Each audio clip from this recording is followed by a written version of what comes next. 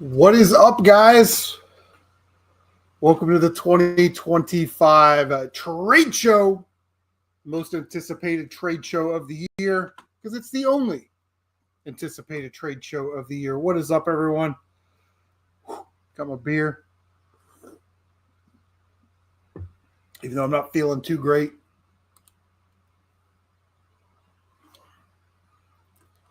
We are live. All right. Well, new Batman, what's up, homie? Good to see you. How is your summer going? All of that.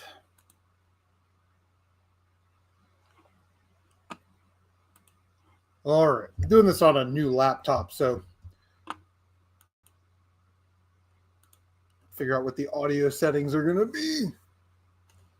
All right. That looks good. That looks good.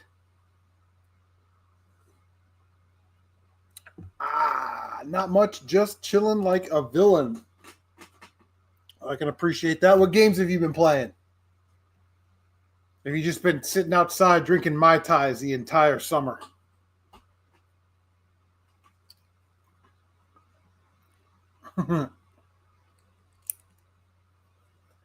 What's up, JD? We're good, man. We're good. We're good. Just getting ready to start the trade show, so letting everybody filter in, asking you how your summer went, what games you've been playing, what games you've been picking up. Are you excited for some games that are coming out?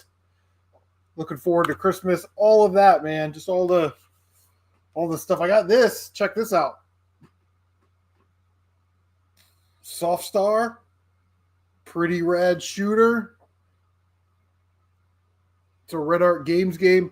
Very cool. I had this on my list like 3 years ago when it came out, and completely forgot about it. And I was just on Red Art Games website, and I was like, oh, I forgot about that game. So I went on eBay, found a pre-owned copy for $23. And my move is to like watch the item, and then hopefully they'll send you an offer for a couple bucks cheaper. What's up, AJ?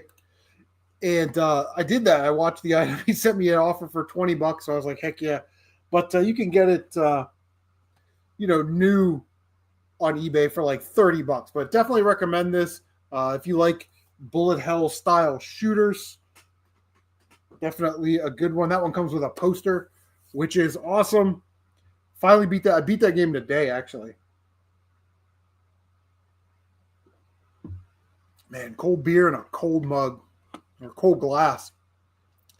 Can't. So it's the little things, like in Zombieland when he's like, appreciate the little things. A cold beer in a cold glass or mug. Appreciate the little things, man. AJ says I'm a legend. No, sir. You're the legend.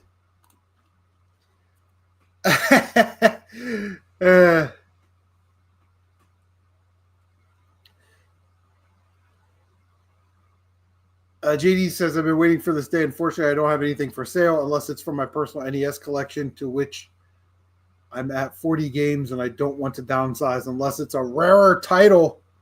Well, it'll be all good. Let me see. I've already made 3 trades. Like when I post my trade show video, I usually will have people message me and they're like, hey, hold that game for me, or I'm interested in that game.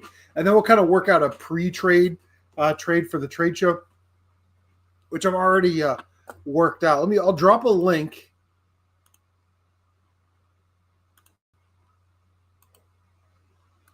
In case anybody wants to come in and do some trading. That is cool.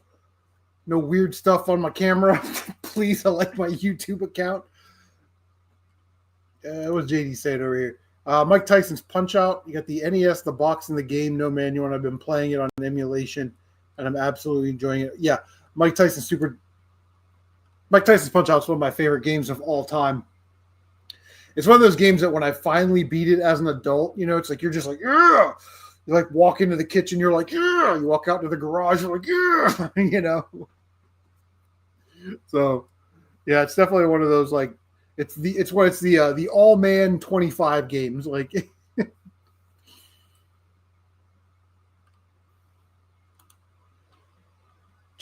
says he's got 4 pounds of cheese for your Enix letter. 4 pounds of cheese. I don't know about that, buddy. I saw your Facebook beer post earlier. I quit drinking once I got married. So it's all right, bro. I only drink a couple times a year, you know, like tonight and like the NFL draft is usually a good night to drink. And so I'm a super Colts fan, but other than that, I don't really drink that much anymore. So it's just too busy, you know. You got kids and work and overtime and all that stuff. So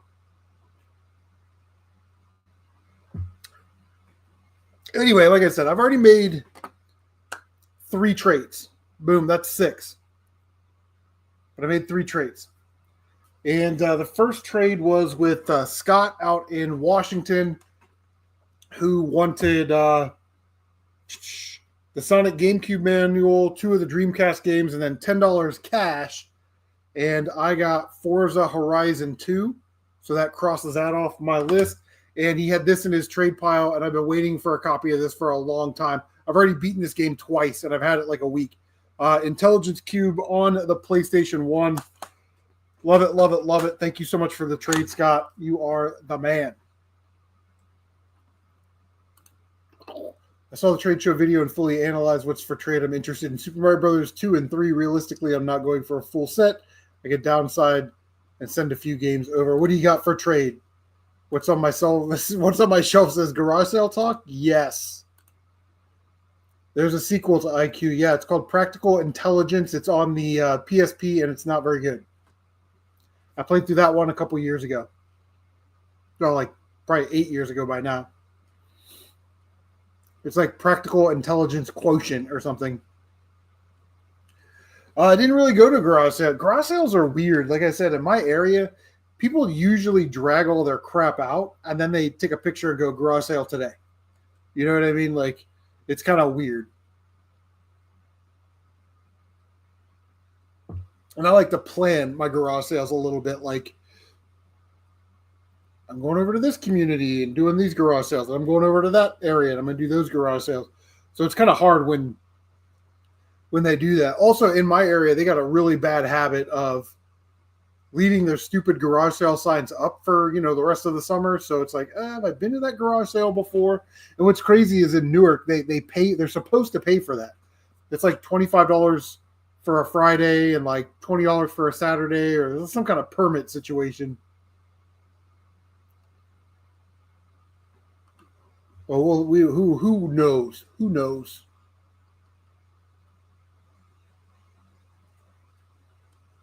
You have a love-hate relationship with pics of garage sales.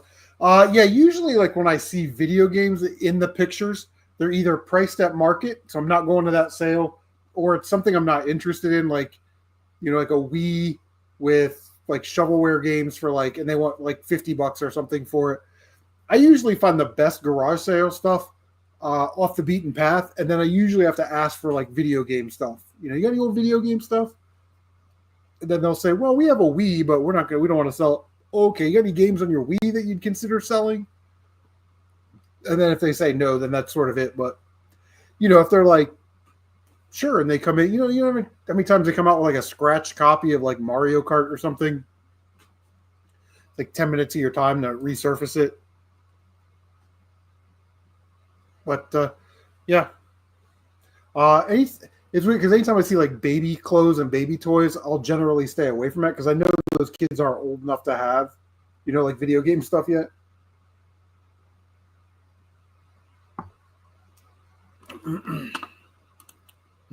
Cold beer. All right, we dropped the link. We'll drop it again.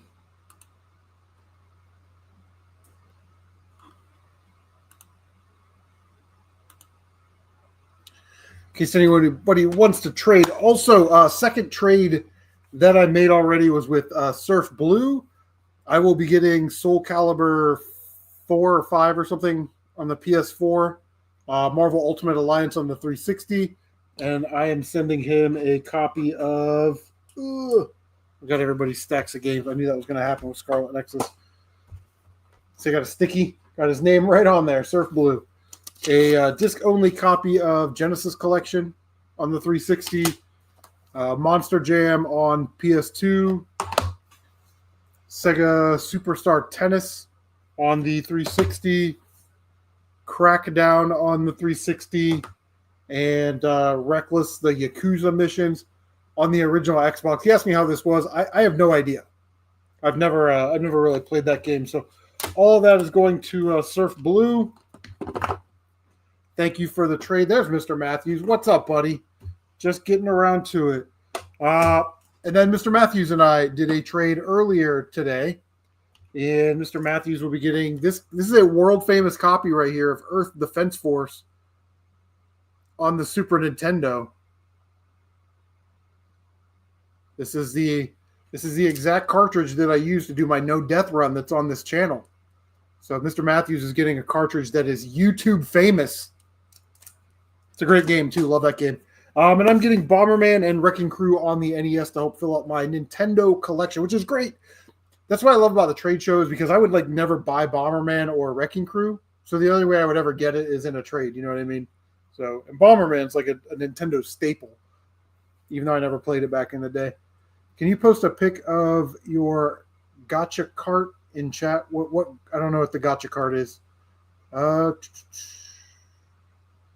He just really want that copy because it was on TV.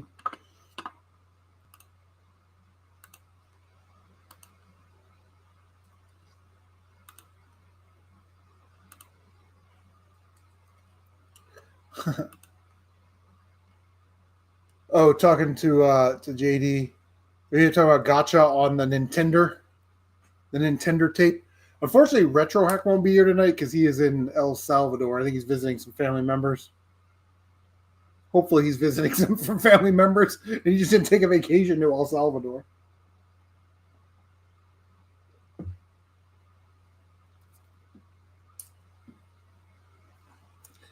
So I've decided, like, with some of this stuff, I'm going to make like a banker's box. I'm going to put like the better stuff in there. And after 3 years, so this will be like the first year, after 3 years, if it doesn't get traded in the trade show, it's either going up on eBay, going into my personal collection, or getting traded in. That's what I've decided. So, like, Zombies Ate My Neighbors, this is like the second year that I've had that in the trade show. Killer Instinct, some of these games I've had for a while. And they'll just go in the collection forever. I do have some pretty good Game Boy Advance titles. We got Mega Man 5, Battle Network, Team Proto Man. I never got into the Battle Network games. So,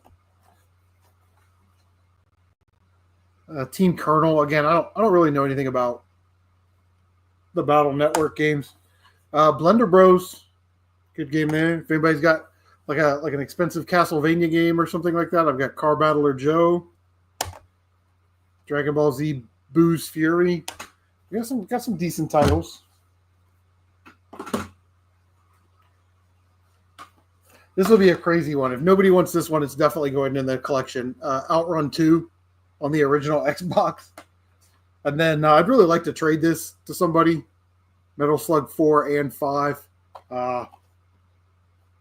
Josh sent me the disc for the PS2 version for Metal Slug 5, which I needed to complete mine.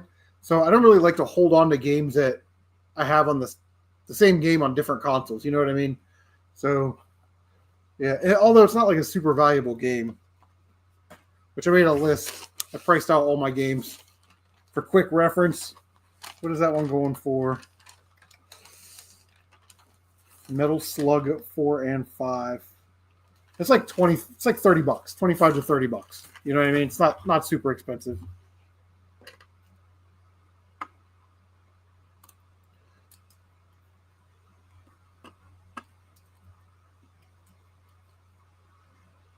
There you go.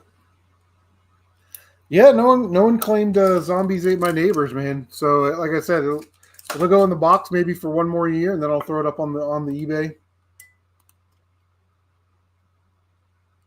Yeah, that's the thing, is like they ported Outrun.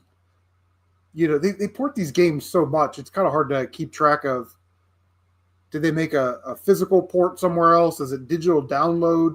that somebody could have got. It's just sad. And I know we've talked about this before, but I think it ruins the collectability of the library when everything's just re-released. Here's the number one offender right here, the Wii U. They ported like all of these games over to the Switch.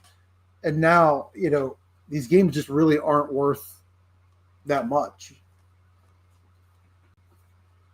Until like 5 or 6 years from now when everybody wants to go for complete Wii U collections. But Captain Toad Treasure Tracker, man, what a great game. What a great game. Mr. Matthews, do you have Mobile Light Force 2? It's the prequel to Castle Shikigami 2. It's a Shikigami no Shiro shooter. Need a better case for that.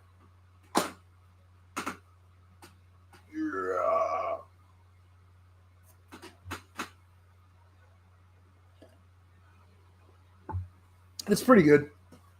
It's pretty good as far as shooters go. But it's just Castle Shikigami 2 is better. You know what I mean? Yeah, it's a shoot 'em up. It's in the Shikigami no Shiro series, so it's basically the prequel to Castle Shikigami 2 on the PlayStation 2.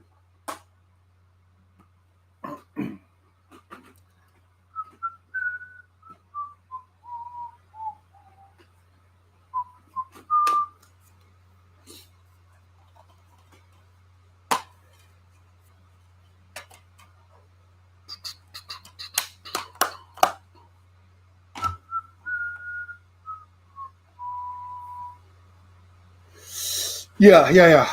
Thanks, Aroka. Yeah, and the Coast to Coast is kind of expensive, if I'm not mistaken.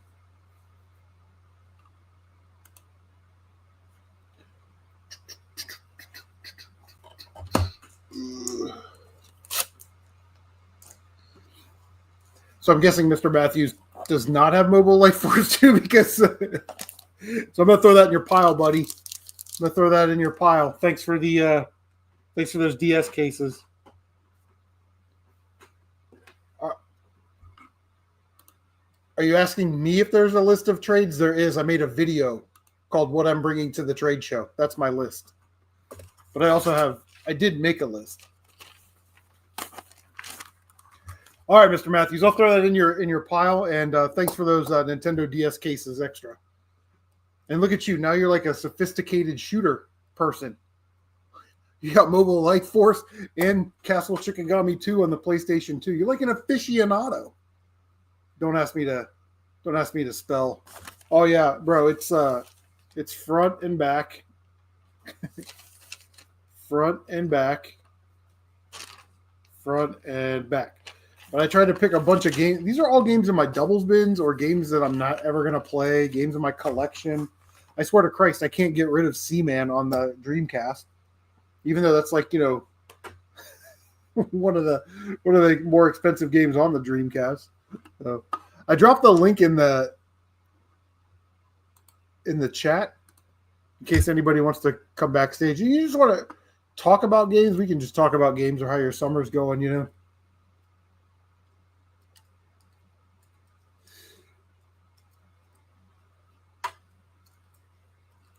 Yes. I'm a big fan of the Shikigami no Shiro games. It's got this weird lineage in the United States where, Mobile Light Force 2 is Shikigami no Shiro 1, and then Castle Shikigami 2 is Shikigami no Shiro 2, and then there was a Wii Castle of Shikigami 3. So, what's up, Shode? It's Outrun. Should be good. We'll see. Show.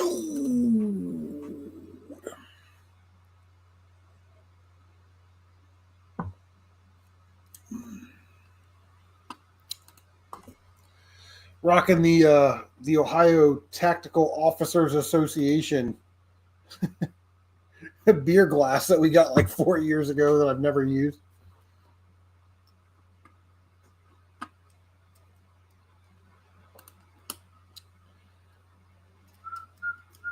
JD needs complete in box Race America, Arkista's Ring, CIB, and or yeah, I don't have any of those CIB. Actually, I have Race America, but that's kind of an expensive game, man. What are you bringing? What are you offering?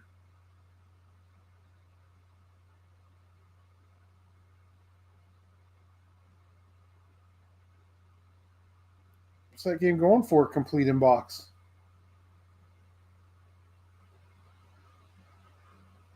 Let's see. Let's see.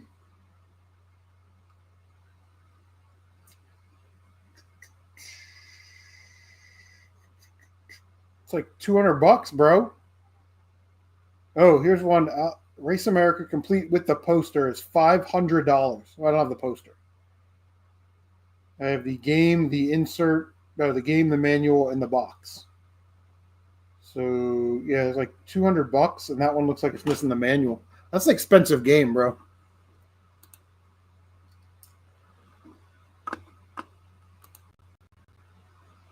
Hey, I just said Retro Heck was in Ecuador. What's up, VGL?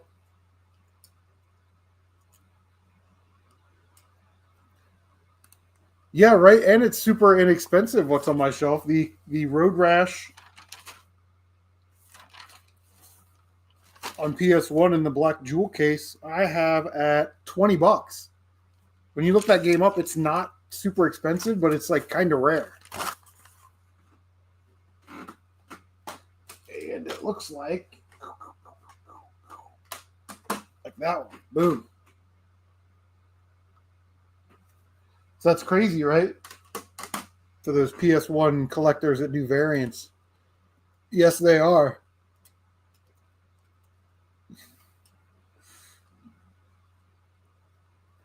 I never buy digital games if I can help it. Yeah, physical release always, and in a lot of cases I will refuse to buy a game if it's digital only. For example, Horizon Chase Turbo 2 was digital only. I love that game. I give it a lot of praise. The first game is awesome, but I'm not buying it digital. So I'm just not a digital guy. Not yet.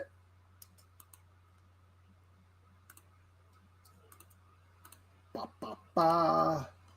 Yeah, so yeah, I have this pretty cheap. I mean, Road Rash, the Black Label variant, is pretty uncommon.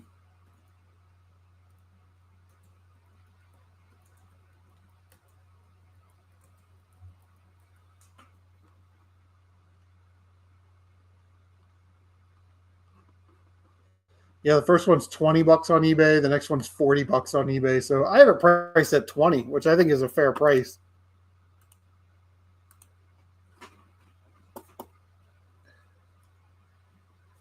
Yeah, I'm just not a fan of the digital, but that's where we're going. You know, that's what these companies want. They want you to go digital only. You don't really own anything, and you would think that if it's a $70 game, it should cost less for a digital because they don't have to package it, ship it. They don't have distribution costs. They don't have to give, GameStop or Target or any of these other places where you buy video games a cut, or raise the price or anything. But they're not. So it's like if digital games were like $15 cheaper, if they were 60, $65, okay, well, what are they, like 70 now? So that would be 50, $55 somewhere in there. If they were that price, then that would be cool.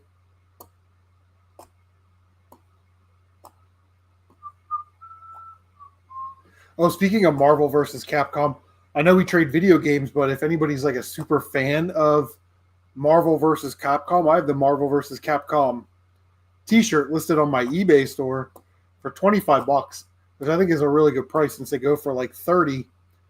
And I've been thinking about taking down all my video game shirts and wrestling shirts and then just putting them in poly bags, labeling them and putting them away because, 10, 15 years from now when you really can't find them, how much are they going to be worth, man? Yeah, no way to trade or resell digital games.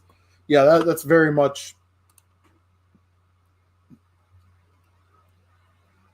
That's very much a problem. Again, it's a mechanism of control, is what it is.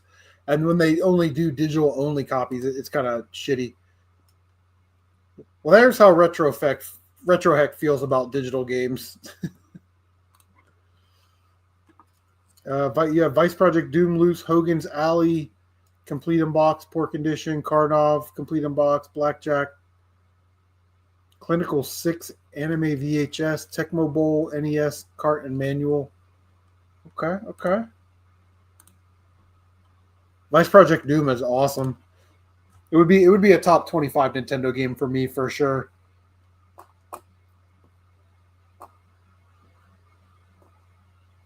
I'm pretty excited for football season to start. Buckeyes play next Saturday.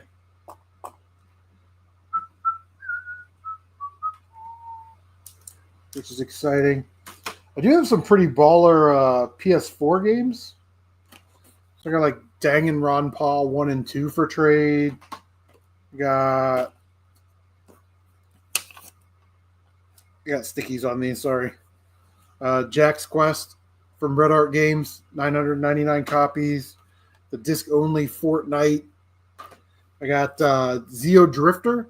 This is a limited run game, but it's also a Sony sample. It's got a hole punch through the UPC code and then it was sealed. So that is probably not very common. Bit Dungeon Plus. This one's getting sort of expensive because it's like, is it roguelike or roguelite? Lite. I don't know. I don't know those kind of games. But it's one of those types of games. And then I have a double of Riddled Corpses EX. And I forgot, I actually have a sealed copy of Raiden 5, the director's cut. So I still have that one.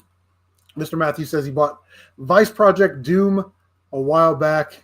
Official CM Retro recommendation. Yeah, I highly recommend Vice Project Doom, man. It's a great game. Back in the day, gamer, what's happening? YouTube, what's up, buddy? I don't know. I don't know what's on my shelf. I don't know why I don't have that game. But I want it. I want it real bad. I never come across it. And then I came across it at the beginning of summer and had to take it back to the game store because when I got home and opened it, the pins were all rusted out. But first of all, it was missing a screw, which they covered with the price tag. So when I got it home, I took the price tag off. There was no screw in the cartridge, and I was like, what the shit? Of course, it didn't work, so I opened it up, cleaned it. It didn't work. I had to take it back, and that game store was a half hour away. New Batman. Thank you. Rogue-like. Like Sir Alfred Pike. Yeah, Super Street Fighter 2, just never, like I said, I've never come across it in the wild, and until it's also one of those things where it's like you've probably seen it 100 times at a convention or something, and just passed on it. So you just like never in your brain, you don't like really remember seeing it. You know what I mean?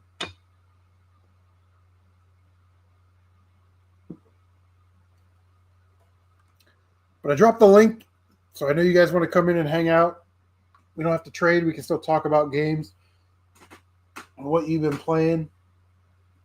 I got some Saturn stuff. I got Death Smiles. I got a bunch of PS3 and Xbox One commons. I know people like TurboGrafx 16 stuff. I got Dungeon Explorer. And then I've got a Who card only of Double Dungeons if you're a TurboGrafx 16 person.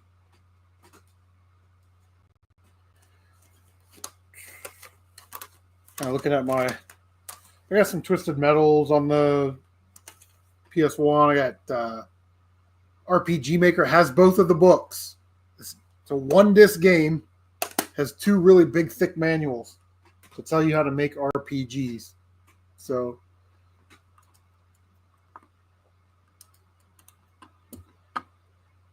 anyone have Splatterhouse 2 CIB to trade? I could offer Burger Time or Othello on the NES. Yeah.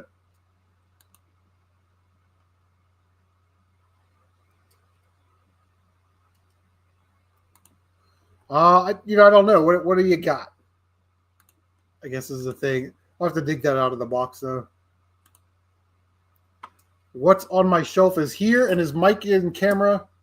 Well, his camera at least is muted. What's up, buddy? Yeah, Mike. Hold on a second. I'm gonna mute the YouTube video.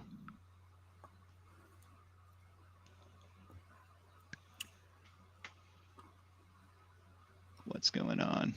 And it's also been 2 days, and nobody has found the true identity of one Miami Goodman. In case anybody is, you know what, Mr. Matthews? I think they have one of the Splatterhouse games at my local store. It's card only though. But you're a complete and box snob now.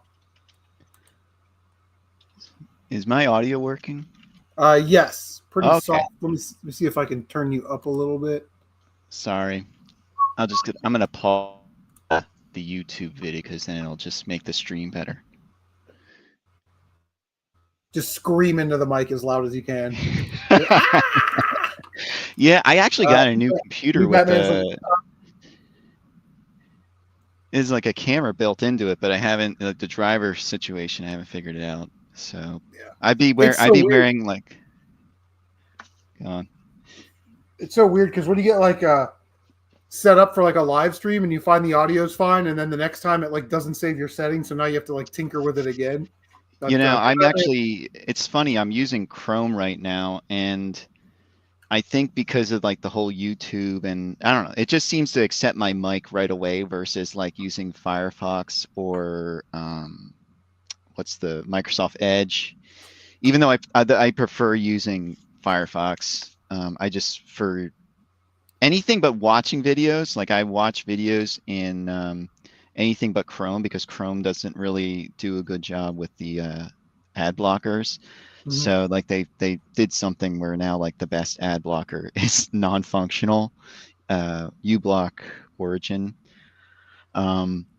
Basically it doesn't work very well. So you know, I use like Firefox or Edge to watch videos because the ad block works there. Nice. New Batman asking any turbo stuff. I have Dungeon Explorer, and I have double dungeons for trade. So let me know. Did you go to garage sales today at all? I did not today. Today I just kind of slept, and then I went to the post office. Went to what's I go? Oh, the grocery store. You know, it's funny. Mr. Matthews trying to get rid of this Othello and this Burger Time. I've been feeling a lot like that lately because like the garage sales this year, I don't know if it's like I've been feeling like a lack of energy to go out. But the funny thing is when I do go out, I like score big. So, you know, it's like I'm trying to leave the garage sale game, but then it's like dragging me back in. You know, every time I go out, I find some really cool stuff. So yeah. That's always good. That's the addicting part of it, man. You go out there, you start finding stuff, and there were days like when I first started where it was like I wanted to garage sale from like 7:30 in the morning to like 2:00 in the afternoon. I never wanted, and now I hope I go to like 3 or 4 garage sales and find enough stuff to fill my car so I can call it a day. You know what I mean? know, I think it's just because of the lack of interesting finds, right? Like I don't go out to the garage sales expecting someone to go like, you know what, I have a big tub of NES games. Let me go pull them out for you. Like that used to happen. Mm-hmm. I don't, and there was a point where it got to maybe like once a year. Now I'm like, you know, hoping. Like I think that happened maybe like twice, maybe 3 times last year, but that was like a fluke. So, I just want to find like a bunch of dollar games, you know, like Xbox One games or PS3 games or something. Like, how much are these? Like $1, and I'll just buy them all. You know what I mean? Like, I'm good with that because, like you said, I know those like tubs of Nintendo and Super Nintendo lots really aren't out there that much, and people price them accordingly and put them on Marketplace. And I think that's probably it. I mean, in general, this year there's been less garage sales as well in my area. It's just, but even so, like, and I think that may be affecting my enthusiasm, but also when there are garage sales, I'm also like less enthused to go to them. Like I completely avoided a community sale last weekend, and it was just due to me being lazy. But it was you. I don't know. How I don't really post much. I don't post anything. But if you're familiar with my videos, I'm on a bike, so like getting to certain places, I'm just sort of like, that's a hassle. I'm not gonna do that. So like this community sale is like on the top of a mountain, and so I didn't want to have to climb up a mountain. Like I've done it every time, and it gets less and less interesting every year as I go to more and more houses. But there could be something somebody brings out. Yeah. I mean, I think it was last year or the year before, somebody had a whole Labo set, brand new sealed for $5, and it's not worth anything now. But I figured I'll buy it. I don't know if I even paid $5. I think I may have paid 3, but it was brand new sealed. So you kind of get that collector mind, and you're like, all right, I guess I got to haul this down the mountain. Yeah, right. You tell those stories like there's this garage sale, I had to go up a mountain both ways to get a $3 Labo. That's how this place is, though, because the funny thing is you go up this mountain, and then you can there's another giant hill to ride the ridge, and there's like all these houses along the ridge, or you can go down the hill to this flat area. And what happens is the ridge area eventually goes to a steep hill and goes down to the flat area, so it's a loop, but there's still like another mountain you're gonna have to climb to get out of there.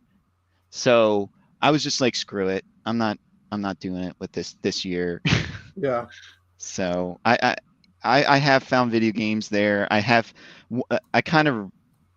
found like a really nice VCR CRT combo a year or two ago for like, I don't know, it was $25. But again, the hauling part and it was a really nice, like, sweet, well taken care of, and I've been like hoarding CRTs when I find them lately. I think I have like 3 smaller ones, like under 15. I don't know. They're small, but I love them now. I used to not like. I used to like rail against them, but I love them. Yeah. And like people couldn't give those away a long time ago, and now we have a local store. It's called Video Game Galaxy. Yeah. They buy and resell CRT TVs. Yeah, you know what? So I don't really watch too many of the big channels, but I've been watching some of like Sly. It's not Sick Cooper. He runs a video game store, and he's like selling all sorts of random. Yeah, I've done CRTs on my bike. Yes. I actually walked it's probably like 22-inch CRT back to my place, about like a mile or mile and a half, but that was the biggest one. The most of them are like under 15 inches. So I wasn't paying attention to the chat. I was on just the StreamYard. I mean, even a 15-inch CRT TV still weighs 385 pounds, because that's how they made them back in the day. It's actually not the weights, but the weird nature of how the weight is distributed. Because with the CRT, it's all yeah. I mean, the craziest thing I carried on a bike was a giant wooden and metal dartboard for Cheers, and that was just for flipping, But it was like this huge oblong thing, and it was just like I had to hold it. I had it in an IKEA bag, but it was also just the weight of it was just insane, and it pretty oblong. So I had to be really careful when moving my wheel with my left hand, because the right hand was holding the bottom of the bag, so it wouldn't flop around so much. You can only imagine. I've carried home chairs. I've carried home benches. I've carried home those giant plastic drawers. I've carried on a bunch of weird things. Like I carried home the best thing I love to carry home lightsabers. Those like really fancy lightsabers, because they'll stick out of my bag, and I just like the idea of people kind of like thinking about what is in his bag, like it looks like a fluorescent tube, but I don't think that's a fluorescent tube. So it's funny. Yeah. JD, is the Monster Party you have for trade, is that just loose or is that CIB? I'm down for a loose copy. Maybe we can work something out. Oh, Balloon Fight. I've actually never come across Balloon Fight. I think Mr. Matthews and JD are trying to work out a trade over here. That's the one I'm interested in, trying to thin out my collection right now. Yeah. Oh yeah, and I also wanted to see a picture of that gotcha. I don't know if he's gonna post that somewhere. I asked for it earlier in chat. But if you want the Balloon Fight, you're fine. You're good. I mean, I have enough balloon. I have Balloon Kid. I like a bunch of different Balloon Kid stuff. So what are you asking on the Monster Party? What are you looking for?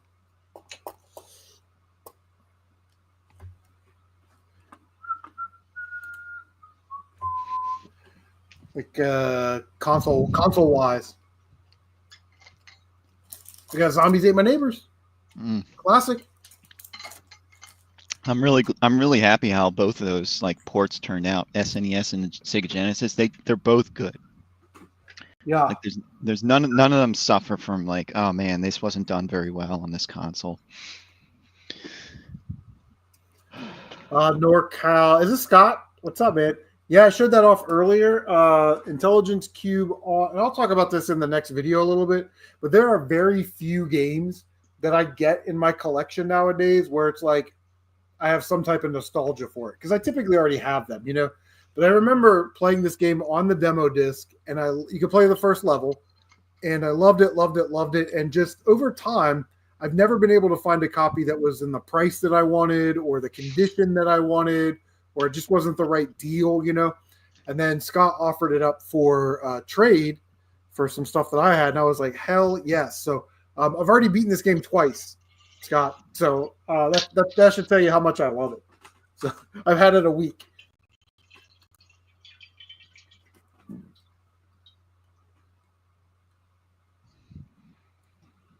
I've been getting into some import stuff lately. Have you ever tried looking into imports? Because they're way cheaper.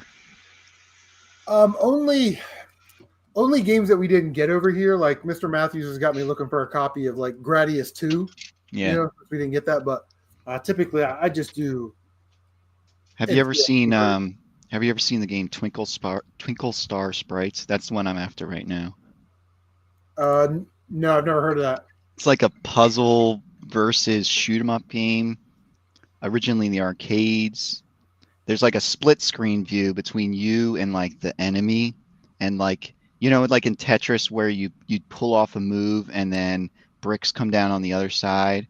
Oh yeah, yeah, and it's similar to this one where you do something with the puzzle element, and then an attack goes to the enemy side. And so but yeah, they made one for Saturn and Dreamcast, only released in Japan, and so they're both kind of expensive. But I, you know, I could. The thing is, like, with any of these games, it's funny, you know, you go like, oh, you could just burn a copy or whatever. But I like having the real deal, you know. So, because now there's all these ways, especially with like Dreamcast and Saturn, like to just play off like an SD card or something. Yeah. So. Yeah, I bought a couple of those years ago for the Dreamcast. It's like all the TurboGrafx 16 games and like all the Neo Geo games. I can never get it to work. Oh, you bought them? Yeah, you know, the funny thing is I did that too back in the day. I remember like I found some shady website on the internet, and I'd pay my mom like whatever $15, and she'd write a check to some dude or a money order. I don't remember, but it was a money order check. We'd send it off to some guy, and then he'd send it back burned PS1 disc. I remember it was the convention I went to where this guy was selling these. He had like 2 or 3 Dreamcasts hooked up to TVs, and he was showing them how to work and how to navigate the menus. But it's like by the time you get home 3 or 4 hours later, you don't remember what he said. You're like, okay, go into the settings and do this, and then was it his custom? Was it his custom like software, or did it? Yeah, it might have been. I'd have to go. Hold on, I'll go grab it. I need a beer anyway. I mean, I'm not gonna buy it. I'm just kind No, of I curious want to because show it it's to you. I just want to show you what it looks like. yeah, yeah. I was just curious because I mean, like he's already selling ROMs, so it's kind of weird. So at a convention, I don't know. Should they have regulations against that, or I don't know. People sell repros. Who knows? Hold on, I'll be right back. Sure.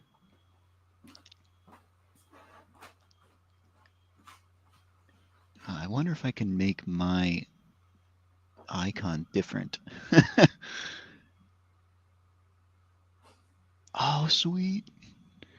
Let's do an avatar, dudes.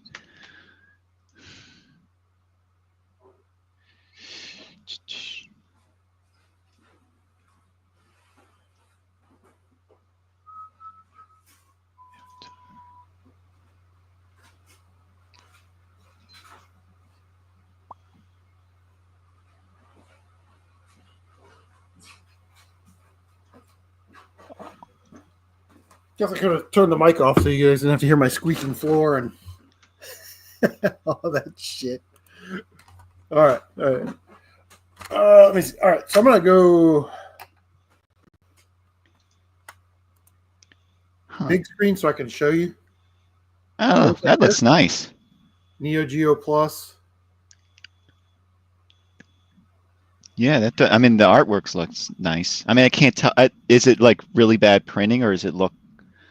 I mean, I can't tell. It looks really good. It's got a list of the games, and then here's the TurboGrafx 16 one.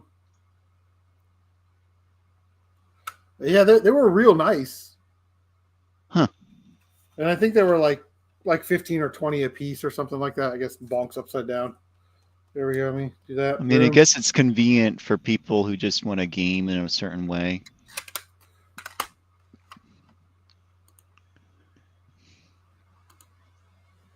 Yeah, but I could like never get them to run properly. Huh. Oh, do you just put the disc in and expect it to run? Well, I guess that does work too. They've it'll pop up. You put the disc in, and then you have to kind of go to like the settings, and there's like something that you had to do in the set. It's been so long. Just say on the bottom. It says TurboGrafx 16, aka the PC Engine. If you're a complete idiot and don't know that, and if you don't know that, why would you care? It's time to bring the arcade home to your Dreamcast.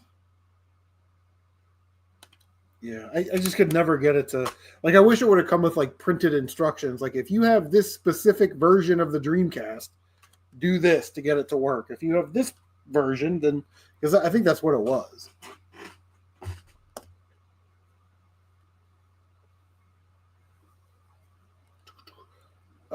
Oh yeah, JD, sorry about that.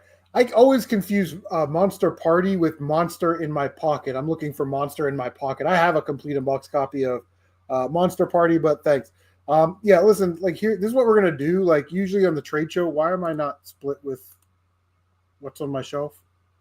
Oh, did he leave or did he get kicked out? Or did I kick him? Sorry, bro.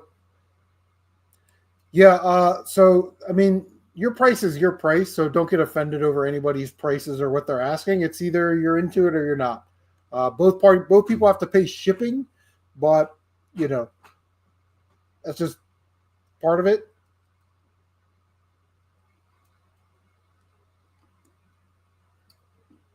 I don't know. We lost what's on my shelf. He ran away. He was mesmerized by the Dreamcast emulation discs.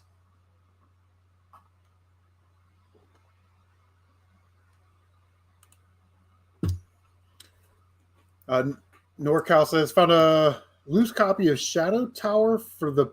I've never heard of that game. There he is. Yeah, I was trying to edit the avatar so it would be my channel logo or my whatever icon, but it was like, I don't know, it's not working. So, and I ended up like kicking myself out somehow, and I couldn't get back in until I exited completely, like close the tab. So, just details. So I guess I'll check out. I don't know if you're an Insta link, so I was gonna check out the pics, the Me Sprite guy. I do kind of have Instagram, but I never use it. Yeah, me either. I don't really use my Twitter or my Instagram. I just do I was everything. getting I was trying to get into it, but it's like just another thing, you know.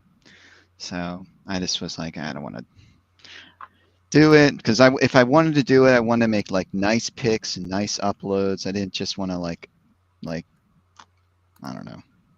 I have some stuff up there actually, but I just didn't I didn't want to have to like deal with it. So it's just another thing I had to procure or curate. So So are you trying to trade J? What are you trying to trade JD for? What's he have? Gotcha. well, he said he has gotcha, and I'd like to see the just the pics of it. Oh. So he Oh said yeah, he has JD, you can jump in, man. Links in the description. Just click it and. Instagram. Oh yeah, he did say something about Instagram. Yeah, he said he has pics on Instagram. So I was gonna like just open up the website and see what's going on. Maybe it's like I don't know if he has like a pile of stuff that he's like, this is trade stuff.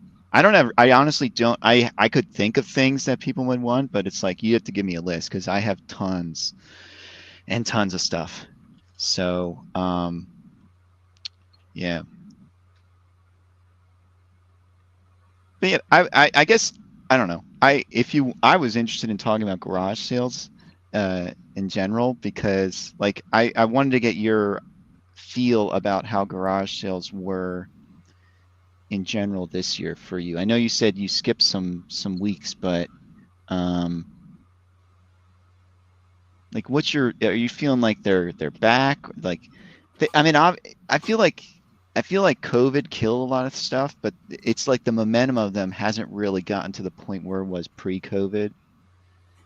So I didn't know if that was like everywhere. I mean, you post videos going to garage sales, but you never know how many garage sales are, right? Like it just seems like some weeks they're just dead here.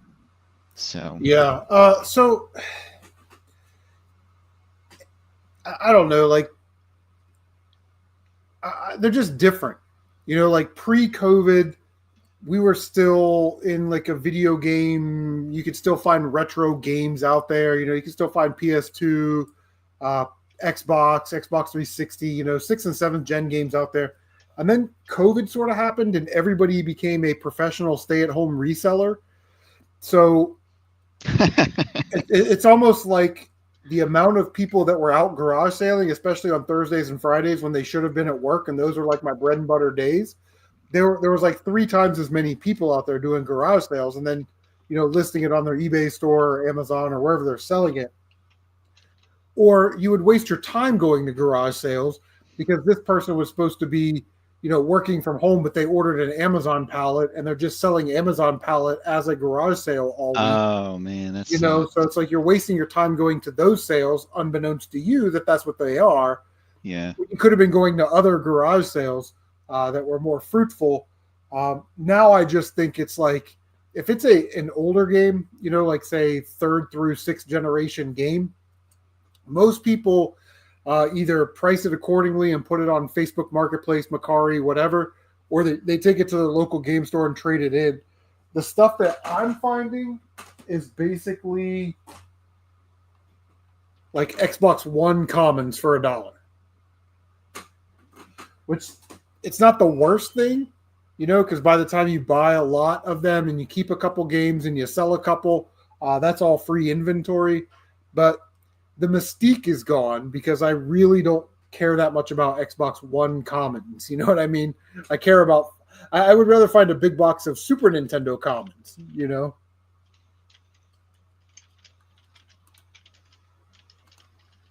At least that's my take on it.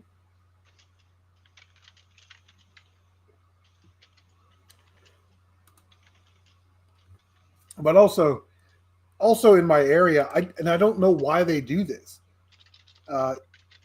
It's like I go out in the morning and I hit the garage sales that are there, and then I come home and I click on Facebook, and it's like 15 more sales have started because somebody drug some stuff out in their driveway, took one picture and said garage sale today. And then it's like, do I want to get up and drive like just 2 miles down the road to go to the sale? It's just kind of annoying. Thank you for the early birthday wishes. It's also Tyler's birthday, so happy birthday to Tyler, which is cool. Oh, and Jimbo Slice, world famous Jimbo Slice's birthday was yesterday, I believe. So, yeah, I mean, you're lucky to get. I mean, you might find some Wii stuff every now and then. I found a couple, Wii Sports, Wii Resorts, that kind of stuff. Yeah, but really? rare stuff, I'm not finding any of that anymore. Like you said earlier, a tub of Nintendo and Super Nintendo stuff, and you're like, how much do you want for this? And they're like $50. It was really surprising though last year. Like I found like two kind of like really nice sales with NES, Super Nintendo stuff, kind of within the same month. Like I think one was in October and one was in September, but that used to be like, it got down to the point where that was like once a year. Now I'm not expecting that at all. Game Boys, I used to find a Game Boy every week, at least one, maybe even more. But obviously the stock dwindles. I was talking to somebody today at the garage sales about Atari stuff, and I used to see so much Atari stuff. Mm-hmm. It was insane. Like, and then I had to convince people, like, when I did find them, like, oh, they think they're made out of gold, and they're like, because they think older equals more money. Right. They wouldn't care about the Nintendo or the Super Nintendo. They would think like the Atari's got to be worth like $500, and I'd be like, keep your Atari, But yeah, I mean, like, I don't know. I don't think I did find some NES stuff this year, but it wasn't for sale. The lady wouldn't sell it at the garage sale, which was disappointing. Yeah. But it wasn't anything I really wanted. It was just, it was just to pay my rent, basically, resell, flipping stuff. Yeah.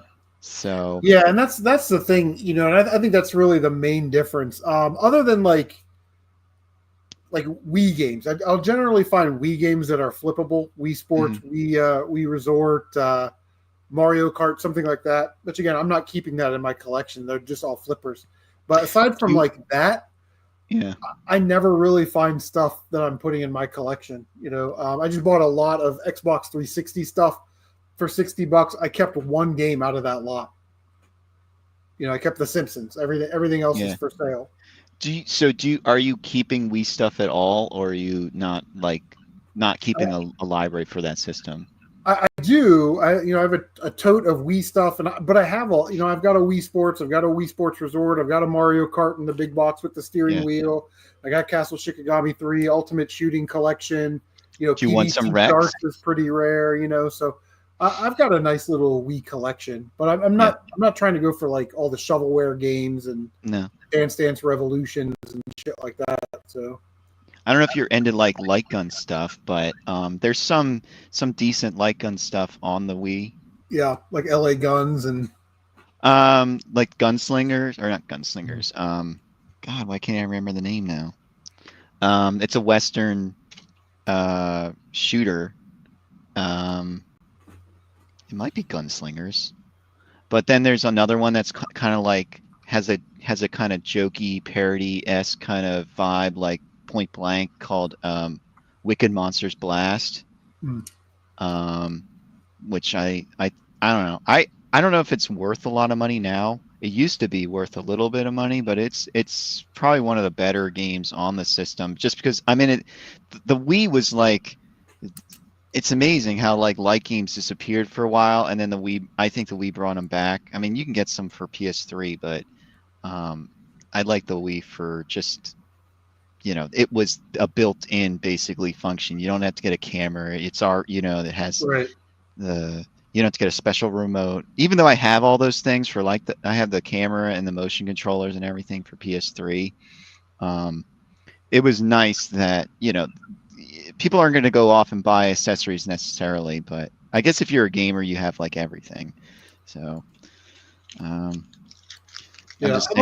also extremely patient, so I wouldn't run out and buy like those games, but that is pretty sick. Yeah. I mean, like, I don't know. The Wii, I think the Wii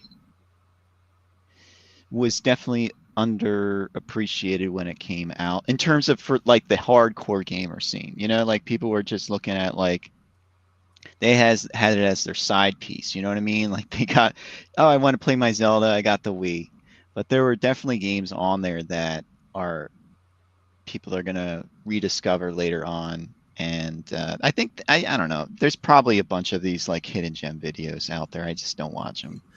Yeah. Well, and then the Wii's like it's pretty cheap to collect for, minus that handful of really rare and expensive stuff. You can get most of the games. What's the most expensive game on Wii right now? Is there a survival horror game? Is there like a Silent Hill game or something? Oh, you know what? I did buy one that I think is kind of rare, but I bought it in a lot in an auction. This is how I get my new games now. I buy auctions and I flip them. But I got the Fragile Dreams game, which is a Hudson game. It's like about kids going through an amusement park, and I don't know. I haven't gotten it yet, but I bought it online, and whenever it gets here, it gets here. But it's made by Hudson, I believe. American Mensa Academy, Dakapon Kingdom, Metroid Prime Trilogy, Rhythm Heaven Fever, the last that's the big limited one. edition, the Legend of Zelda Skyward Sword, Fire Emblem Radiant Dawn. Oh yeah, that's another one. I think Rhythm Heaven Fever is probably the most normal games of the retail, like not a collector's edition, not like some special not some special edition thing. I think Rhythm Heaven Fever is like a $150-$200 game the last time I checked. So Secondhand Toy Dealer is asking, has the first official trade happened already? I've made 3 trades all off camera. So we have 3 trades in the books. Scott from Washington sent me IQ on PS1 and Horizon 2 on Xbox. I did a trade with Surf Blue and a trade with Mr. Matthews, but we haven't done a trade on the live stream yet. So let's trade something to break the ice. New Batman says he hasn't gone hunting this year at all. I guess, I don't know. Like, I feel like there's something flippable at every garage sale. So I look at it now like more of a second job rather than, I mean, if I find something I like, I find something I like. Yeah. I held that philosophy for a long time that, if you're looking for video games and you don't find it, there's typically something to sell at like 95% of the garage sales. You know what I mean? Yeah. So now I do a lot of clothing items because it's easy to list, easy to ship. You don't have to worry about it breaking and shipping. You know what I mean? And find other things to sell to fund the video game thing, because it used to be easy. You go, it's like, how much you want for this Nintendo stuff? They're like $100. You give them $100. You sell the console and Mario 2 and 3 and a couple of the other games you've got doubles of, like the Zeldas and the Mega Mans, and boom, you got your $100 plus back. You get to add like 5 or 6 games to the collection, and you got a stack of like 5 or 6 games for trade. Right. That was usually my standard operating procedure, but yeah, that just doesn't really happen anymore. Or like just random people hear you at the garage sale and they're like, come over to my place. I got stuff. Yeah. And nowadays you have to ask, which is what I think I have a distinct advantage over most people, because I'm not afraid to ask. Do you have video game stuff? Well, we got some, but we don't want to sell it. Oh, cool. Yeah, I understand that. What do you got? And I'm in my head, I'm just counting. There's a little here's what we got a Wii, we got a PlayStation 3, we got a PlayStation 4. I'm just waiting for them to shut up so I can say, well, you got any games that you want to sell? I wouldn't be interested in the consoles or maybe your favorite games, but if there's games you don't play anymore, I'd buy them and see if they can bring that out. Here's my favorite thing to say when somebody says we got games, but and then they pause, or maybe they say like, oh, we haven't gone through them, and I'll say like, well, how about, can we go through them now? And then maybe like you can say like, I want to keep this one, I want to keep that one. Sort of like finding a way to have them go inside and bring something out. Because that's what it's all about. Yeah. Because like basically you don't want them to go in front of a computer or on their phone and look up prices. You can leave them your number, but that just gives you them some space to figure out like, oh, I just, this Panic restaurant, that's worth something, Yeah. So yeah, I try to get them to bring it out, and hopefully, like I say, like if you're not in, I'm only interested in stuff that that you don't really like, or you don't play as much. Um, it's Because just it. what you're looking for, like what they think is a game that's undesirable and don't want, maybe Mhm. something that's super desirable. Like I've had people bring out, like I said, scratch copies of Wii Sports or Mario Kart or Oh yeah. Pokemon Game Boy Advance games or something like that. And well, in fact, my Sharp NES TV, they had like two PS4 games. I asked about old games. He said that they had this Sharp NES TV, and I was like, "Well, can we go look at it?" And then it's like that's the end. Like, so he was like, Yeah. "Yeah, come on downstairs." Like he wanted to show it off. Hmm. So we worked out a deal for that. But yeah, I mean, you really got to be able to talk to people. There are so many people. We were at the Bexley Community Sale. This was like 5 years ago. I was with a guy I work with. This guy walked right up to this lady, got like in her personal space with his head down, like, "Do you have any video games?" She's like, "No." He's like, "Okay, thanks," and then turned around and walked away. I'm like, "Dude." Yeah, there's definitely a rhythm to it, like you have to wait for your in, but I will say that that there's always competition, and if you see your competition coming up, you have to act. There's sometimes you can't be you can't dance around it very as nice as you'd like. Yeah, Um, yeah, so there's like uh, this Hispanic lady or Latino, I don't know. She's like, the typical flea marketer kind of person. And I'd like to ask before when I see her coming up, like cause I sometimes she'll remember to ask. I don't really like to ask around certain people because that I know garage sale, because I give them the idea like, oh shit, I should be asking for stuff, or I should be asking for video games. So I kind of keep it on the down low if I can. yeah. Greg's asked, "Do I get a lot of returns when selling clothes?" I do not. I actually have not had. I've not had nearly the problem with clothing that I've had with video games and uh, DVDs and stuff. Hmm. Because people like I test and clean all of my games, right? Yeah. And then they'll get like a Nintendo game and they'll be like, "Well, this doesn't work." I'm like, "Well, Did you clean? Did you clean your obviously I system? showed in the video that or in the picture that it works. So, take some rubbing alcohol, get on that. Yeah. It's kind of funny. I mean, there's definitely a tact to dealing with those kinds of customers, because Yeah, you're never sure how much they know. They could be like an 8-year-old, right. and you just try to be as gentle, because I don't want to be like, oh, I showed it working in the list. I don't want to. Yeah. I will say, like, it sometimes when people have complained about games that I've sold, I'd be like, well, I know it's working in the system. Have you done this and this with your like Xbox or whatever? Have Yeah, I you? can't troubleshoot for you. You know what I mean? Like, I can't. The problem is, if I don't, then they're going to open up a return. It's going to create a defect on my yeah, account. So I'd almost just rather take the return. You know what I mean? Because they're not getting it. I just sold a Nintendo. yeah. I took the entire console apart, showed the console in nuts and bolts, controller ports taken apart, the shielding, all of it. Put it all back together. Made a video of it working on Facebook Marketplace. And it was like $70. Came with a copy of Mario 3, which I thought was a really good deal. Wow. Two controllers that were tested that I cleaned and tested. $70? The guy's like, yeah, because I paid like 60 for everything, so I got to keep. I made $10, and I got to Yeah. keep like a Mario Oh, 2 and a Mario 3, so I got to keep like some nice you games. you have to keep those fees Yeah. into Well, mine. Like, I sold it on Marketplace, oh, and okay, then the okay, guy okay. messaging me back. He's like, "Yeah, this console doesn't work." I'm like, "No, it literally does. There's a video of it working with the game that I sold you." you know, Yeah. in the video. And I'm like, "Did you clean your games?" He's like, no." And I'm like, "So now you just stuck all your dirty ass games in my clean console?" See, NorCal says send a Word doc. I've done that before, where I write up something, especially for like Sega CD, because that's not Sega CD is not. There's some things that are not obvious about how to use a Sega CD. Um, but I mean, I usually include that as a physical thing. I don't actually send it via an email because I figure if they're gonna open up a box and it's taped to the thing, the whatever the console, then they're gonna go like, oh, they left this note for me.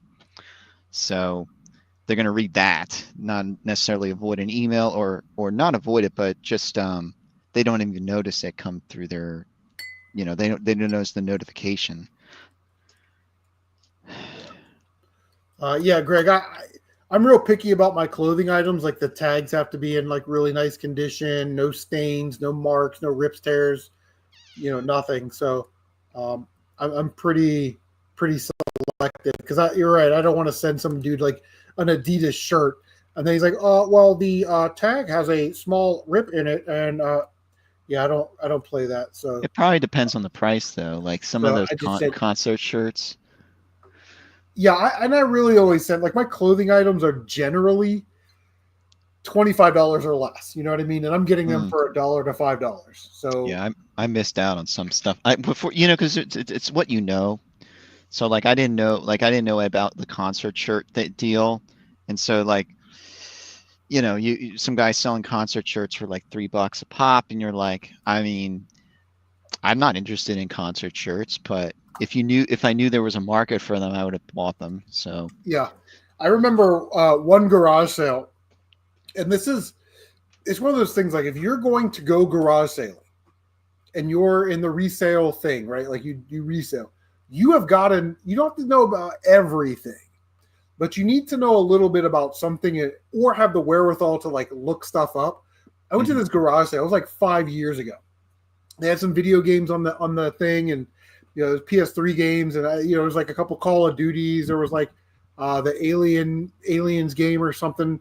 So I bought a couple of them for $3. And as I'm walking out, they had a table, probably like a 4x4 table, stacked about 3 feet high, like of concert shirts, Harley Davidson shirts, and it's like they were like $2 a piece. And it's like those video games are worth jack shit compared to those uh, dual printed Harley Davidson, summer of '95 Sturgis, shirts and shit. And it's like, you got to be kidding me. Yeah, it's like it's almost like money. Sometimes you go like you're so used to looking for video games, and you just realize the money is fungible in terms of like it doesn't matter where the money comes from. If you want to waste your time selling five, games and then get $50, or if you can sell one item and get $50, I'd rather just go for the one item, right? Like if I don't Exactly. want to, if your time is important to you. So Yeah, because that's how when I was finding video games at garage sales, that was my mentality. Hit as many garage sales as possible, find as many video games as possible. And it's yeah, like how much, those late day Wii sports scores that I spent $5 on and sold for 20 compared to all the other good stuff that I passed for the first 4 hours I was out garage sailing.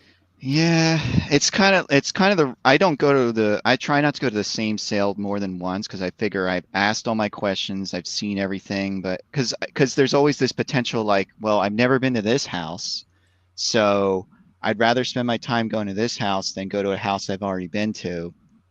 Um, but at the same time, people might be putting out stuff like that, that you miss because you didn't go. Um, just when I say ask my questions, I'm not asking questions about concert shirts. The question I'm asking is, do you have any like video game stuff? Like I even play older stuff like Sega, Nintendo, Game Boy, Atari, especially if they look really old. I'll just say, Yeah. And that was a tactic like 10 or 15 years ago. Like you would name the console. yeah, I actually stopped doing that because people don't really consider like, because I'll say like Nintendo, Sega, N64, Super Nintendo, and people are like, no, we don't have any of that. And then you're like, well, do you have any like PS3 or Xbox 360? Oh yeah, you said old video game stuff though. Well, I'll say I play. I say I specify. I go like I play video games. I play new stuff too, like PlayStation, Xbox. I don't specify Yeah, a number, And then I'll say, Yeah, but I that's even probably play good. older stuff too. Like I'll say DS, Wii, but then I'll say even older stuff like Game Boy and the older Sega, Nintendo cartridges. I'm just trying to get those words flowing. I mean, you mentioned it in your videos. The more you can kind of jog their memory.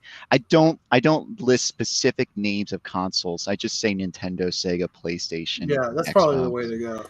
I usually like old video game stuff, and then I'll say like, "You got any big boxes of Legos?" And I'll say Yeah, like, "You're like, what are you looking for today?" I'm like, "Oh, I'm old media guy, but I'm looking for video yeah, games, big boxes of Legos. You got any free gold or silver?" yeah. And they kind of chuckle, like, "Oh no, well, we got a Wii, but we never play it." Oh, okay, cool, man. I That love the that's Wii. It's a great console. Do you have any games like you don't play that you would consider selling? yeah. And then if they say no, then I'm out. You know what I mean? Like That that's we're not gonna probably the browbeat people. That's probably the game most people garage sales get into, the gold and silver, because I've seen, those guys that will go up and say, "Do you have any gold, silver, jewelry, silverware, stuff like that?" And that obviously has more value than, a plastic circle. So, like I don't know. There's probably really expensive disc-based games, but I don't know, maybe like $1,000 is where they top out, but um yeah, I mean, gold and silver. I mean, what people are paying per ounce for that stuff.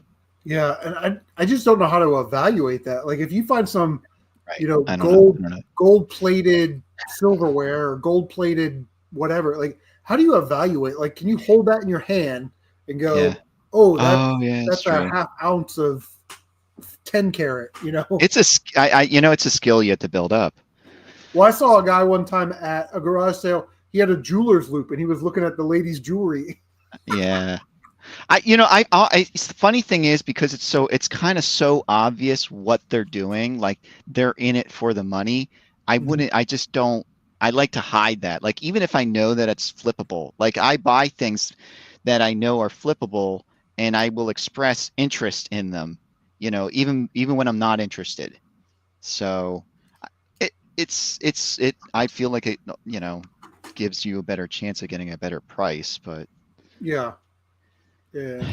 I mean, it's just I used to just go to garage sales for things that I wanted, and I was like, for example, I started going to garage sales over 10 years ago, and I just, I had the N64 when I was growing up, but I was like, I don't really want to get an N64 and go down that route. And then I was passing by so many N64s, man. Um, but I just was like, I was not the flipping guy. I was trying to find stuff I really wanted. So, um, but yeah, now, like I said, I just if I find, I'm not, I'm always like, if I find something that I know is flippable, I'm gonna express interest in it in a way that's not gonna, tip the hand that, oh, he's just in it to flip it, because that's just gonna make people want to raise the price on you.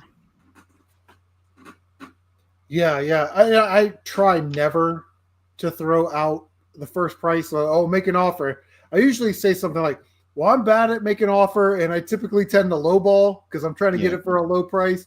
What are you thinking?" I try and I always try and put it back on them. Yeah, it's funny. I kind of do that too. I used to do that too, but now I'm trying to anchor it, that term anchoring. Yeah, I'm trying to anchor it so more and more often. So like if somebody goes like, "Yeah, what do you want for it?" I'll just give them my lowball offer, and then it just I've had so much luck with that free. It's really funny. I've watched some of my older vids and the prices I give people, and I'll be like, "Holy crap, you were way more aggressive back then." Like,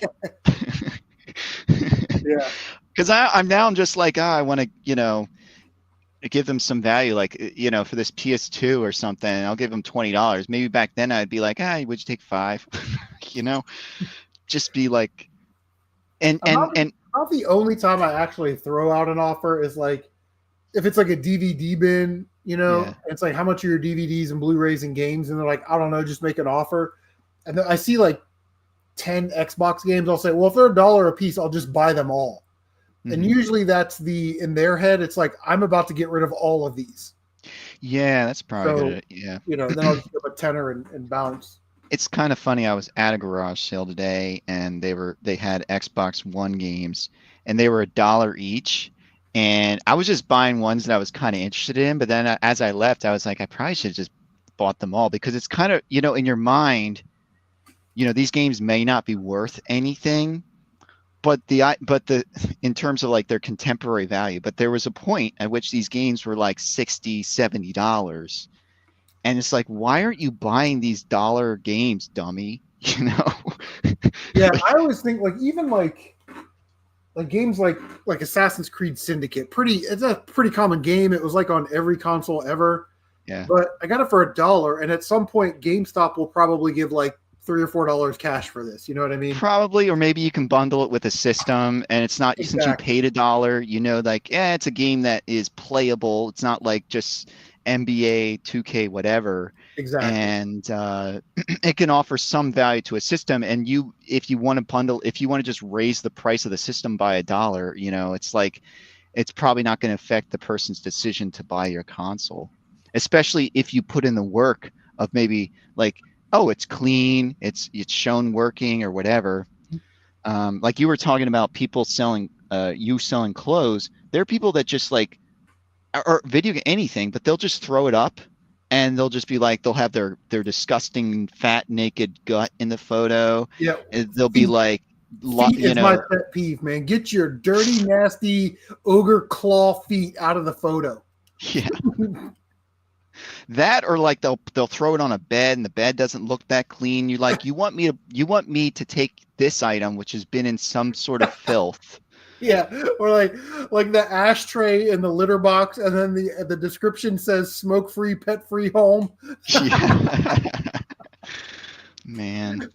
Tyler and I talk about this all the time about how gross people are on Facebook, and it's like it's unbelievable the level of depravity. Surf Blue's asking about church sales. Surf Blue, I made a trade with Surf Blue earlier. Look at all this stuff that I'm trading with Surf Blue. He's getting Genesis Collection. Great compilation right there. It's got Beyond Oasis on it. Reckless. What about church sales?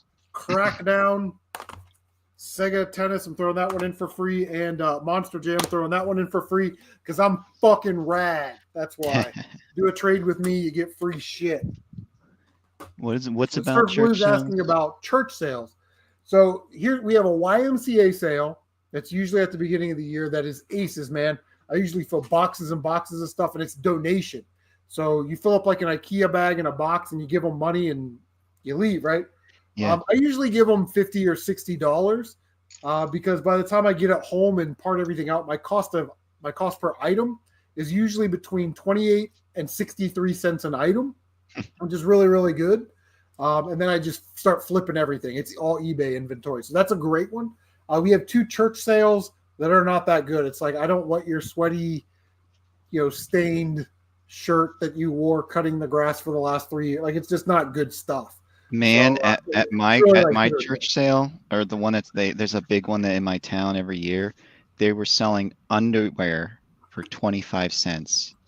And I mean, like, I didn't go through the underwear bin, but it was like, Yeah. it's underwear. I don't know where, and it wasn't like in packages, it was just loose. But I do agree that at that, oh shit, I tripped over shit. The church, anything run by a church is like usually pretty cheap. You're getting good prices. Yeah, it's like real hit or miss for church sales. And Goodwill sells underwear. Do I don't know why. Huh. Well, I don't buy shoes from thrift stores because that was one thing my mom always warned me about. Don't buy used footwear. Fungus and all that other stuff can be it can be transferred. Well, you don't put the bowling alley spray in there. Scott's saying he wants that Spider-Man game. This one. It's nice and complete. What do you got for trade, buddy? Oh, that's a What do good you got one. for trade? If not, I'm going to throw it on the fire. No, I'm not. I'm not gonna Did that game spike at all with the Spider-Verse movies? all those Spider-Man games went up in price, and I don't know why. Well, I mean, they're not games that I see a lot, so I'm imagining that there are plenty of copies, but collectors just keep it in their collection, so it doesn't get traded into the game store that much. I mean, it is an Activision game, so it's a big publisher. They probably made a ton of them. Yeah. I just kind of imagine more people hold on to it, and each one of those probably has like different suits or different missions or something that people. Oh yeah, I mean that's a pretty good. If you like Spider-Man, that and the Shattered Dimensions game that came out before that. That's a pretty good one. I like Shattered Dimensions more. The DS game, by the way, is a completely different game, and it's kind of like a Metroid-ish game. So I think it's worthwhile. They actually made one for the 3DS, and it's completely different. So I recommend the DS Shattered Dimensions. Yeah, I think I have that on the PS3. That's from the 7th gen. That's kind of the console that is my main collection, So that's the one that you have the most games currently. Yeah, like if it's a multi-plat game, I'd rather have it on the PlayStation 3 than the 360 or the Wii. You know what I mean? Yeah, I'm like that too. Just because of how I was a fan of the PlayStation back in the day, so it kind of was like multi-plat game. I want it on a PlayStation console, but at the same time, I'm a little partial to the Switch now that I have one. So, but I know it'll always look better on PS4 and Xbox. So. Yeah, I think we tried to trade for this before, but I don't think we could agree on an appropriate price. All right, Scotty just sent me a bunch of pictures. I don't think it's as expensive. All ready to go. I have it at $10 million. He's like, I don't think it's worth that much. I'm like, you don't know shit. No, I'm just kidding. There was another one that was worth quite a bit, that Web of Shadows. And I didn't like that one as much. Have you played any of the Spider-Man games for like the PS2, PS3, 360? No, I just played the one on the PlayStation 4 and then Miles Morales. I have not come across Spider-Man on PS. I have come across it at a flea market, but they want like $10. I'm gonna buy it for $1 eventually. It's a popular game. It's gonna show up at a garage sale. Yeah. So I kind of have this laissez-faire attitude, but it's funny because I had that same attitude for everything back in the day, and then all the games shot up in price. So I was like, well, stupid me. I should have bought, Panic Restaurant, when it was like $100 or something. Yeah. Well, there was a day when I went out thrift stores and garage sales and stuff like that. It was thrift stores and pawn shops, and I found 3 copies of God of War on PS4 and 3 copies of Spider-Man on PS4. And I looked on GameStop, and they were trading in for like $13 or $14 cash. Wow. So I went to the next GameStop and I got them for like $4 or less. You know what I mean? Something like that. And they were like, well, we can only take 1 God of War and 1 Spider-Man. I'm like, okay. On my way home, I stopped at another GameStop, traded them in, then stopped at another GameStop and traded them in. So I stopped at 3 GameStops and traded all of those games and made like $10 a game each stop. So I made like $60 on my way home. Weird. I mean, I would think they would tie it to your name because it's like a pawn shop, so you have to offer your ID and everything. So and you would think that GameStop sells games. So if you sell games, you think maybe you'd want to just take the games. Yeah. It's not like it's, Just Dance or like Madden or something. It's Spider-Man and God of War. You're going to sell them. Well, I think they also know that I don't know. I get your point. It's just like somebody could they refuse like if you had just Madden games, or they just, as long as they're different? Well, they said they're only allowed to take 1 copy of a game per day. Okay. So I'm like, yeah, but if somebody brought 4 copies of Kuon in here, are you only taking 1 copy? I guess so, man. And plus, they probably wouldn't offer you much because of they're just not. equipped for retro. Yeah, and at that time, those games were still going for like $30. So they were given like they might have been Oh, really? $12 each. So I made like $8 a game, but I I had to love stop at looking at, 3 different, whatever it was. But yeah. I'm like, I if I'm a video game store, if I'm GameStop and somebody's coming in and they're selling a $30 game and we're giving them $12, might as well just take all three of them. Yeah, I like looking at the whatchamacallit, the price charting, and you see the slopes, how they change in the price, and you can go like, damn, that was that cheap at one point.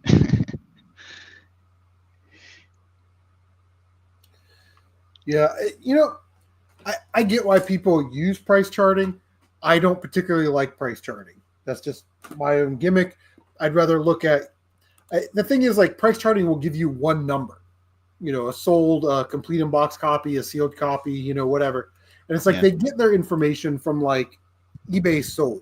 But I'd rather look on eBay solds and go, okay, well, this one sold for 10, that one sold for 12, this one sold for 8, that one sold for 13, this one sold for, $5.50 or whatever. So it's about a $10 game.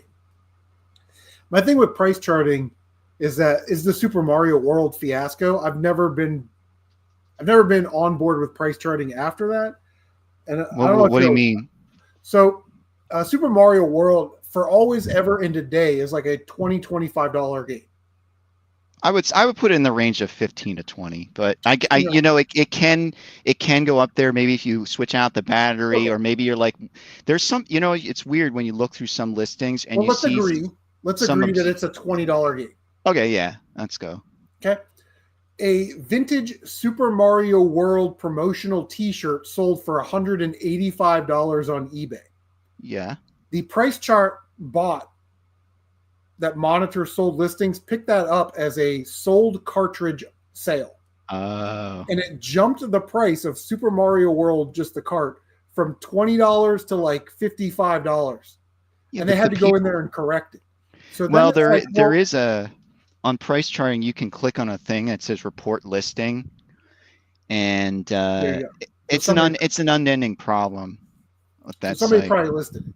So I would rather go to just eBay solds and kind of ballpark, because I'm not the guy that's going to go, this Zombies Ate My Neighbors is worth $43.21. Dude, just give me like $35 for it. You know what I mean? I always look at the recent listing and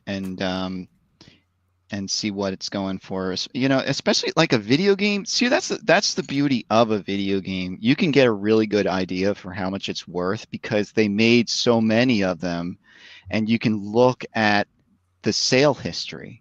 Now there are caveats or like things you might say, like, okay, for example, the Batman game, 89 Batman for Sega Genesis, that has a game specific registration card, and that will boost its value quite a bit. I don't have it in my mind right now, but it's like around $100 game, and I think you have the registration card, maybe it's like 150, 200. It's game specific. So yeah, and that's a super hard game to get complete for whatever reason. With the NES on the back cover art of the Genesis version, they put the NES game screenshots. Oh yeah. That's crazy. Yeah, I actually found my copy at a Goodwill for 99 cents. Oh, you dirty dog. Yeah. But that was, this was back in the day where you could actually find cartridges in Goodwill. Like that was like 10 years ago. So, I mean, I found a complete in box Paperboy for NES for 99 cents because they thought it was a VHS tape. That's crazy. When I first started on YouTube, how I got my sealed DuckTales 2 is one of the subscribers went into a Goodwill and they had 4 sealed copies of DuckTales 2 for $4.99. His name was Dave. He sold one. He traded one to me, and he traded one to Power Player Paul. It's crazy. And I love it when stuff just is like, how does this stay sealed? How does the seal not get torn? How does, like, it's been through, like, you can imagine this was once on a store shelf at one point, and then it got to someone's house. Someone didn't unwrap it. Maybe it ended up in an attic box. Then they're like, oh, we never used this stuff in the attic. Let's donate it. And somehow it just doesn't get a nick on it, Yeah, I love it, man. I love that. I love hunting video games so much because of stuff like that. Because of Yeah. the history and the story behind it, you know. Yeah, it's fun The when you value actually is nice and adding something cool to the collection is nice, but yeah. you know, it's crazy. It traveled through time until that day where you bought it for $1. You know what I mean? Like it's Yeah. crazy. You know, I live in California, so I'm constantly running into people that have worked on video games and movies, and you'll find like they have props, they have, stuff that like that's never it's never been available for sale. It's one of a kind. And so like I love talking to these people because you just, they're living this entirely different life than normies. And I went to a garage sale about a month ago. Some guy was working at Lucas Film at one point for video games. I don't know what their video game division is, but they're working on, I think, the Force Unleashed 2. And there was something like in a cutscene that they were like, he said like, oh, we couldn't, something seemed off. And then one of the people there was like, oh, just go ask this guy who worked in the same building, who worked on the original model of this ship used in the original Empire Strikes Back. And they're like, oh yeah, okay. Like it's those kinds of like interesting people you meet out here. Um, I mean, I meet people from the music industry as well, but to me, they're not as interesting as the video game and the movie people. So, I sold a vintage Irish setter patch, a 2x2 patch to Dave Filoni you know who I sold? Okay, who did I? on What's this? eBay. You know who I sold? $5 patch. I sold the Microsoft game. I think it's called Cave Adventure or Adventure. I can't. It's a PC game. I think it's like a text-based adventure game. But I sold it to Ed Fries. And it went to, I think it was a Redmond, Washington address. That Ed Fries from the Xbox team and like major player at Microsoft. It was on eBay, but I saw the guy's name, Yeah, and it was going to Redmond, Washington. I'm like, well, who else is in Redmond, Washington? yeah. Scott's saying he has some family that worked on the set of the '90s dinosaur show. You know the not the baby, that one. Not the mama. Yeah, not the mama. And I have some of the prop money that they used in that show. That's pretty funny. So today, I ran into another person who worked at ILM, or at least I think it was like his kids or something, because the lady never said how she was related, but she said the house, or no, the stuff in the house was owned by one of these guys who worked at ILM, who's now passed on, but he had the original screen used prop from Ghostbusters 2, the Statue of Liberty torch. And I saw it. It was literally bolted to the wall of the garage. And the guy was, and I don't know if it was the lady's boyfriend, because it was the lady who was related to this ILM guy, but the boyfriend there, he was like, hey, do you want to see something else that's really cool? And the lady it's the guy, the lady's, but anyways, he pulls back this curtain and he shows me like all these sculpts of like monsters and like all this stuff that the guy used, to draft out stuff for those movies. And I'm like, God damn, this is just in my background. And it's funny. Like we're talking about somebody pulling out sealed games that haven't been disturbed for so many years. But the same thing is like there's a garage sale that's going to happen 2 years from now with stuff from in it that's like 40 years old in a movie, or maybe it's just a video game that's sealed. And it's just like, it's kind of like the reason why I kind of go out to the garage sales anymore. Not necessarily I'm going to find, I'd love to find a Panic restaurant. I'm probably not going to find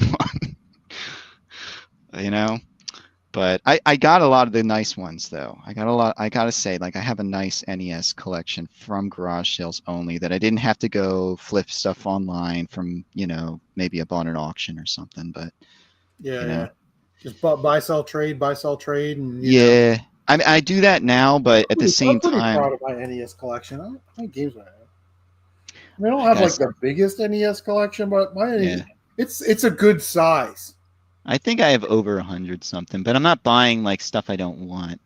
So, and I'm not, there, it's funny because eventually you do feel like you might want some of the like the in between titles, but I don't know. Like, for example, like I don't have any of the Star Wars games on the NES, and they're probably okay, but I just, it's like, I don't really want to have them in there.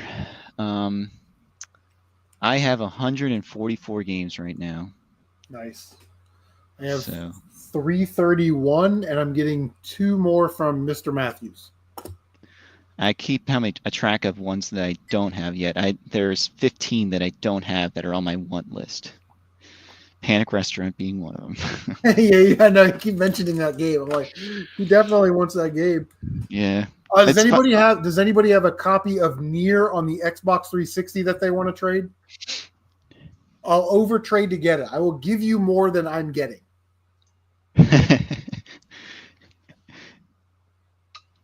The first one. Yeah, because it's a little bit different than the PS3 version, which I have. Yeah, it was more like more very much. I don't know. It's very much in the vein of like those early like God of War beat 'em up kind of like things. But I remember, I haven't played it, but I remember seeing like coverage of it. So Yeah, well, in the Xbox 360 version, you play as an older version of the character. In the PS3 yeah. version, you play as the younger version. And when they released the game to Western audiences, they thought we'd want like a more macho Conan guy. So they gave Mhm. us this older, hulking, massive dude. So you actually kind of play as a different character in that game. And then they made the PS4 remake of Nier Replicant, which is, Nier on the PS3. And yeah, I wish there were both versions on there, but you just get the one version. So uh, the Xbox 360 version is still the only version where you get the older protagonist, and trying to find a complete copy is like becoming very difficult. Greg. Greg says he sold a game to the immortal John Hancock Immortal and John Hancock. and get the Greg games. That I don't know. I've heard of John Hancock. I've watched some of his videos. I never watched the other person. I actually sold a game to Jeremy Parrish of what's the podcast? Retronauts or something. Oh, Yeah. Mr. Matthews says it's not about the size, Chris. It's about having a huge collection that you jam down people's throats that is full. It's tall and wide and a girthy collection. That's what it's about. I think it's about Who the cares if anybody quality. looks at it for 3 seconds? It's about quality. That's how I curate my stuff. But then Yeah. again, I do have stuff in there that's probably like I have Spot on the original NES. I hate the game, but I like Cool Spot. Yeah. So have you ever played the Spot game? It's Othello on NES. Yeah, I didn't have it on NES. When I was a kid, I had it on Game Boy, and I liked Oh, playing it on Game Boy. So here's the thing, like Although I I think I have, only won like one time. yeah, exactly. It's super freaking hard. The computer is just like awesome at it. It just obliterates me like 8 out of 10 times. And I was like, well, you're no fun. Yeah, it's a pretty difficult game. And then Mr. Matthews did a review on the Cool Spot game. So Out of all of them, out of all the Cool Spot games, which is your most? Which one do you enjoy the most? probably the Game Boy one, because that's the only one I've ever played. Oh, really? You never even played Cool Spot? The Cool Spot? No, I have it on Game Boy, and I might have one. Was there one on the Super Nintendo? I might have one on the Super Nintendo. Yeah. There's so the game. So yeah, I guess those. I don't know when they were released in what order. Like Spot on the NES might have come out after Cool Spot, but Cool Spot is like the traditional kind of platformer. It's made by the same team who did Earthworm Jim, and they just ported it to every single platform under the sun. You know, like Sega Genesis, Super Nintendo, Game Gear, Game Boy, PC, Amiga. you know, like all those European computers. And that one's in my mind, that's like the first Spot game, but I might be wrong. But then they also then made Spot Goes to Hollywood, which and that came out on the Sega Genesis and the PlayStation and Saturn. And yeah, there's Spot, and then I think there's like one more I'm missing that I can't remember. But I think just because of its place in history, I think Cool Spot's probably my favorite, although it's a difficult game. Yeah, there are a lot of those like franchise mascot games, you know, like Yo Noid and Oh yeah. It's funny how much like we didn't even look at it like as I didn't look at them as marketing. I was like, this game's fun. they got you. Yeah. Got your hook, line, and sinker when you were 10 years old. I mean, 7-Up was my favorite soda when I drank soda as a kid. So what do you have for trade? What's your trade bait tonight? Me? Yeah, what do you got? I don't know. I just wanted to hang out in the stream, but I never made a list or anything. Like somebody asked for it earlier, and I was like, I didn't have a list compiled. I mean, if somebody wants to offer Panic Restaurant, I'd be down for that. Well, I got a sealed copy of that. How about you got Madden 01 on the PS2? I'll trade you straight up. Yeah. There aren't actually many. Like I think that's other than I don't have Little Samson. I was just looking at the big hitters. Oh yeah. For NES. It's all the big hitters like Dragon Fighter I'd like to have. I kind of want Cowboy Kid, but I could probably do without that. But I think I've curated a pretty good collection on there. Yeah. So I even have games that are just like, you know, I like a little bit of weirdness to some games. Like I have a game called Skull and Crossbones. It's a pretty bad platformer. Like it's real rough, but I kind of like that. Like I like the kind of just, this game is just a little edgy in little irksome, but it gives you a little bit something different than the smooth polished Mario 3 experience or, you know, Adventure Island 3. So I like that little bit of like unpredictability almost. Yeah. Well, I don't know if anybody wants to trade, but I got all this stuff for trade. I made a video. Like let's do some trading because it's either going in the collection or it's going on eBay or it's going to the video game store tomorrow for trade-in. So if anybody wants to trade for anything, like this disc copy of Fortnite, kind of hard to find. Wait, you're trading. Would you even include like cash in a trade? Yeah, if it's part of the trade, like if that's what I did with Scott. I was about $10 short. He didn't want any of the games, so he was like, "How about $10 cash?" I'm like, "No problem." Are there any kids in here that are like 20 something? Because they might be interested in your GBA stuff. I saw that you had Car Battler Joe. Yeah, and that's not an easy one to come across. Yep, I got Booze Fury. There it is, Car Battler Joe, Blunder Bros. And then the Mega Man. I've never been into the Battle Network series. Mm-hmm. We got those. Now I'll show you the Car Battler Joe. I got this at a pawn shop a long time ago. I said, "You got any Game Boy games?" They had a bag of them, and I dumped them out on the counter. And did you know anything about the game at the time, or you're just like, this one looks interesting? I didn't. It looked interesting, and it was a Natsume game. Yeah. Yeah.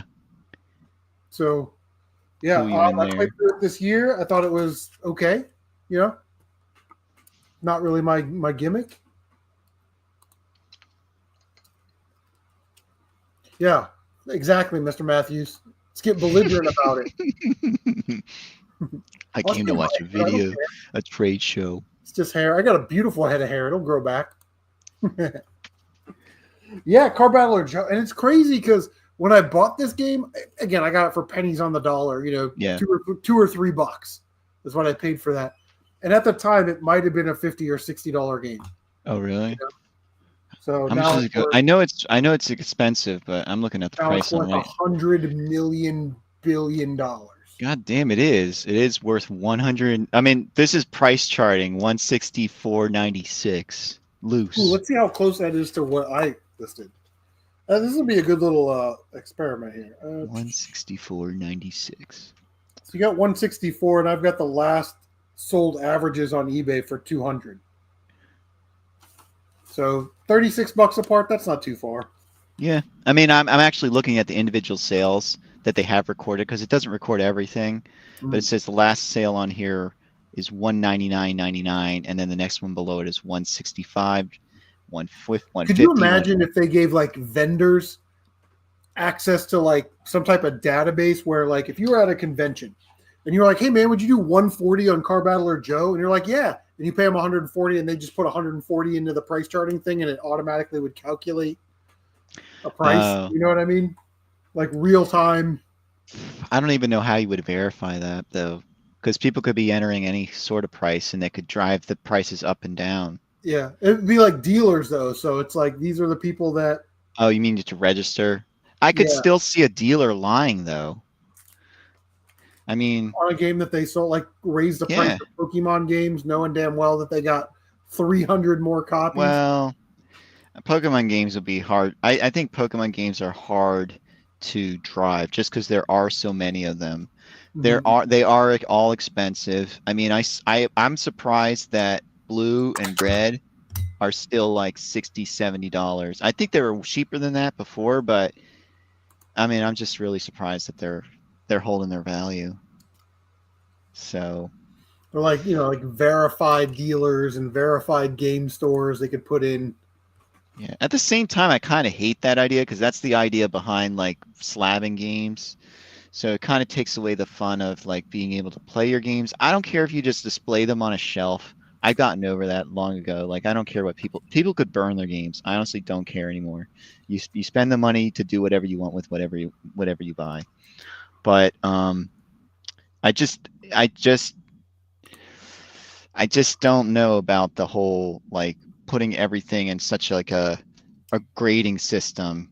That I think that deteriorates just the experience of a game. You know, like when it's like a rare sealed game that gets great. Like nobody's gonna. No, I understand. I'm never gonna open my sealed copy of DuckTales 2. You know what I mean? Yeah, but I'm talking about like it is sad when it's like somebody gets a Contra Force graded or something like that, like a cartridge, and it's like that cartridge is now no longer playable until you break it out of that thing.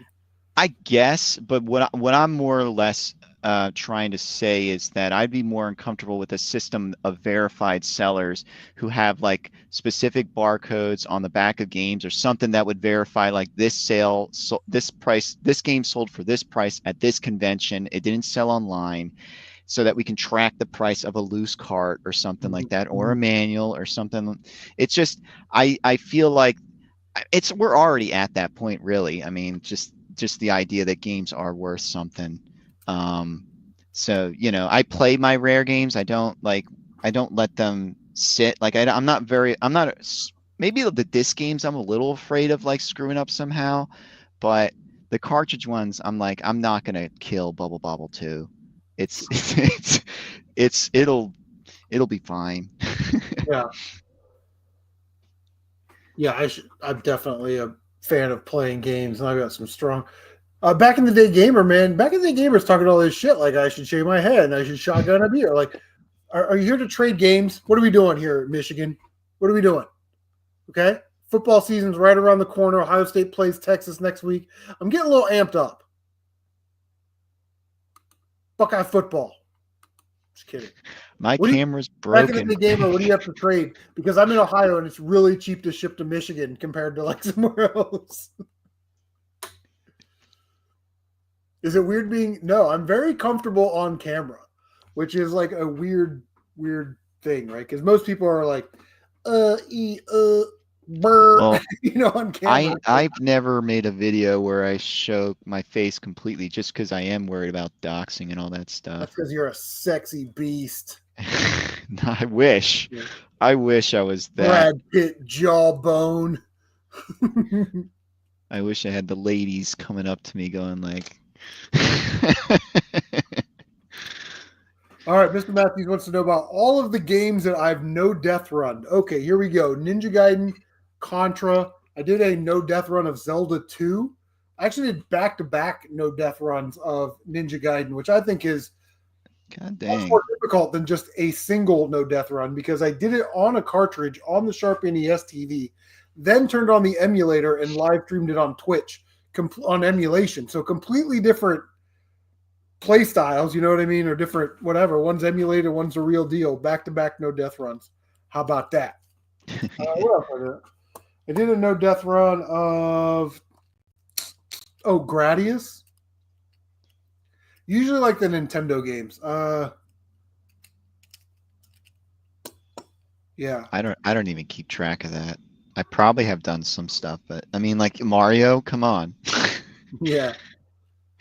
I mean, once you get to Mario Land or Mario World, they just give you lives up the wazoo, man. So Yeah. even if you were really bad at the game, you just can't. I don't think you can really fail at them anymore. Well, Mr. Matthews and I were talking about modern day Super Mario games, you know, like after GameCube, after the Wii Galaxy games, sort of that return to form with like the new Super Mario Brothers series. Yeah. Like how refreshing it was because I hate Sunshine and I hate Galaxy. I don't really like the 3D open world Mario game. Like the 64 one is okay, but I really probably am not going to like Odyssey. You know what I mean? So these 2D, I think Mario is best in 2D. Same thing with Castlevania. Same thing with Metroid. They're just better in 2D. But one of the things is like a modern feature is if you die too many times in a Mario game, you get like the little golden suit, and now you can just walk through the level. It's like, Yeah. what are we doing? So are these kids? there, What there's an article, an interview with Iwata about specifically the GameCube and how they completely changed the way they made games from then on. That because it wasn't just the Wii, it was about basically allowing people to beat games easier because then they would buy another game. Oh yeah, okay. Yeah. So, because there is some stat out there I remember hearing repeated before about how many people actually complete their games, and like I don't complete every single game that I have, but I used to, but once I started going to garage sales, I was just like, oh boy, you know.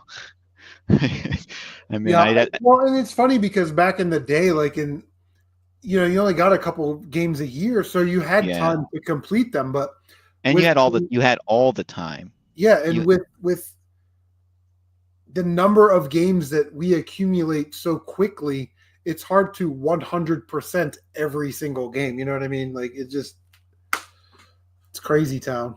That's like hardcore stuff to me.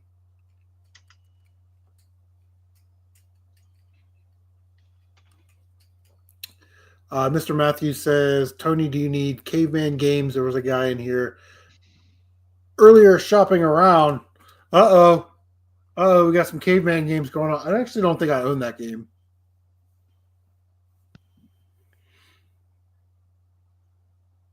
Caveman games. That was a Right? C64. Okay, who's got an extra copy of Caveman games? Mr. Matthews sent me his list. What do we got? Oh, Mr. Matthews, what do you want from those other games, bro? Okay, yeah, here we go. We're gonna have a live trade right now. All right, so I still need out of his list, Millipede, Mappy Land, and Base Wars on Nintendo. Here we go. We got to trade. We're gonna do a trade. Think about it. Oh, back in the day, gamers, man, we were just talking about Nintendo collections. Back in the day, Gamer has a hell of a Nintendo collection, man. I think I've seen some more games. Oh my god, bro. I don't watch everybody. Like I used to be more, like I used to watch a lot more on YouTube of the gaming community, but I kind of was just like, I think when you watch a bunch of people doing the same thing, it kind of is like it's not as exciting. So I've kind of I don't watch as many people as I used to, but I've expanded my YouTube catalog of topics I watch. Yeah. Hold on, I'll be right back. I'm even gonna turn off the camera or the mic. I'll just yell from across the room. Only need about 50 more. Most are heavy hitters. What's the biggest one you need back in the day? Like what I mean, like let's just say cost. I don't know anything about rarity. I think if you can't stumble over NES games, they're all rare to me. Like if you go outside your door and there's like an NES game, you know, you don't find, you have to go seeking them. They don't just, you can't just find one just like lying around. So Woo! Yeah, I'll tell you what.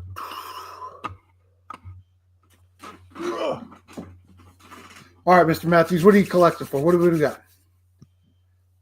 Well, we're not shotgunning beers. I got bottles, bro. You get glass up all on. I can't mess this up. This is the moneymaker, kid. What are we talking about? Back in the day, gamer. You know what? You know what though? You know what? When is the Cleveland Gaming Expo? I'll meet you up there. We'll do that one year. We'll meet at the Cleveland Gaming Expo because I know you go to that. And that's like 2.5, 3 hours away from me. So I have to get a hotel room for that night. And we can shotgun beers all night. How about that, buddy? That sounds awesome. All right, Mr. Matthews, I need Base Wars, Millipede, and Mappy. That'll be 3 more games into my NES collection. What are you collecting for? You doing Xbox? You doing Wii Hughes? You doing Xbox 360? We got some PS4. Got some Turbo. Got some PS1. nice. Got Zombies Ate My Neighbors. Did you find Panic Restaurant out in the wild? No, I don't have Panic Restaurant. No, back in the day, saying it in the chat. Oh. Mystic Quest. I got Killer Instinct.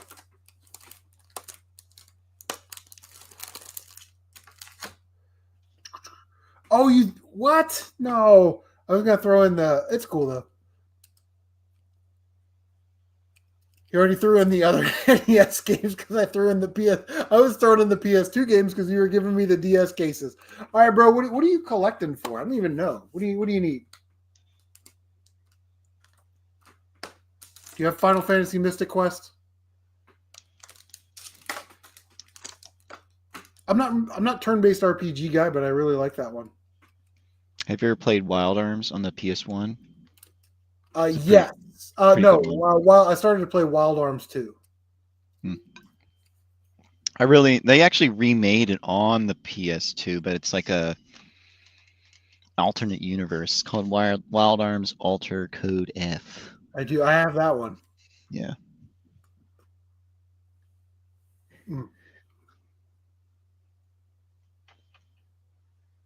I know you're trying to minimize your collection. All right. Well, you know what? I think I got something I'm going to throw in the box for you. How about that?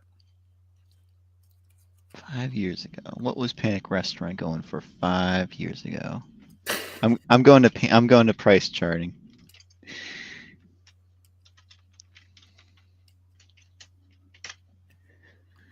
Well, 5 years ago would be 2020 at the very beginning. You were locked out, man. Yeah, I was on. Go ahead.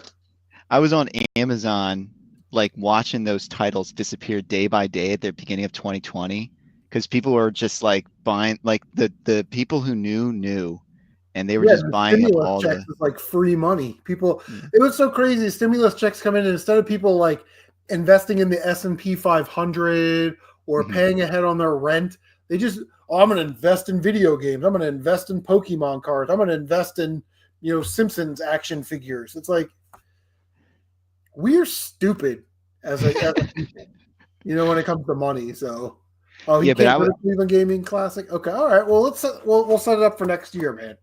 I was like, I could have bought Panic Restaurant with gift cards, but I was just like, I did not want to spend $500 on $400 to $500 on a video game.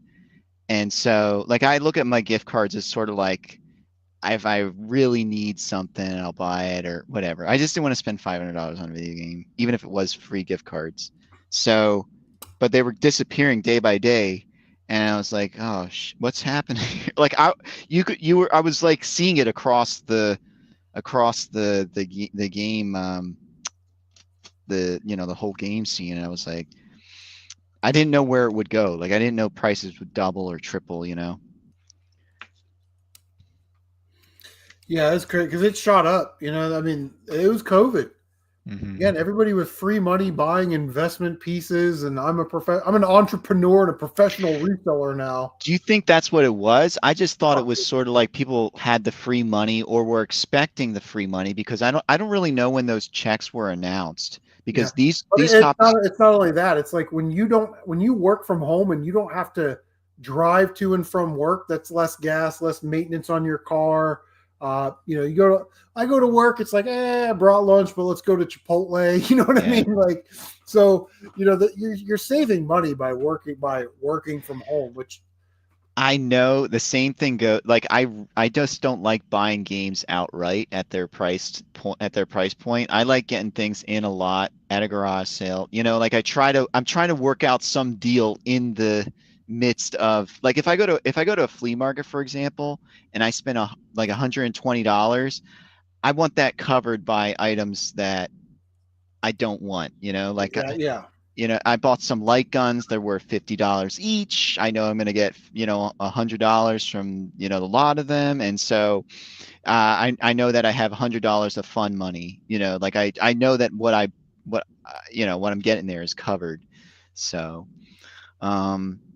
but and then I will pay up, but not like online. I won't buy a $500 game. I should have, like I said, I had the gift card money at the time. And then it wouldn't have to be like, I'm still looking for Panic Restaurant. I should have bought it in 2010 when it was $95. Yeah. And even in 2010, you're like, who's paying $95 for a fucking Nintendo game? I think Bubble Bobble 2 was around the same price as well. I did find that at a garage sale, though. So I held off. Wait, Dave's saying he showed a video on the Tinder? What? That I got for $40? I hope that's a misspell. I hope you're not on Tinder. You're a gentleman. No, he's on OF. Yeah. Ooh, you have a Dracula X on Super Nintendo for some SNES, for some Nintendo. Okay. So Dracula X is on my list. How much is that game going for? Give me a price on Dracula X.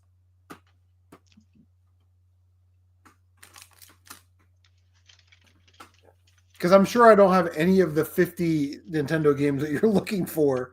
So we might. Oh man, because I definitely want Dracula X.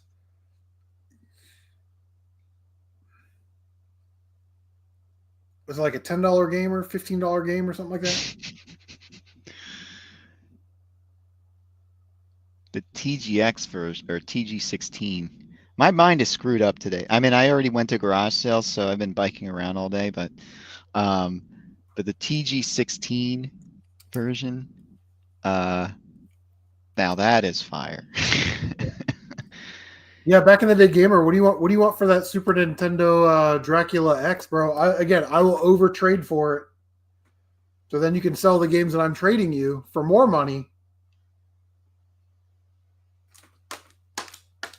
But I'm sure I don't have any of the 50 Nintendo games that you need. Or am I willing to trade for that? You know what I mean? Yeah. You said you had 300. Although I might. I mean, I don't know. Like, I guess it depends. I'd have to go bust open the Nintendo. You said you had 300 something? Yeah, like 331 Nintendo games. You probably have some of his on his list. I don't have like Little Samson or Bubble Bobble 2 or Chippendales 2 or I've got Contra Force with the manual. I got Cool World. Trying to think. Big hitters. It took me a while to get on the NES? Lolo 2. Yeah. Took me forever to get that game. And then it was going up in price. Now it's like a $50 game, I think, 50-ish. Let me look. Video back in the day gamer. Let you know what I got on my Nintendo collection. Oh, it went down a bit. It's 40-ish, 30 to 40-ish. Nintendo games. He says he needs Contra Force, but he doesn't want the manual. Okay. I think the manual might actually go for the price of the cart. It does. It does. Heavies. Because I think I sold the manual before. Oh no, I think I sold it for around 100. Now I see the copies are swinging from 150 to 200. Let me scroll through.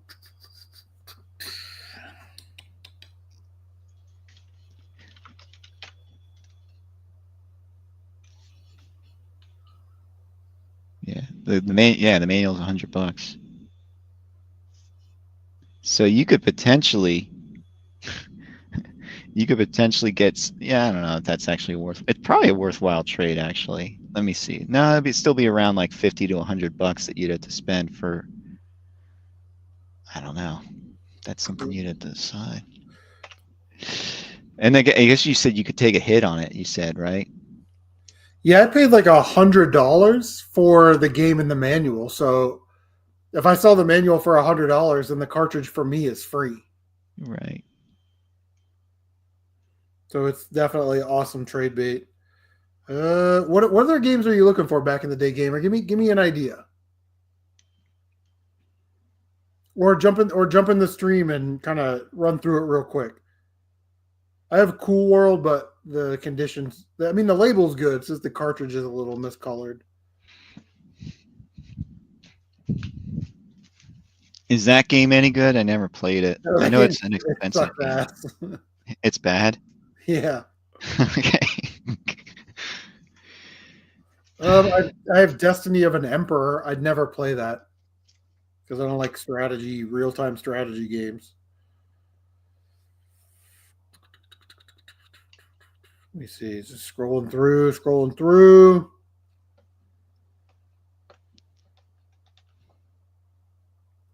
I have Excite Bike. No. Yeah. All right. I mean, Felix the Cat. I mean, I know you have that, so. I'm surprised that game shot up in value. Yeah. But then again, anything that's semi-decent does. I don't find a lot of Felix the Cat fans, but I am one of them. And so it just seems odd to me that game would be expensive. But like I said, if it's a platform, it has, it's funny when you. Back in the gamer says he needs Felix the Cat. Okay. All right. What's that game going for? I think it's around 100 last time I checked. $1 billion. But then again, I haven't checked in a while. I have Jeopardy 25th Anniversary Edition.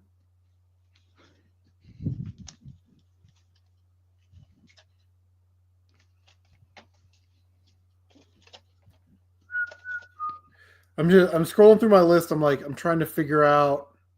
Yeah, because I definitely want Castlevania Dracula X in my collection. I would rather have that than Contra Force and Felix the Cat.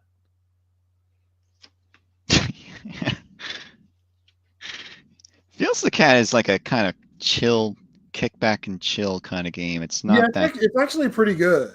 Yeah. Considering what it is. It's actually this. I'm pretty sure they use the same engine or whatever as like the Adventure Island games, and they just put a Felix the Cat skin over it because it plays very similarly.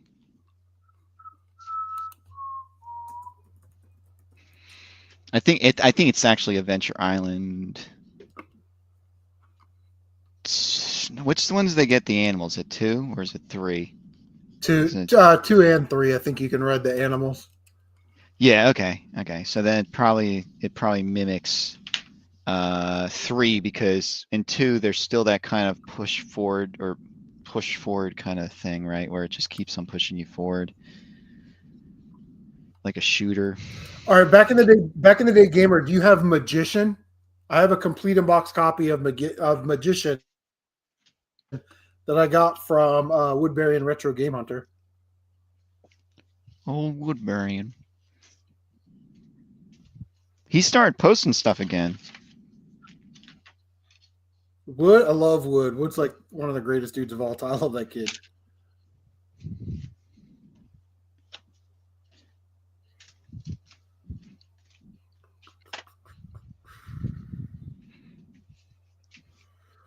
Let's see.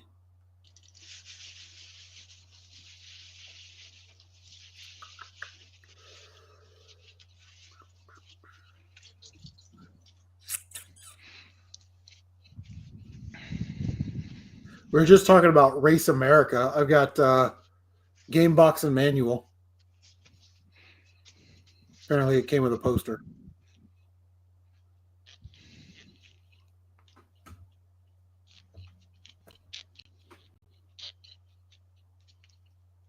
I have Romance of the Three Kingdoms.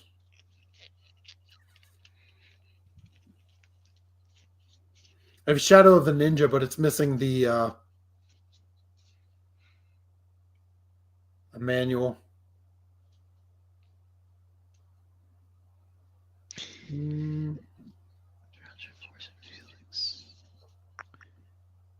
I mean, that is probably about like $200. If Felix the Cat is still around $100, like 90, $100, that would be like an equivalent trade.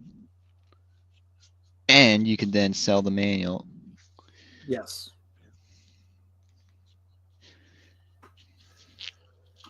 But I didn't looked up the Felix the Cat stuff. I'm actually cleaning stuff I got from garage sales today. So my hands are kind of like, I don't really like to touch the keyboard, and then because I got dirt and like stuff on my hands, so I like to keep my keyboard like clean.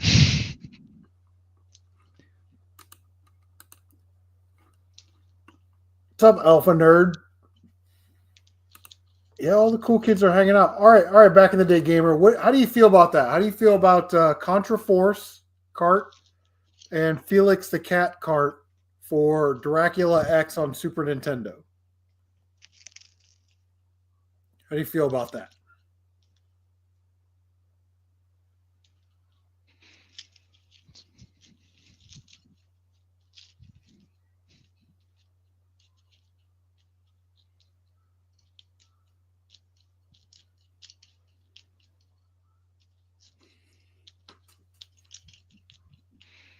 So you look at your NES collection as like expendable, or?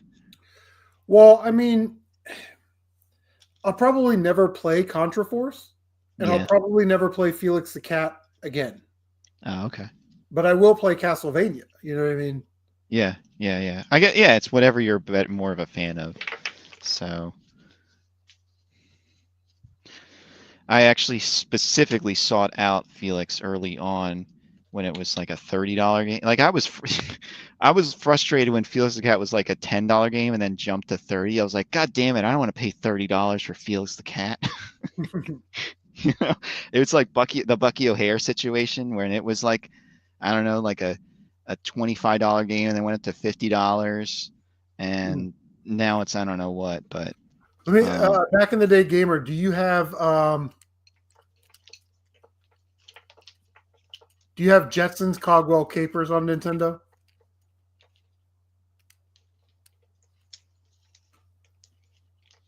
He's saying I don't have these games. I need these 50 games for my Nintendo collection, but doesn't want. Eventually, you're gonna have to get them if you want a complete collection. So you're either gonna pay out for them or trade for them.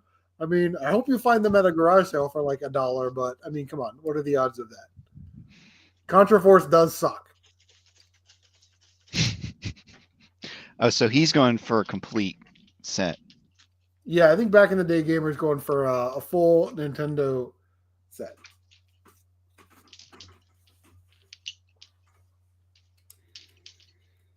Do you have Jetsons Cogswell Capers back in the day, gamer?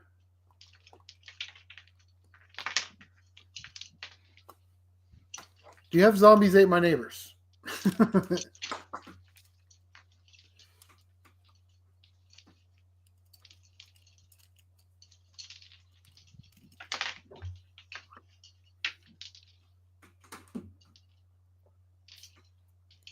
Oh, you need Jetsons. Look at this. Look at this.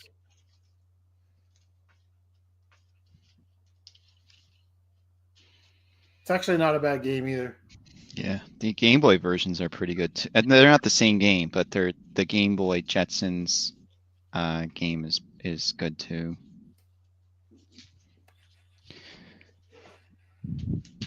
Also, I love the Flintstones. I don't know if you play any of those games, but Do you collect Game Boy Advance back in the day, gamer? I got Car Battler Joe. Let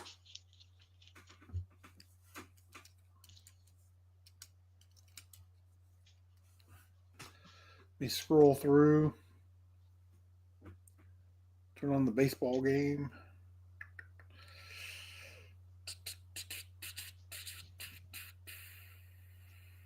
do you go for variants back in the day? Like, do you care about all the releases of or Mario Bros. 1?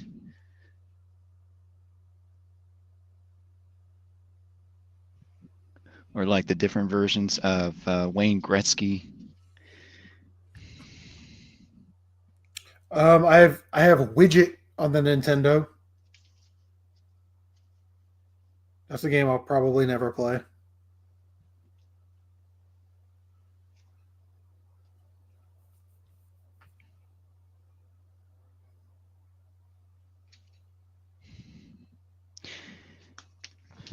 Looks like card only is about 80, 90 bucks. What's Color of Dinosaur going for right now?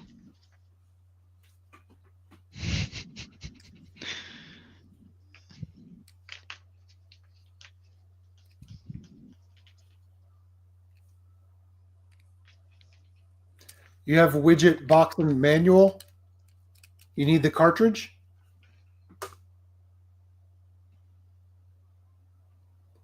How does that even happen? How do you get the box and the manual before the cart?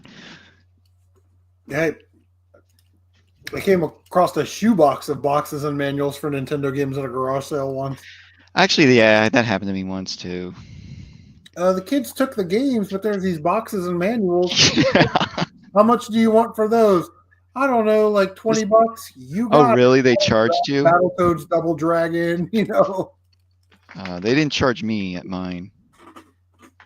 I went to a garage sale. The lady had like a huge box of N64 boxes, and I think there was some Game Boy stuff in there as well. And so that's how I got like a bunch of CIB game N60, like a CIB had like a ton of stuff, and I wasn't even into like CIBing N64, but I'm just like, you know, if it's there, why Yeah, not? for sure. Back in the day, gamer. Yeah, I just have the cartridge. I'll trade it. Hold on, I'll go get it. Hold on. Let me turn off my camera and the mic because you're about to hear some boxes falling over and getting moved and shit.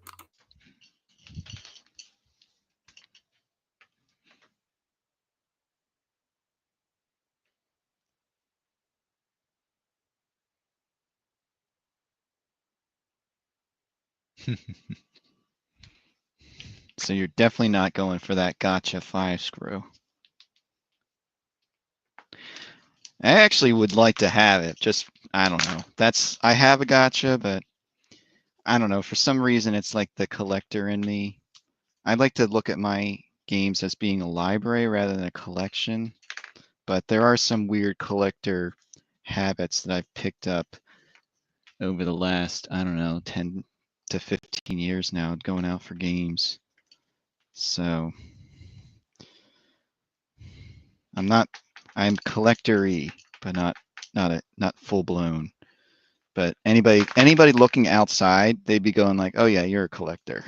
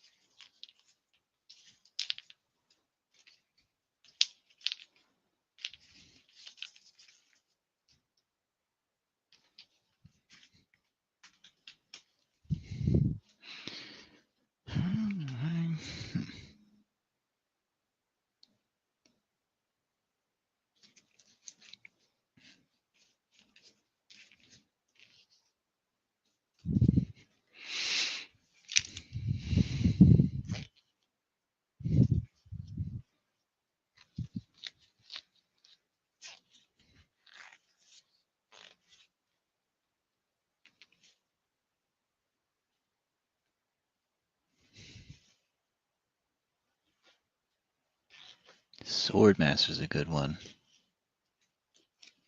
I actually was surprised by that game. I didn't know too much about it when I got it. And I was like, holy shoot, this thing's like a TurboGrafx game on the NES. At least that's what it felt like to me.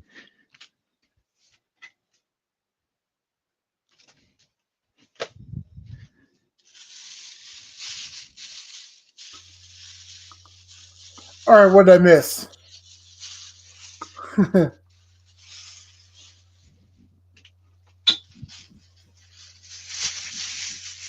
Oh, you want to unload the box and manual? I bought it complete in box, but I do not want any cardboard. Okay. Well, there's my beautiful copy of Widget, just to show it off.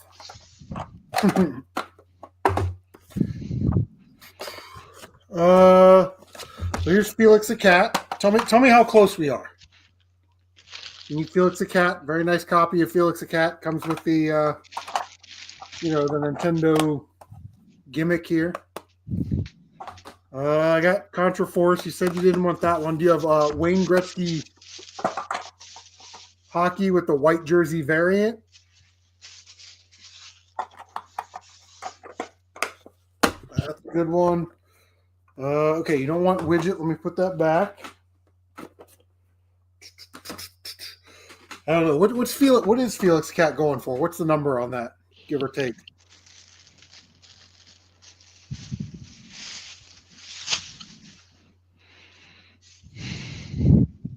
Let me see. Probably hasn't budged that much. NES games haven't really budged so much recently. That's like $100. How much do you want for Castlevania Dracula X? Where you got that valued at?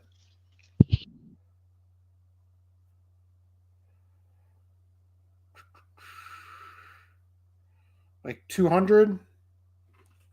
200 and something?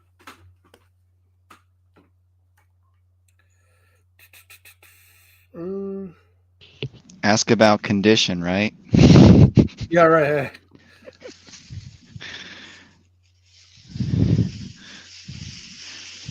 I mean, here's my complete. Well, it doesn't have the poster, but it's the box and the game and the manual and the cardboard. Let's check. Let's check, see if it has the poster in it. Race America.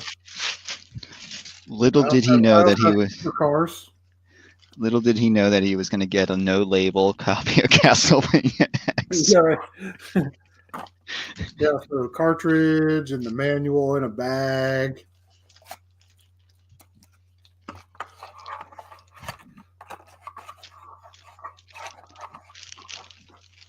I mean, it's fun when you find that out in the wild. Like, man, this game is actually a good game. It has no label on it, but.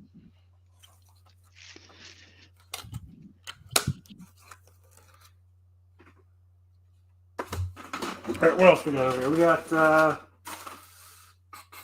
Oh, this is sick. I got the for Sword of Hope 2 on the Game Boy, the manual and the poster that goes in it. That's pretty rare. I got Golden Sun with the map. I don't know if you're going for CIBs. Oh, you know what? I got this. I got Seaman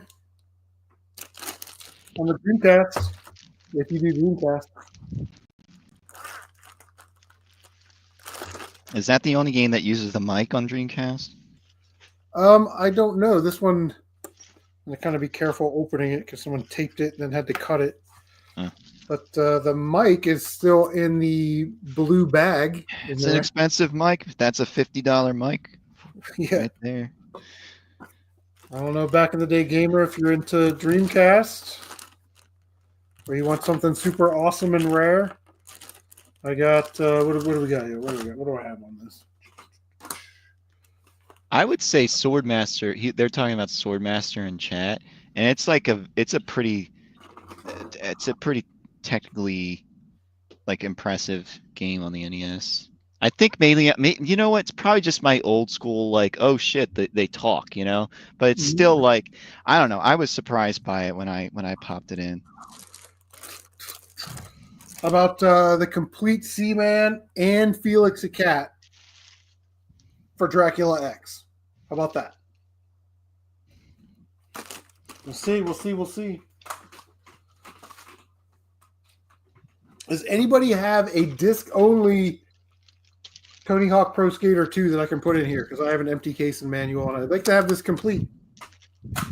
I might actually. I'll check.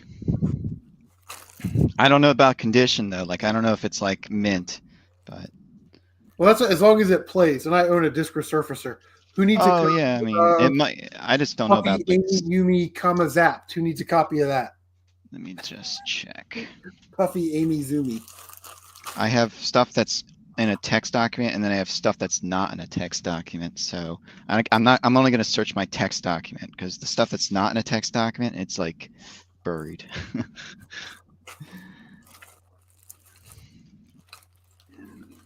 I got Magical Drop Pocket on the Game Boy Color.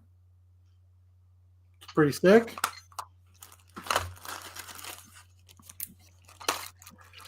Come on, back in the day, gamer. It's an extra copy of Dracula X. If you know I'm your boy, you know I want to play that game. That'll be like put priority number 1 on my backlog because I've wanted to play Dracula X forever. They're all CIB. Some are greatest hits.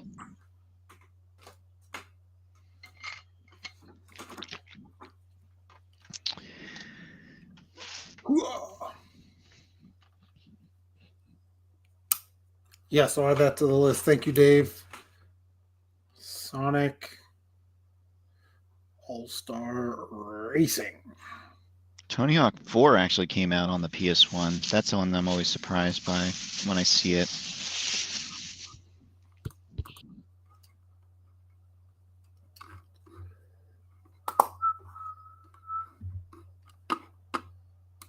I have Supercars on Nintendo. If you need a copy, I just don't know what his 50 games are. If I knew, I could go grab them.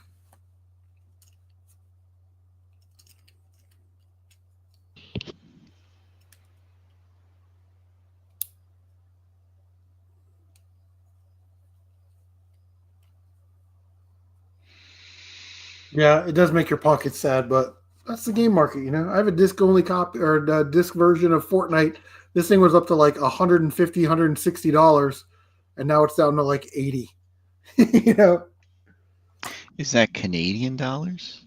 No, it's real dollars. I watch some people in Canada, and they're quoting prices, and I'm like, is this fun money or is this like actual money? Yeah.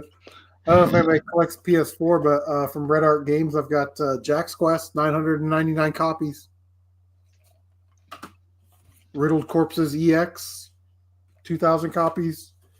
Bit Dungeon Plus, 2,000 copies. What do you think is going to happen to that scene, like PS4, Switch, that kind of scene in the future when they like everything's limited run? What's up, Vigigamer? Well, I think that there will be a market for physical games going forward eventually. Yeah. They got these kids so brainwashed on just downloading it, but my kids don't care about physical games. My oldest is 26. I've got like 500 PS2 games. He wants like 3 of them. He doesn't care about Rule of Well, you may Rose want or the Alter Code F or Dragon Ball Z. He just wants I want the Jack and Dexter and the Ratchet and Clank that I had. yeah, but I mean, like even the ones that that they grew up with, like even like those, like I always go by like the Nintendo generation. So like I call the kids that are in like really into like the GameCube right now, they're like cubies, and then there'll be the Weebies, like Yeah. babies. And so like I feel like the Wii kids, they're gonna want physical Wii games. And then maybe they'll like how the 32X is kind of like for weirdos. I'm a weirdo, so I like my 32X, but I feel like the Wii U is going to be there too, but it's not going to be for everybody. Yeah. Although maybe, I mean, like the I Wii think is. I think they have to be sort of careful about, especially this generation. The eighth generation of gaming and ninth generation of gaming, because not all of the game is always on the disc or the cart. That's true. So it's like you definitely want to make sure that you're getting the version that has it all on the disc. Yeah, and then there's the DLC that you're not going to get. True. I mean, I got a copy of Shredder's Revenge on Xbox One today from a garage sale, and I was like, well, this is just the original release of it. It's not the ultimate. They actually released that game 3 times physically. So, I mean, those are those games going to be wanted, the non DLC version? Probably not as much as the DLC or the ones with the DLC. Because if you bought the regular version, and you popped it in, and let's just say it's like 5 or 6 years after the game release, and they just give you the DLC. Is that still going to be a thing 15, 20 years from now when you get the regular version of Shredder's Revenge and you put it in? Are you going to be able to still get the DLC for free? Probably not. I mean, like, I don't know who. It's Nickelodeon, but I don't know. There's a license. There's all these. It's a licensed IP stuff. It's just like how they ripped off Afterburner, Climax, and Outrun from the stores because those licenses ran out, and so they weren't even able to sell it. Like it had licensed, like the U.S. government or licensed the jets and Afterburner Climax. I don't know the designs. Well, for whatever reason, there was a license there, and they're not able to sell Afterburner Climax anymore. So the same thing could go with like Turtles. They're not able to offer it anything for sale, even though it's it's just a digital DLC download or whatever. So people complain about Nintendo ripping down stuff, and I get that, but I think there's also like the component of like there's just licensed stuff in there they're not legally allowed to sell. Sure. Like the whatever engine, like Unreal or whatever, they might not, the license runs out, and then the publisher's not able to sell any games that use that engine without having to pay money for every single download.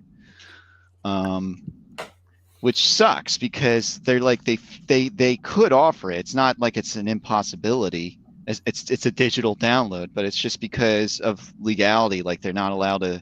Right.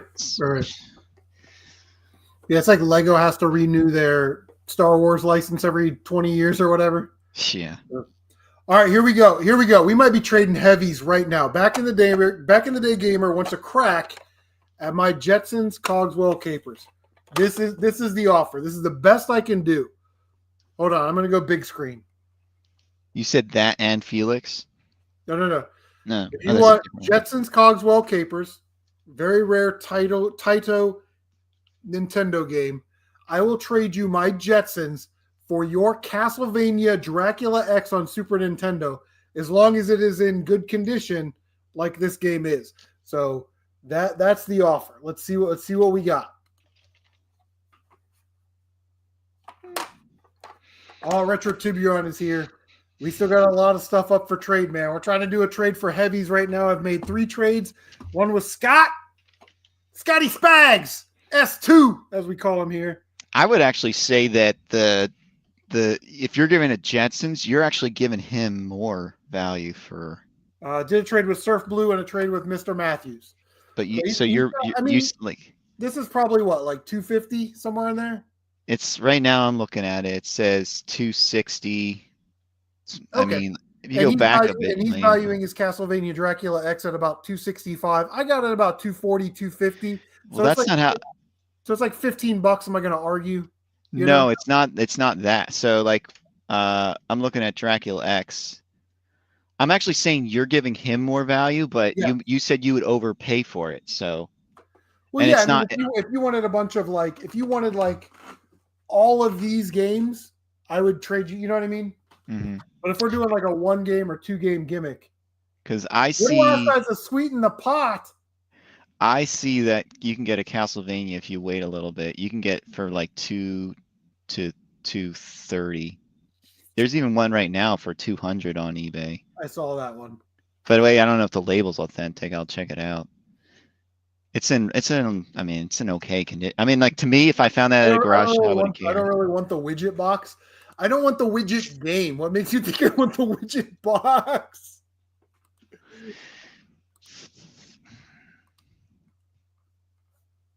Yeah, everybody's trying to get rid of their widget shit. That's what we're doing.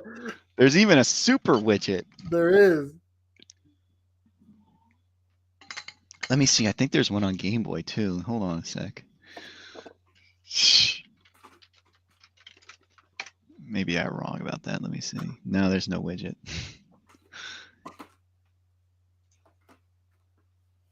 I mean, back in the day, Gamer, do you have any like big dog PS2 games?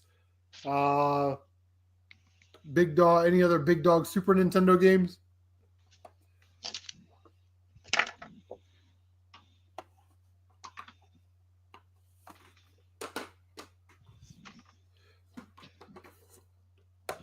Again, Wayne Gretzky's hockey with the one. No, I'm helping you. I'm helping the trade out here by saying like he didn't mind losing value on the trade. That's what I'm trying to say. Yeah, back in the day, Gamer better send me more.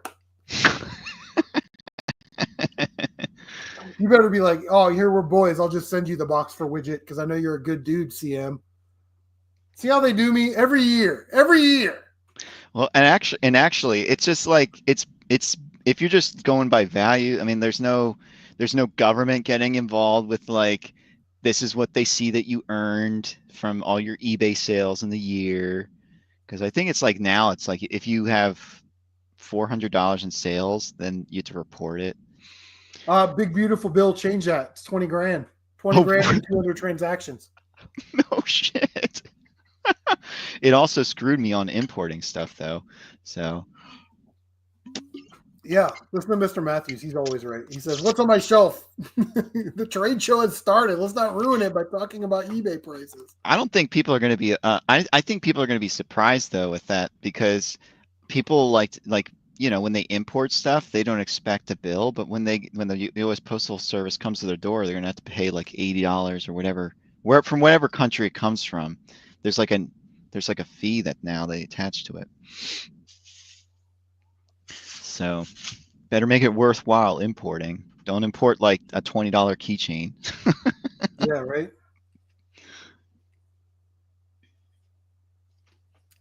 Well, let's see. Mario, Retro Tiburon, what do you got for trade, buddy? Mario's always good for a trade or two. And I know he needs a copy of Riddled Corpses EX or Zombies Ate My Neighbors because he's a horror fan.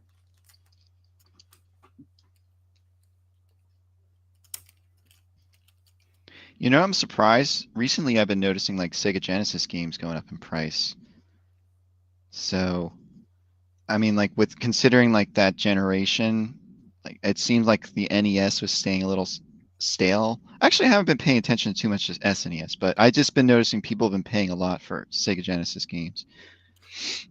Yeah, they have a cop. I want Bloodlines because I want to play it, but I just want the cart only. They have a complete inbox copy at my local store for $365.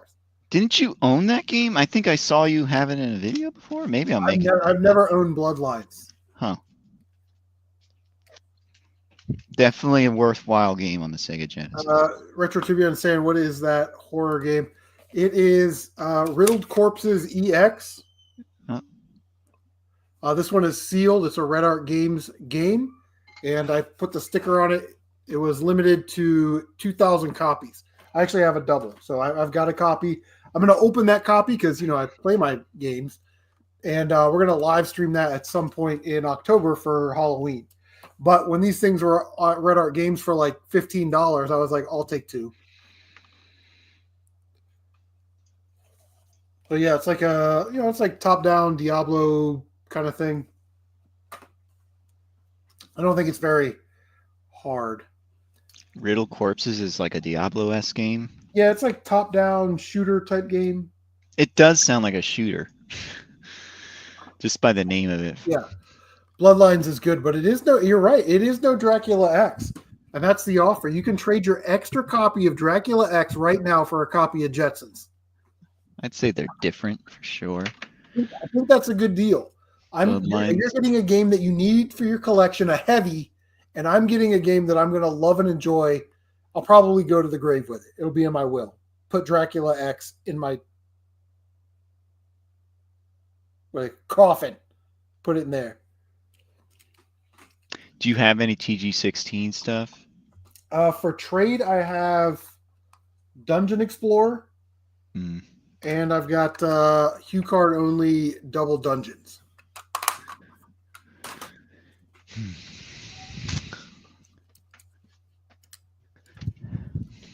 All right, Retro Tibion, I'll trade this to you. What do I have this at? Because I got a list. It's probably like $25, which again is a crazy price for a game that only has 2,000 copies. Where's my PS4? It's if people want it. That's the thing. I don't like when people throw around the word rare. Yeah, $30. Yeah, rare is. I mean, here's the problem with these games, right? There's 2,000 physical copies, but there were probably like 100,000 digital downloads. Mm-hmm. So the game got out there. You know what I mean? Yeah, there's a channel that this guy he basically buys the physical, but also buys the digital and never opens the physical. And you just look at his library, and it's like all his Switch games are sealed, all his PS4 games are sealed, and I don't know. I think I have that mindset a little bit now too. Like if I find a sealed game, I'm like, damn it, I can't open you. Yeah, I don't mind. I want to play my game. Like I'll keep, like I've got Gundamoniums, which was a Play Asia. It was not Play Asia, Strictly Limited game. Yeah, and I want to play it and I want to live stream it. It's a shoot 'em up, but I'll just leave it sealed until I'm ready to play it. You know what I mean? Yeah, I did that too. For what's that game? Dark Souls or Demon Souls? Demon Souls. That's the first one that came out, right? And I was like, oh, I'll get to it. And then I never got to it. And then the game like shut up. So now I have a sealed black label Demon Souls. And so, yeah. Mario, did you need the Wii controller, or did you want the like Pro controller or classic controller thing?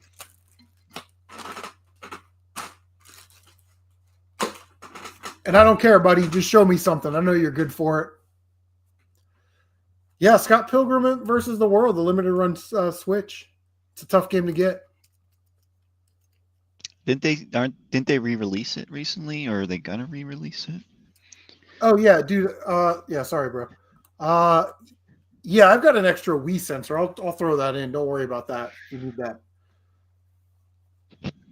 And you just need the regular Wii controller. Cool. Do you need the Wii Motion Plus thing?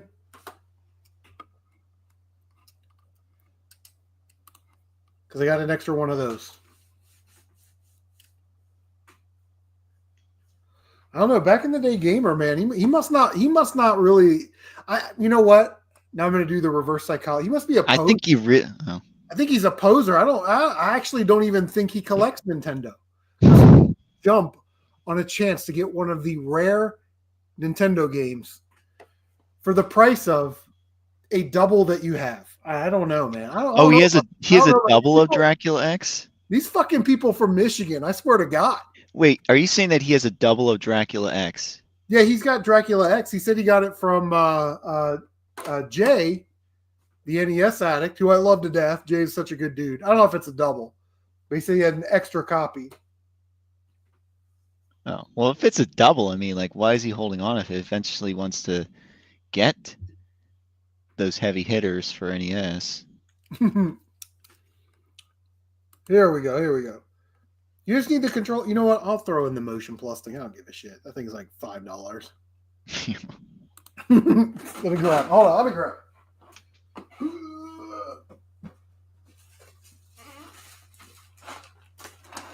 Oh, there's a motion. There's a these Motion Plus thing. You know, these little guys. I used to buy those all the time at garage sales for like $1 or $2. And I was like, eventually somebody's going to need them. This Wiimote Retro Tiburon, it already comes with. It's already in the bag, so that comes with it. Don't worry about it. You'll get a Motion Plus controller adapter thing. So it's in there. I got you, bro. Not a double. Well, you know, I'll tell you like I tell everybody else, especially when you trade heavies like that. You know, you could trade and then get this in your collection. And then next year, maybe you'll have a game that I want and you can trade back for the Dracula X. Because I'm not selling it, obviously, so I'll always have it. So it'll be available for trade, I guess. But, you know, whatever you want to do. You'll keep it. Oh, you don't care about any of your other SNES games? It's like, this is the one game. What is your top SNES game? Two. You pick two. You mean like my favorite? Yeah, like the one you go like, oh, well, shoot. Now I got 3 on there. I can't. I was gonna say I have 2, but yeah. I would say my 2 favorite Super Nintendo games are Mega Man X. That's my favorite Super Nintendo game. Man, it's hard to pick number 2 because there's so many great games. But I'd have to say Super Mario. They don't have to be in like top order, like number 1 and number 2. They can just be like, you know, like I love these games a lot. Yeah, I love Mega Man X. I love Metroid. I love Mario Kart. Man, so many great memories with Mario Kart. Super Mario World, I think, is the greatest video game of all time. So, Mario wants to know what I have on Genesis. I don't have that much, but I can look. It's right on the shelf over here. Oh, I got Looney Tunes in Double Twubble on the.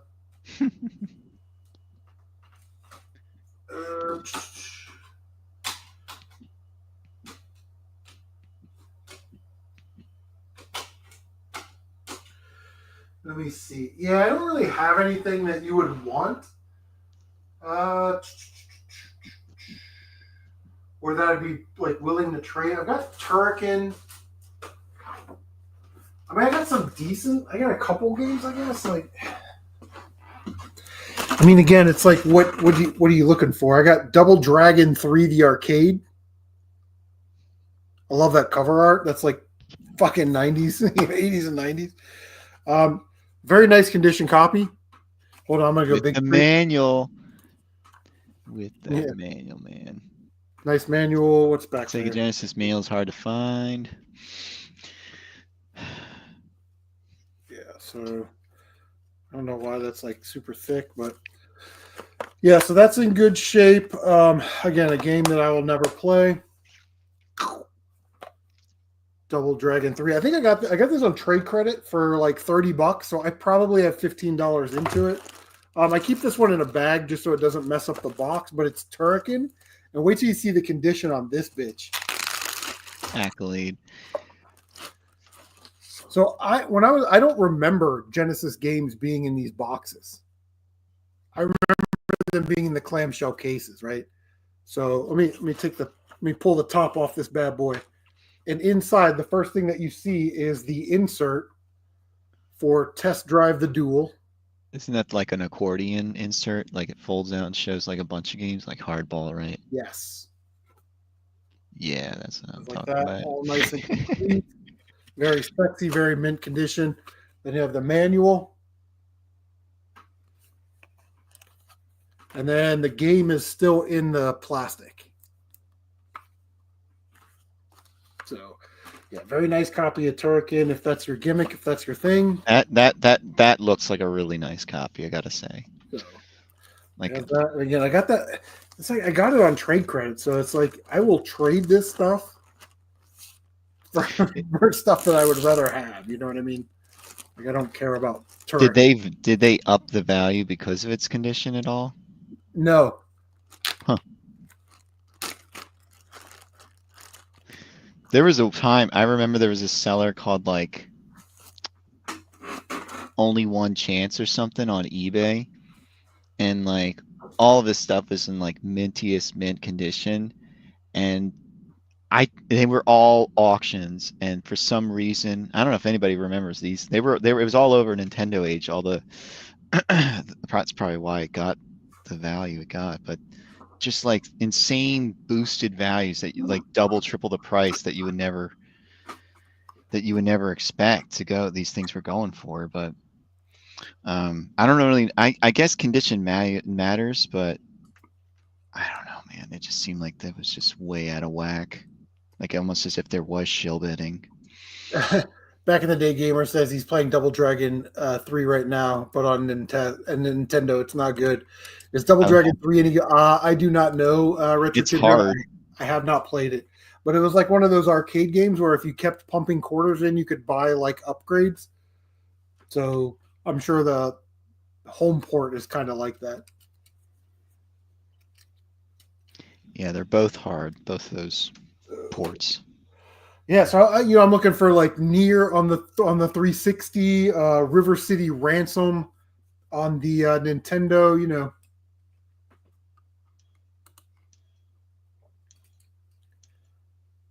Do you have a fishing game I could throw in? I could get maybe like the one on the PS3. That was pretty expensive during COVID. Rapala fishing. There's a fish platformer game on PS2. It's called like Flipper or something. I don't know. It's a Natsume published game, I think. I can't remember the name of it. It's an okay game. All right, back in the day, Gamer says he has to go to bed, but he's going to think on this trade. I hope somebody doesn't swoop in while he's dreaming about completing his Nintendo collection and pick up this Jetsons Cogswell Capers. That'd be a shame. Finny the fish. Yeah,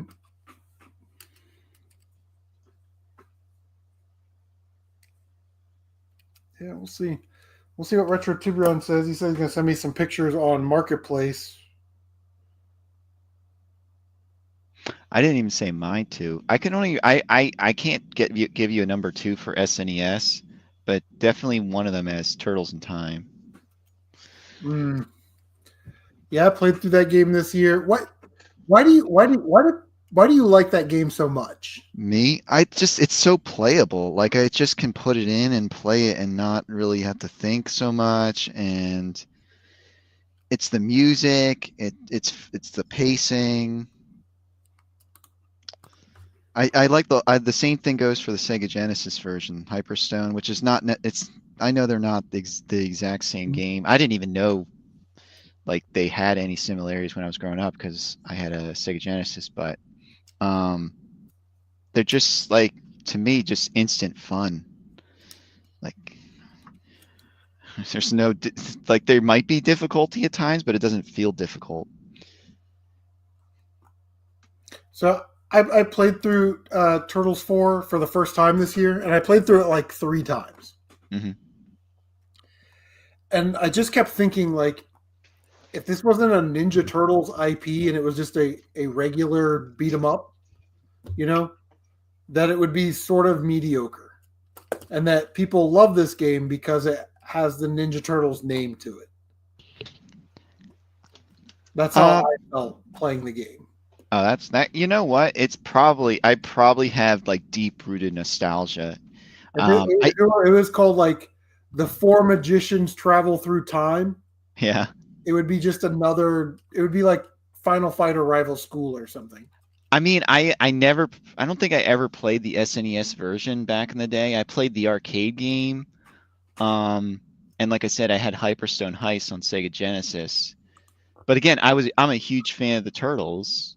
Yeah. So that kind of skews my opinion, but it doesn't feel like that, you know?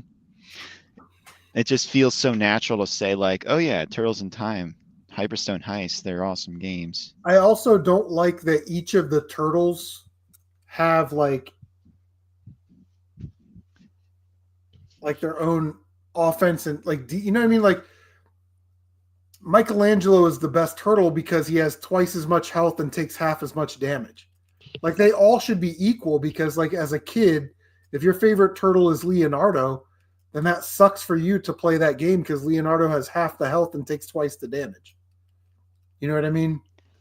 I get that, but again, I actually do like those. I kind of like the differences. It kind of gives you a different challenge. I mean, it gives you a reason to replay it. I I can understand like, oh man, it sucks being Leonardo. I would say like if that was on like the most difficult setting and they made those adjustments, cool. I always say like make it as hard as you want on the difficult mode, but on a normal setting, like a 12-year-old or 14-year-old boy that grew up with Ninja Turtles, an 8-year-old, that game probably sucked for them unless they were a Michelangelo fan and could power their way through the game. Like I felt like that was so unfair and it was so dismissive of the other three turtles. Like give them all the same health. If you want to give like Donatello and Leonardo weaker attack because they have longer weapons, then okay. Mm-hmm. But man, to like give them a disability on health. Yeah, I didn't like that at all. I thought it was bad. Yeah, I guess I could see that, but I guess yeah, the attacks would probably have been a better way, and maybe the speed also. The speed is also another way. It's like it's like I don't know. You could argue that either way, it's like you're still kind of getting screwed. But I like there being a difference between the turtles because I really didn't. Maybe there are. I just don't. I don't study the games, but on the NES versions, I don't notice any difference between the turtles. So like arcade and I mean obviously the original Ninja Turtles, which is not a beat 'em up. The differences are obvious with that. Like Donatello's staff is like if you lose Donatello, you're kind of screwed. In the original TMNT game. Yeah. Yeah,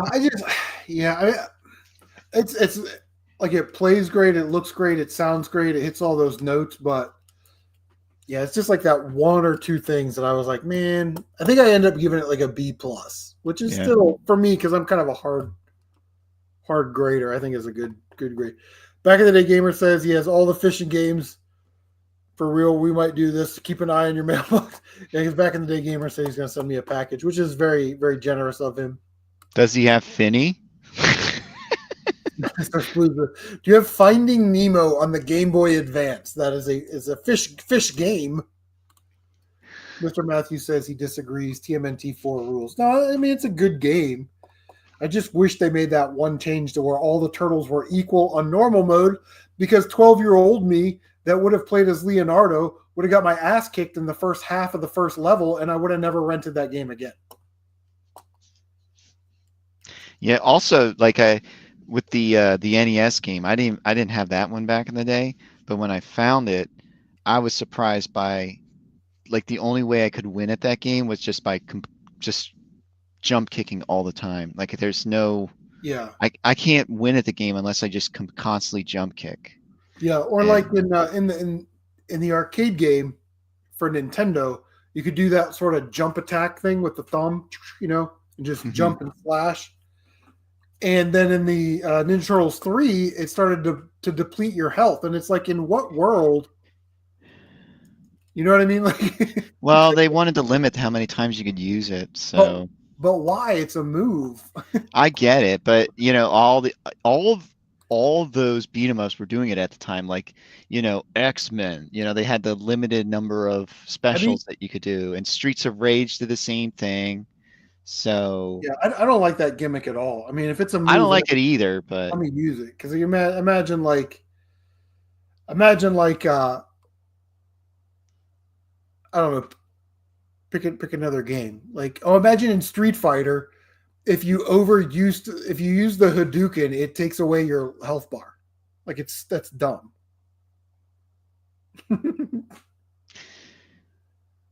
but it does use up your special meter. Or no, I'm thinking of the super move. You're just thinking of the regular. Um, oh no, wait, I'm thinking of later ones where you have the special bar and like Yeah, you can have like 1, 2, 3 max. um,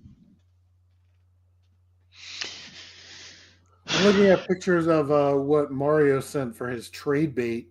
He's got a lot. He's got a pretty stout.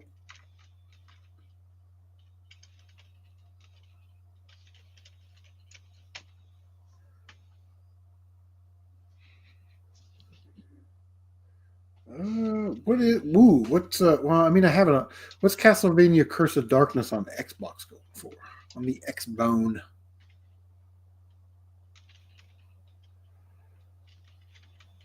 Let me see. one of my favorite episodes of the Ninja Turtles, like they're Mr. Matthews mentioned how he picks guys.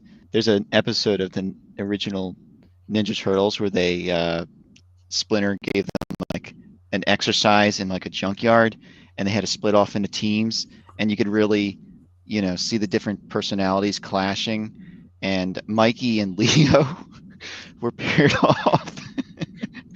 So you can imagine how that went. But I love the Turtles. It's funny, you know how much TMNT merch they release every year, Oh my god. and I want all of it, but I can't buy all of it. Have you seen like the Super 7 figures they made where it's like they made them look kind of like the cartoon original Playmates ones, but then they like upgraded like the paint and the molds. Like Playmates had some really awesome molds for those turtles, but you should see like these Super 7. They're just insanely well done, and they're a little bit taller. So um yeah, really nice stuff they're putting out. But I bought some stuff, but I rarely buy so much because I'm just like my shelves just look like a mess otherwise.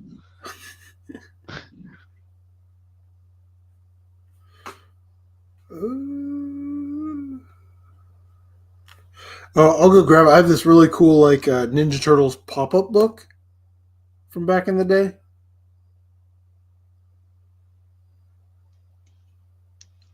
Hold on, let me try to work this trade real quick with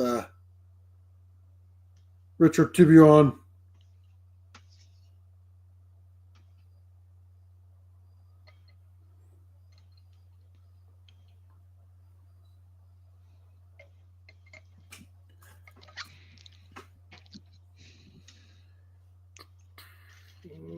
I want to look at this shredder. All right, so we got like 30. Is it the turtle? Mario, Turtle? Mario, what did you want? You wanted all right. So we got riddle corpses, cool, and the Wiimote with a Wiimote. Is that what you said?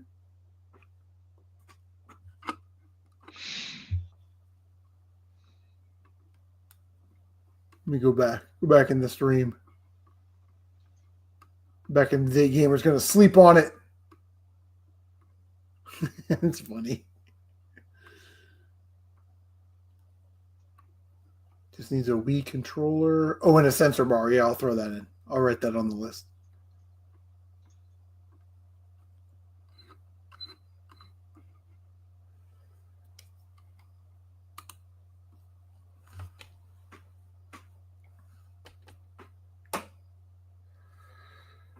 All right, Retro Tiburon. How about the Wii controller? I'll throw in the Wii Motion Plus and a sealed copy of Riddle Corpses EX for Street Fighter 30th Anniversary and Streets of Rage 4 on the Xbox One.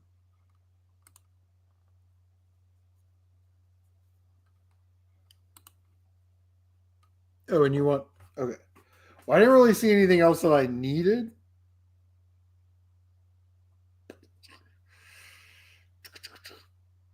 But I could do Riddle Corpses sealed and the Wiimote for Street Fighter 30th Anniversary and Streets of Rage 4 on the Xbone One. Not really seeing anything.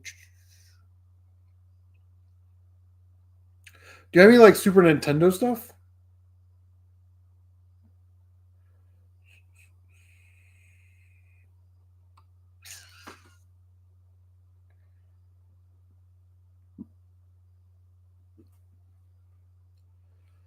What's that game? Let's see.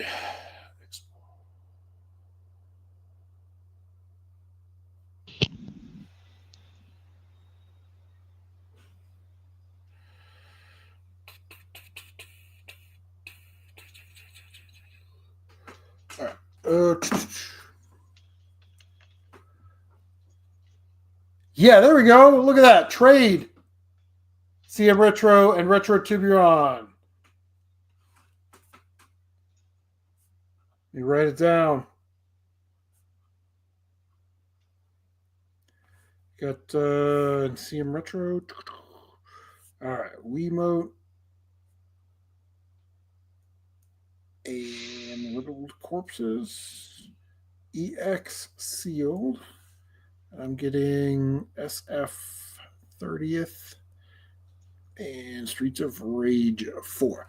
Awesome. Check it out. Trade. Claps for trades. Finally made a trade.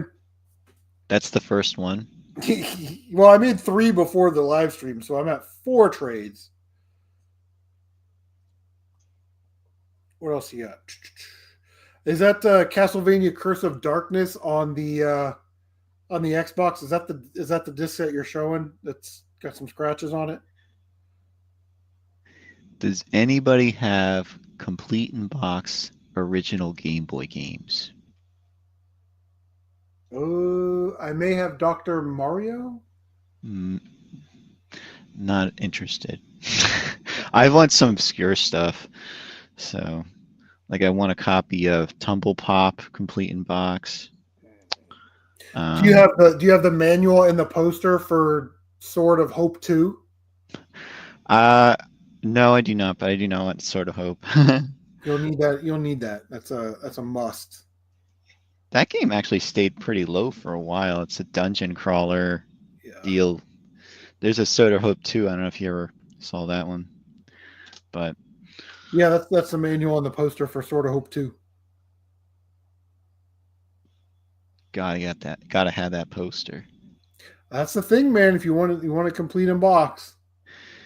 I actually, it's funny. I was looking for the. I have a Blaster Master Boy on the Game Boy, and it's got one of those game-specific registration cards. And so, I was tracking down where all like the game-specific, like it was included in a couple games, and so I was tracking them all on eBay and just like emailing sellers one after the other, like, would you mind selling this registration card? And one eventually budged, and I was surprised, but because I was like, yeah, it's a collector thing. So it just was driving me nuts that I didn't have this stupid registration card. Yeah, right. I have the same thing with Donkey Kong Country. I just need that one. There was it's almost like a tan insert, and it's like it's something about it's like a Nintendo Power insert or something. Yeah, they got game specific Nintendo Power subscriptions for all those Donkey Kong Country games. Yeah, that's what it was. Hold on. A secondhand toy dealer. Let me go. Yeah, Let me go that's grab I that. mean, it's really once you get like something like CIB Game Boy games, I think it's hard to part with them. But then again, I just love the Game Boy. Yeah. Uh, I mean, most of my Game Boy stuff is from that I had when I was a kid, so it's really hard to part with. Actually, let me see if I'm pretty sure I have this San Francisco Rush, but I might have. They made so many Midway arcade racers that it's like I don't remember. Let me see. Yeah, I have both of them. Yeah, I mean, definitely, it's definitely for trade, Mario. I'm not seeing anything that I really need because I have that Castlevania game on the PlayStation 2.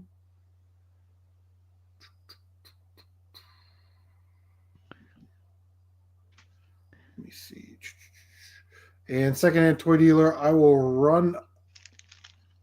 I Does will run anybody have upstairs and I will grab that Doctor Mario. Hold on.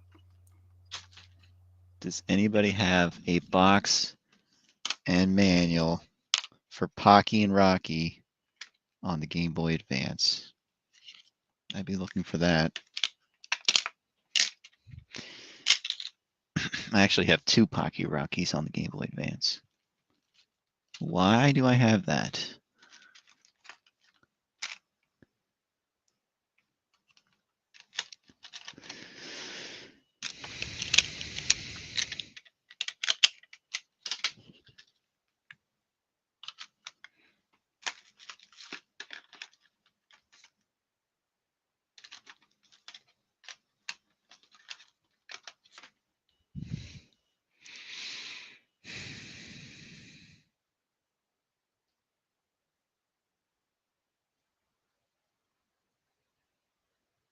Really? I should check your stuff out.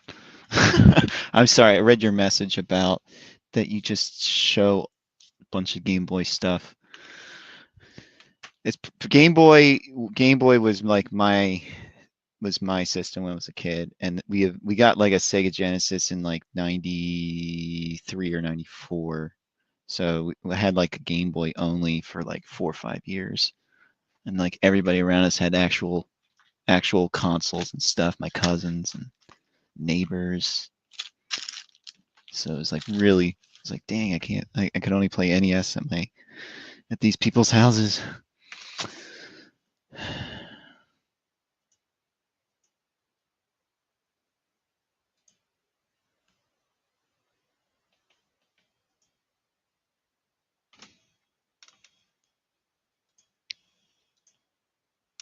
It is not allowing me to click on your channel, Mr. Matthews. Is it just Mr. Matthews? Is that your name of your channel? I mean, like sometimes like it's not the username is different from the like if I just type in Mr. Matthews, will I get your channel?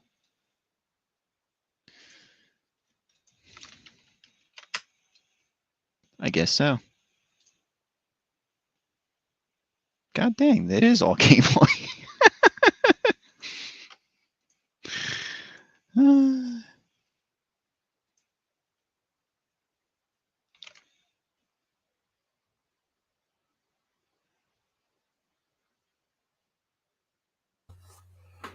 All right, so listen, I don't really have a lot of like box Game Boy stuff, but I've got Texas Hold'em Poker Mm. Field, Vegas Stakes. Let me see. Oh yeah, look at that. It's got all the stuff. Let's see what else we got.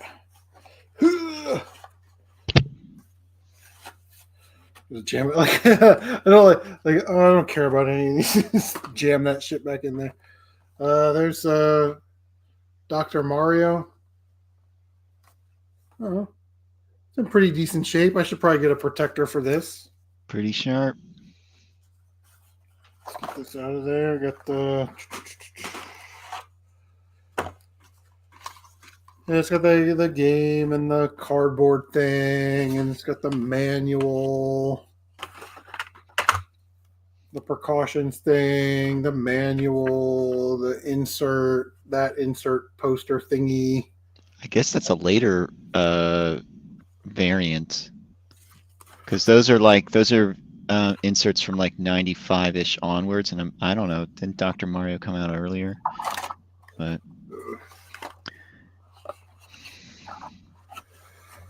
so the question is, what do I value my Dr. Mario at? It is $1 billion. it's a pretty clean copy, by the way. And I will say, for Game Boy stuff, at least maybe I care too much about that box, but like that can I've seen some wild variation in prices for CIB Game Boy. We go big. I'll take a. Oh, there, but I can see. Boom. Whoop.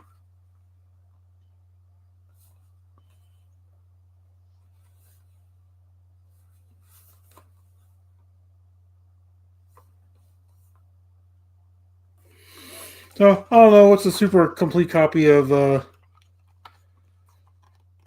that go for? And I also got a box. This box is all fuck. I don't really care. I'll check out your stuff. I'm not gonna check it out now while I'm in chat, or but I'll check it out. Like, I definitely love Game Boy stuff. Oh, the So game is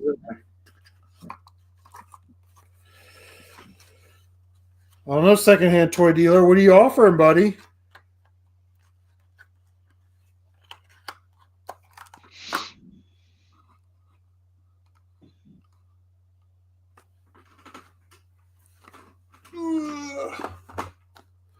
And I'll throw that right in a bubble mailer and send it right to I see a video here, the best and worst Game Boy sequels to NES games, and I see Wizards and Warriors. Yeah. Man. Yeah, Retro Tiburon, thanks for the trade, man. Let me put that. Let me grab a sticky. I'll put your name on there. Boom, Retro Tiburon. Getting an awesome game, a Red Art Games game.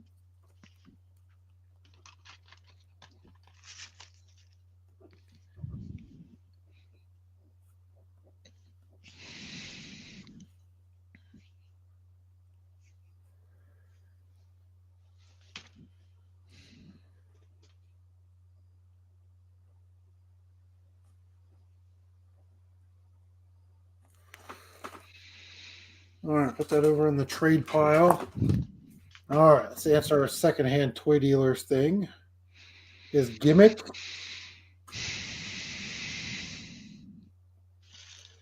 All right, how much is a complete copy on Dr. Mario? I'm guessing $80,000-$90,000 probably. That's just being conservative. It probably also varies by the variant release. So that, like I said, I think that's a later release, and I don't know if that matters for Dr. Mario, but maybe. I mean, maybe somebody wants the fourth release of it that's not what's the player's choice or something, Yeah, so it looks like this person has a Nintendo Game Boy Dr. Mario complete in box for 54 something. $54.95. I think that's about right, around 50 bucks. This guy has a complete Dr. Mario on the Game Boy, complete box manual inserts, got all the inserts. And he wants $83.99, but his has a plastic insert instead of the cardboard insert that the game sits in. Well, that's why I'm saying, like, I think there's an earlier variant, and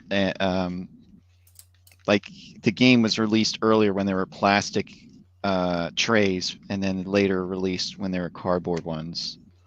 So it can vary with like all the different inserts and what have you. This guy's asking $129.99, and it just has the box, the cardboard insert, the game, the plastic case for the game, the manual, and one of the Game Boy Portable Power posters. That's probably an earlier one. But again, it's like, you have to, here's the thing that nobody ever like takes into account when they say like, oh, my collection is worth this or my game is worth this. You have to find a seller or a buyer who's going to pay that. So Bingo. it's not, you know, so you might have a little Samson cart, but you need to be able to sell it for if you're gonna sell it for 3K, how many people are buying it for 3K? And the way it is now, it's like, well, I'll just download it on the Nintendo shop for $10, or I'll emulate it for free, or you know what I mean? Like, yeah, like who's gonna pay extra money for Wayne Gretzky hockey with the white jersey? see here, this is what I'm saying. Like, I feel like the NES, I feel like that the NES is not, it's not sinking in value, but it's just sort of like hovering overall, like the overall values. Yeah. I've noticed that people have started to trade in more Nintendo and Super Nintendo commons and mids and GameCube games. That makes sense. I go to my local store. There was never that many GameCube games, maybe like a half a shelf. Now they've got like 2 or 3 shelves. Pretty good. This is the best time to do it when there's all these low titles people are buying them up. Like, especially during like COVID, people were just buying the crappiest games and paying, $10, $20 for them. Yeah, right. But it's just that time, it's that time when those QBs are growing up and they're like, we got to get, they're into it. Like we were into NES, Sega Genesis, Super Nintendo. So now they're into their Nintendo GameCubes and PS2s, and so all those games are going up in price. And I would say even the PS1, like PS1, I still has yet space to climb in value. Yeah, because there's a lot of like secret games that nobody really knows. Like a lot of people don't talk about, like Pink Panther or like that's a pretty expensive game though. Like black label versions of games that were long box. Yeah, right. One run of, jewel case black label, and then got greatest hits. Jacob wants to see some Sega stuff. So I got Sega Rally, NHL, Suzuki All-Star Racing, complete copy of the Seamans. Just showed off some Genesis games. Got Double Dragon 3, but some Saturn. Trying to offload some Saturn. I got Iron Man. What? Iron Man, Exo, Man of War, and Heavy Metal. God damn, just call it Iron Man or something, man. Here's a sick game. High Velocity from the Saturn. That's a Japanese drift game, right? Clockwork Knight 2. I don't know. I've never played it. I got Last Gladiators Pinball, Daytona USA Championship Circuit Edition, SimCity 2000, which I'm guessing is pretty sick on the Sega Saturn with its graphical capabilities from 1995, and Pro Pinball. I've got Double Dragon 3 and Turrican on the Genesis. I've got some Master System games, some real common Master System games. So, let me know. Hold on. I'll grab them.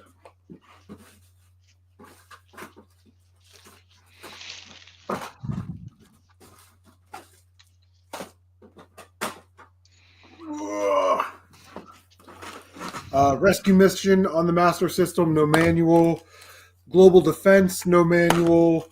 I got loose copies of Action Fighter, Enduro Racer, Rambo, and Afterburner. Now, understand these are all listed on my eBay store, and usually every year after the trade show, I will either add these to the collection or I will take them to. I'm taking them to the game store tomorrow or Monday. So, if these are games that you may want. I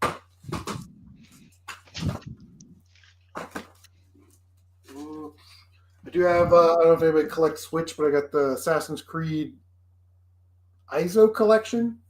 This is the one with the cartridge, not the download code. Because we don't play that shit here. Just kidding. Is that a variant where they have a download code version of it? Yeah, there was a version where they sold the box with the code in it, and then there's a version where they sold the cartridge in there. So, do they sell it at the same price? I'm pretty sure they did. I mean, Nintendo's not going to give you a deal for nothing.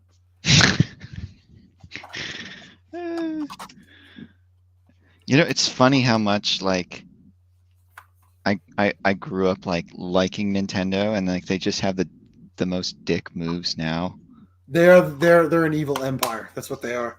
Here's Yeah. that copy of Fortnite with the disc. They sold this with the disc, and then they realized that nobody cared about the main game. They just wanted to play the online multiplayer. So then they sold a case with the download code in it, and then they just stopped selling it all. Just, and that case will need to be replaced. It's got a crack in it. Yeah. One of those gimmicks, man. That game used to be like $150 or so. And I was like, no, I'll hold it. I'll hold it. I'll hold it. What Legacy Collection? No, this Fortnite with the disc. Oh, that, yeah, because there was a special DLC code in there, like for some weapon or something. Yeah, I got rid of mine, thankfully. You know, like When it, it was going down in price when I got rid of it. That and the that NFL, the last NFL oh 2K yeah, Madden game 14. on, yeah, 14. Yeah, I think that was it. The last one on PS3 and 360. Yeah, The thing kept declining in price, and I was like, God dang it! I kept finding those and I know, garage right? sale. I Yeah, was like, it was like one of those games that people were paying big money for, and I was like, I think I stumbled across like the game maybe 4 times in a year, yeah, and I for a game that was going for that much, I didn't expect to come across it that many times, but yeah. I used to find that one all the time, and then 13 still had some value, true, yeah. and then NCAA. It was like College Hoops 2K8 was pretty valuable, and then the one with Blake Griffin on it was pretty valuable. It still is 2K. I think College Hoops still 2K8 is still Yeah, yeah. a But decent I amount. used to find those games frequently. And that's a good one. You know, it's funny, those sports games are always overlooked. Yeah. So, and Oh, and then like Madden 17, that was another one. yeah, you're right. Yeah. I try to, if I'm at a garage sale now, I used to overlook the Madden games, but if I can get them like super cheap, I like to get them like for $1 or less or something. I pick them up and then I bundle them together because there are people that just want the whole set and you paid $1 for each of them. Mhm. So, Even if the if it's like 360, for example, if the 360 cases are in good condition, the 360 cases are probably going to be worth $1 eventually because you're going to find a really expensive game that has a cracked case and you need to swap it. it's true. I So I mean, don't I really think, I don't dollar games. I pretty much almost always buy them unless they're just like trashed. well, I regret not buying 25-cent GameCube games that I found, like, because I just didn't want them. Like, I was at so many garage sales where people were like selling GameCube games for 25 cents, and I was just like, I don't want those. And I wasn't thinking, you know, this is at the time when the games were expensive. Like, I think, what's the game on GameCube now that's ridiculously expensive? Fire Emblem was like a $50 game. Yeah. Now that was like a high price. And I would come across GameCube games. People, yeah, you can get 4 of them for $1, and I'd be like, I don't really want MLB or whatever they were called, whatever games. Yeah. And I wasn't thinking ahead to where I would be finding a GameCube game maybe loose or whatever, and then maybe that plastic cover is ripped off, and the cover art's maybe Mhm. just so you need a new case to put it in. So feel Yeah. kind of dumb not picking them up now. This here's the dumbest thing I left at a garage, not a garage sale, at a thrift store. I left a copy of Chibi Robo for I think it was $4 or $5. That's all their video games were flat price. It had no manual and it was kind of scuffed, and I was like, oh, I'll find a better one. I'll find a better one. Yeah. Yeah. And now it's like I would buy that even if the disc was cracked in half because the cover art and case are $5. You know what I mean? Yeah, it's true. So many stupid things I left. I left a gold Game Boy camera at the same. It was a same thrift store, different day, but I was like, I don't really want a gold. I don't want a Game Boy camera, and I had no clue. Like the gold Game Boy camera was like some super special edition thing. And at that time, it probably wasn't that expensive, but I don't even know if I recall. Like it had some Zelda pictures built into it or something, like for Zelda Link's Awakening. There was some kind of deal with that, but it was another item that I was just like, son of a, why did I leave that? Yeah. I just wasn't, I wasn't in that kind of, mindset of thinking that things would be valuable someday and I should be Yeah, picking them you, up. you just weren't like as savvy as you are now. Like I remember one of the first. You said we have this thing called Auction Ohio, and I won this video game lot, and I went down there and picked it up, and it had like Mega Man X2 in it, And I was like, "You got any more video game stuff?" And he pulled out a stack like this big as Sega Saturn games, like Sonic 3D and whatever. I'm like, "How much are those?" He's like, "Oh, they're like $5 a piece." And it's like, well, I don't really own a Sega Saturn. Like I should have just bought them all. Yeah, it's so crazy. And so now I'm like I'm more my instinct now is to just jump in if I see because I know there's a potential, like especially for like DS and Wii, like if I saw something that might be a little bit more than I want to pay, but I know where it's heading, I'm picking it up.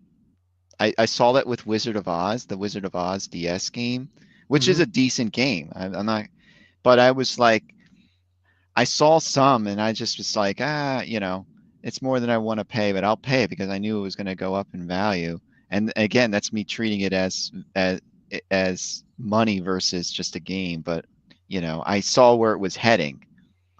But yeah, either way, it's like those kinds of things where you can see like, oh, this is going to be something eventually. So that I mean, man, I didn't predict everything, but you can know which ones are going to be like the Tatsunoko game. That's definitely it's not a very expensive game right now, but yeah, that's like an exclusive game with exclusive characters. It was never ported to anything. And it plays like Marvel vs. Capcom. It's very fun. So there's also not so expensive Hudson published. I don't know if it's developed horror game called The Calling. And that's another one I feel is going to be a super expensive game just because there's so few kind of, and I don't even think it was ported to anything either. So, but that Dokapon Kingdom game though that you mentioned earlier, that was ported to the Switch, and I believe it might even be ported to like PS4. But when that happened, Dokapon Kingdom just crashed in price. Yeah, there's two Wizard of Oz games, but I think you know what the one I'm talking about, Mr. Matthews.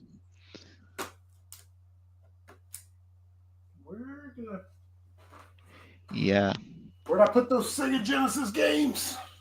Yeah, the last Wizard of Oz movie that came out just like shot the price up like nuts. It went from like, I don't know, like I don't know what it was, like $80, $100. I don't even remember, but it was like now over $300 last time I checked, but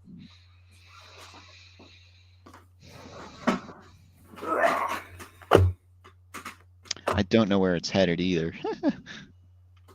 Yep, rollerball controller. You know what other game has that? There's a Taz game, and I found that one kind of fun too. It's like Taz Galactic Ball, and there's a ball on the bottom screen. You kind of rev it up to make a move, and if the faster you rev it, then it goes into like the tornado spin. So that's another fun one on the DS. I think it's called Galactic Taz Ball.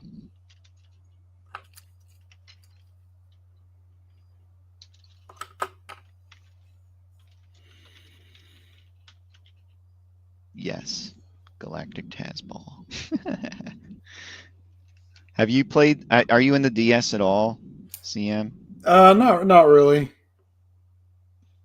It's got some quite a few unique games on there just because of that interface. Yeah, yeah. A game that I like on the DS that no one seems to talk about is Ninja Gaiden Dragon Sword. That's decent, yeah. And with the and you can it's like the also the orientation is different. Yes.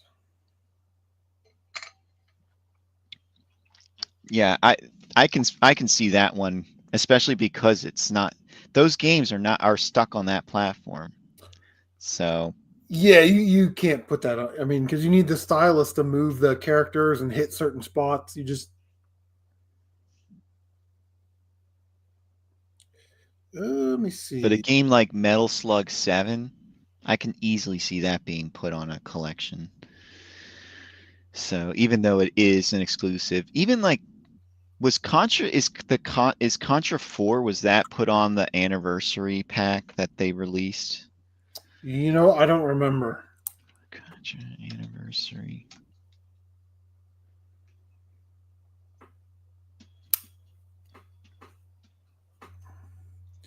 I don't remember. I wish the Ninja Gaiden one that they did that was not the 3D. I wish they would have done a 2D Ninja Gaiden collection with like 1, 2, and 3 on Nintendo, the Game Gear version, the Master System version. Like I wish they would have done that. That's just too much value. Yeah. It's funny, like Taito keeps releasing these collections, and it's like they can fit every single game onto one cartridge, but they're not going to do it just because they want to milk it. I love the ones that came out for PS2. They had a ton of games on there. Um, but even so, they released them in on two different discs. And there actually were some nice little behind the scenes things in there. Like there was a documentary on Bubble Bobble, which I know you hate. um, and just some of like the arcade flyers. And I love Taito, so I just love flipping through all that stuff. It's a nice little set, if you will, like the two collections they had.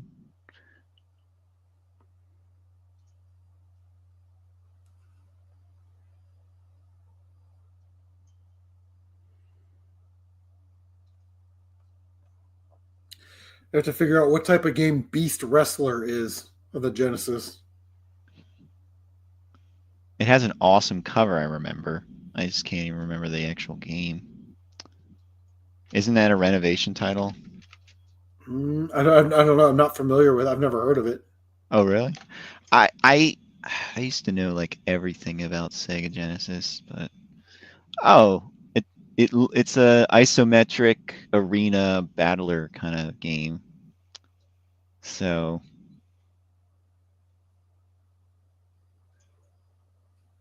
I've never played it though. The cover looks awesome though. Oh, yeah, I probably wouldn't play that. I'm trying to work out a deal with Mario. I'll take your Twisted Metal on PS3 complete for sure. And I'm just trying to pick out like a I throw might in. actually like it then. I mean, like, I love I like King of the Monsters. That's a wrestling kind of fighting game. I don't like wrestling games, but if you put monsters in them, I like them. You're in. I'm in. Yeah, Godzilla Destroy All Monsters Melee and the sequels to that, I'm in.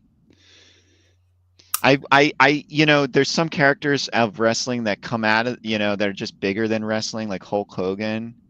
And so, but I just never was in, like, I remember, it's funny thing is, like, the few wrestlers that I know, they're all the old ones.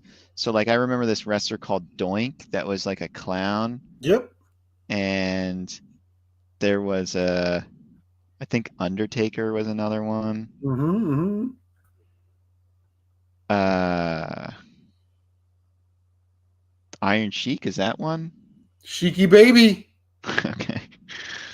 Yeah. I there were kids that were fans of it, but I never got into it. It's just the WrestleMans. I like, what game I like though? It was based on an anime. I like that too. The GameCube, it came out on GameCube. The Kinnikuman game. Mm. Can't. Kaniku. They had a Fox cartoon. What's it called? Ultimate Muscle. That's what it's called. Yeah. Mario, is there anything else that you want? Because I kind of have my eye on Twisted Metal, and I'll take that Castlevania game. I'll resurface. I own a disc resurfacer, so I'll resurface it. And the scratches just kind of look superficial; they don't look deep or anything. But I got your Double Dragon 3, which I figure is about like $30. So I owe you like $20 in games, $25 in games. Wow, it is expensive. It's probably because it is a renovation game. I'm looking at Beast Wrestler. I don't know. What are you collecting for? Retro Tiburon. You do a lot of.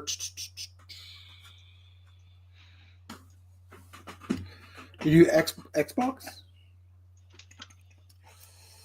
Do Wii U? I'll throw in the pair. Assassin's Creed and Captain Toad.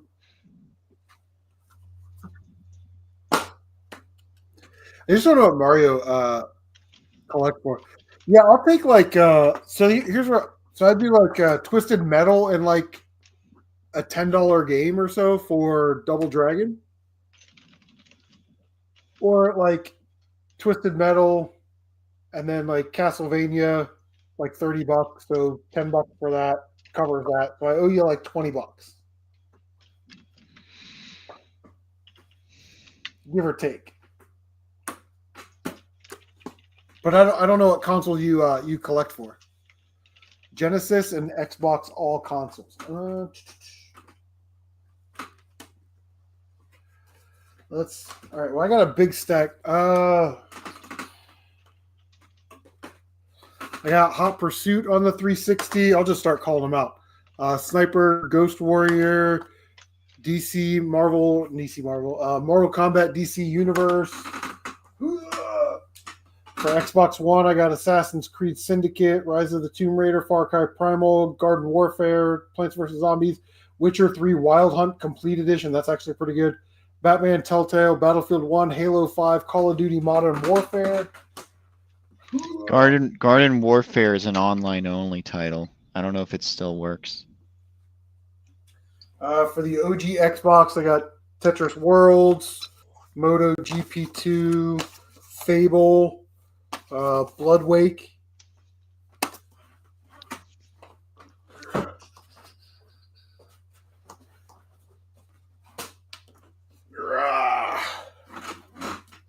Let me go big screen real quick. I'll flip through these. Where are we at here? Boom. So I got Gears 2,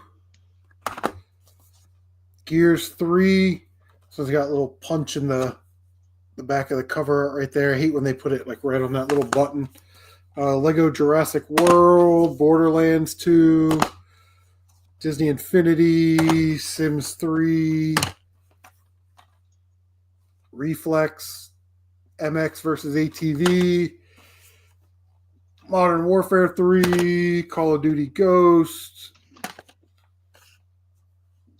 Elder Scrolls Oblivion. This has like the map. You know, it's like got a really cool map to it. Supreme Commander. Surf Blue loves this game. UFC 3, Walking Dead Survival Instincts, Walking Dead Telltale. Do you have Walking Dead Telltale? You have to. It's a common game, but it's really fucking good. Left 4 Dead 2, Dead Island. Well, I want to make sure you get good value, bro. Like, because I got all these games sitting around, so definitely trade something.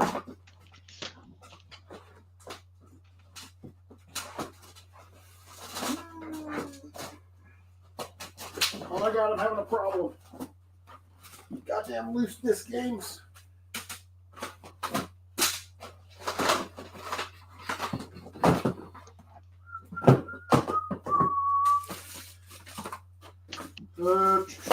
on my eBay store, I got Skyrim, Portal 2, Minecraft Story Mode,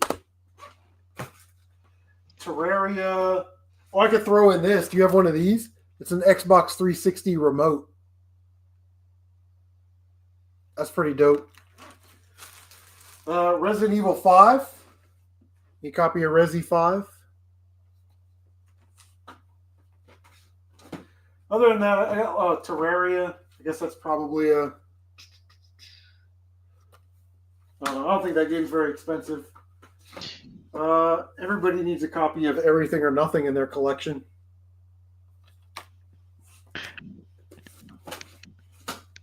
That game's killer. It's one of my favorite. I think it's better than GoldenEye on N64. Hot take. I actually don't like GoldenEye. I mean, it's okay. I mean, yeah, that's how I feel about it. It's okay. It's above average a little bit. I think it was because like I wasn't really floored by it back in the day, and now everybody just loves it. And I was just like, no, I just don't feel like I can get into it that much. So like it's really the controls also because I didn't have it back in the day. I played it a bit, but I didn't even rent it. But then I was exposed to so better controls after the N64 and its analog stick and just FPS games on consoles that when I actually did go back to it, I'm just like, this is really hard to play. So, but I actually, I do like the Turok games on the N64. They're similarly kind of weird to control, but I like stabbing dinosaurs in the face with a knife.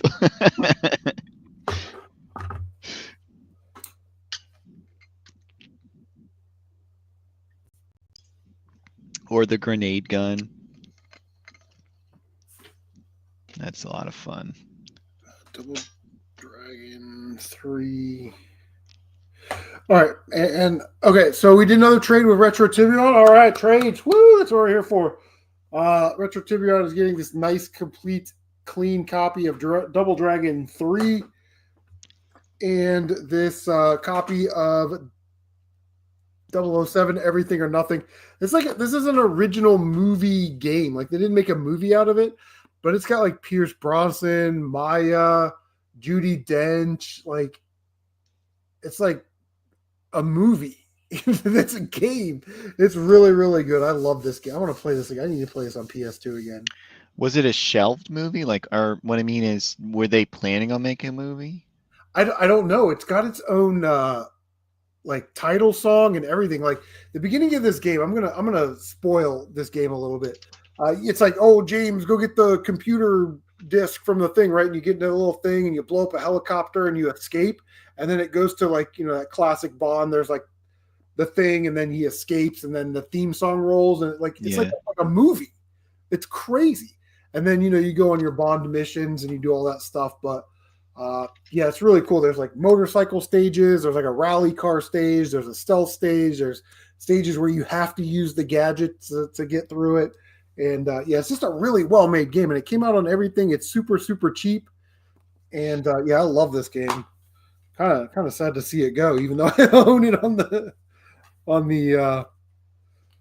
PS2. But yeah, nice complete with the manual. But I'm glad it's going to a good home, and I know Retro Tibion will love and enjoy this. And if he doesn't, Tylord's going to kick his ass. So, all right. So I'm sending in 007. Let me write that on the list. Very happy with that trade. Get Twisted Metal on the PS3, which I think is the only Twisted Metal game on the PS3. Does that sound right?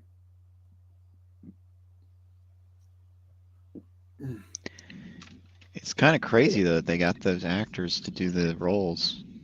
Yeah, it's crazy. Like Maya, you remember the hip hop singer Maya? Kinda. The name is familiar. So it's like, Willem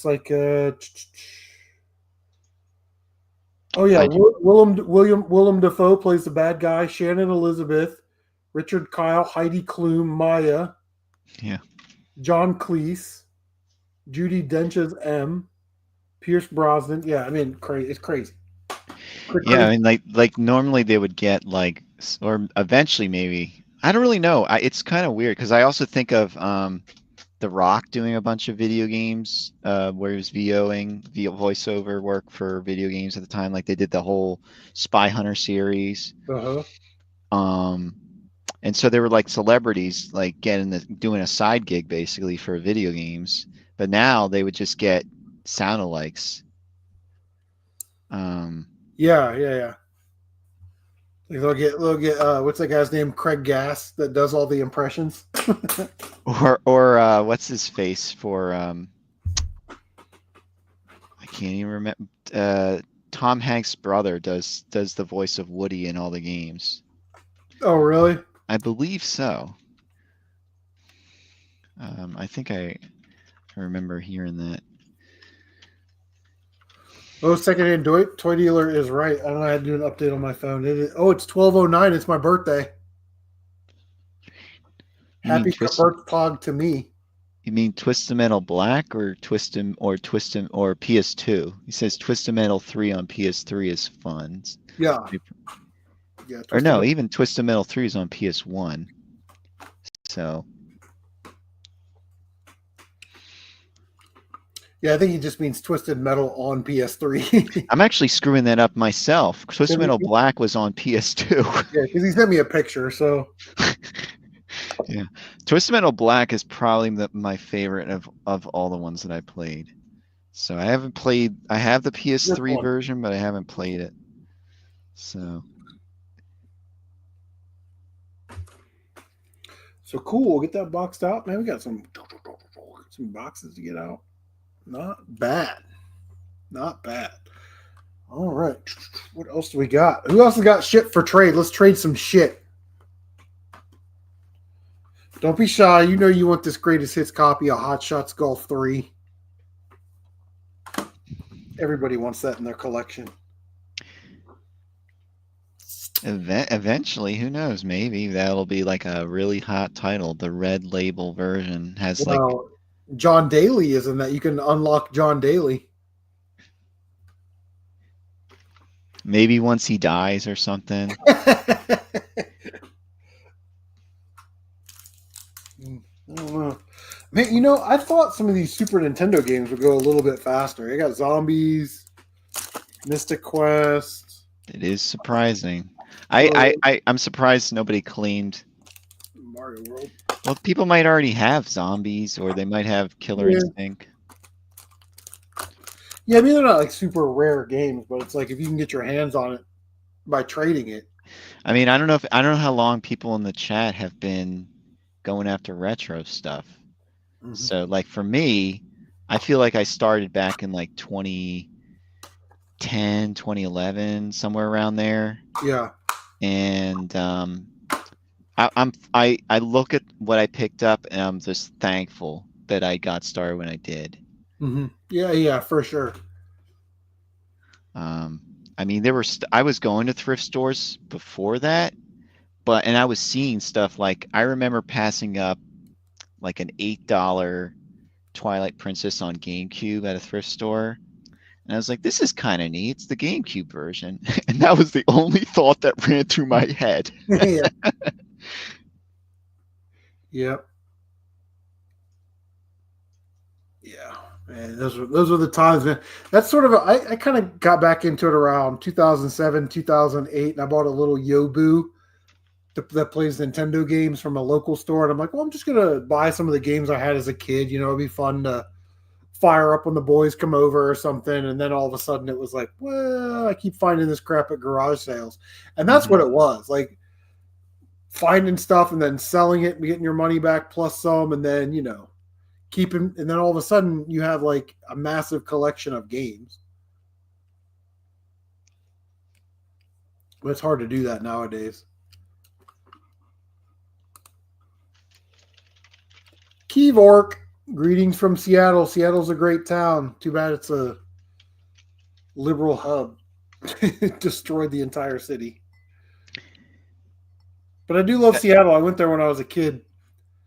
Saw the Space Needle. Went to the Kingdome. We were gonna see Ken Griffey Jr. play, but that was that season where he like slipped in the shower and like messed up his thumb for like 3 weeks. And of course, that's the week. That was the week that we went. But did get to see Chili Davis and the California Angels. It feels Seattle feels small to me for some. When I lived in Bellevue for a bit, and Seattle, like, which is, I don't know how familiar you are with the area, but it's like right outside Seattle, and it's like Seattle as like a bit as a metropolitan, like it just feels small. I grew up on the East Coast originally, so I was going to like New York all the time. So Seattle just feels like a very small city.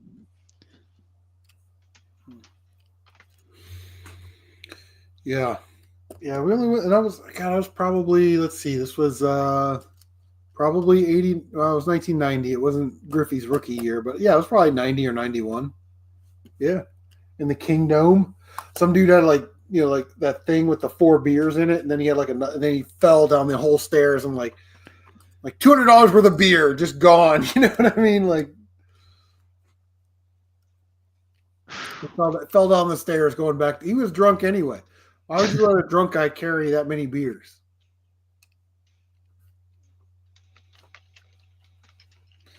Secondhand toy dealer. Are we making a trade for this this Dr. Mario?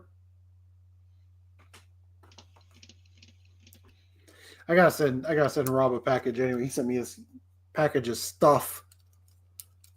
The problem is, like, I don't know what he's looking for, and he's got like a toy store in his home with the pegs and everything. So it's like, well, I mean, I could send you this, but where are you going to put it on the wall? You know what I mean? Is that like so? It's he's not selling. It's just that's how he displays things.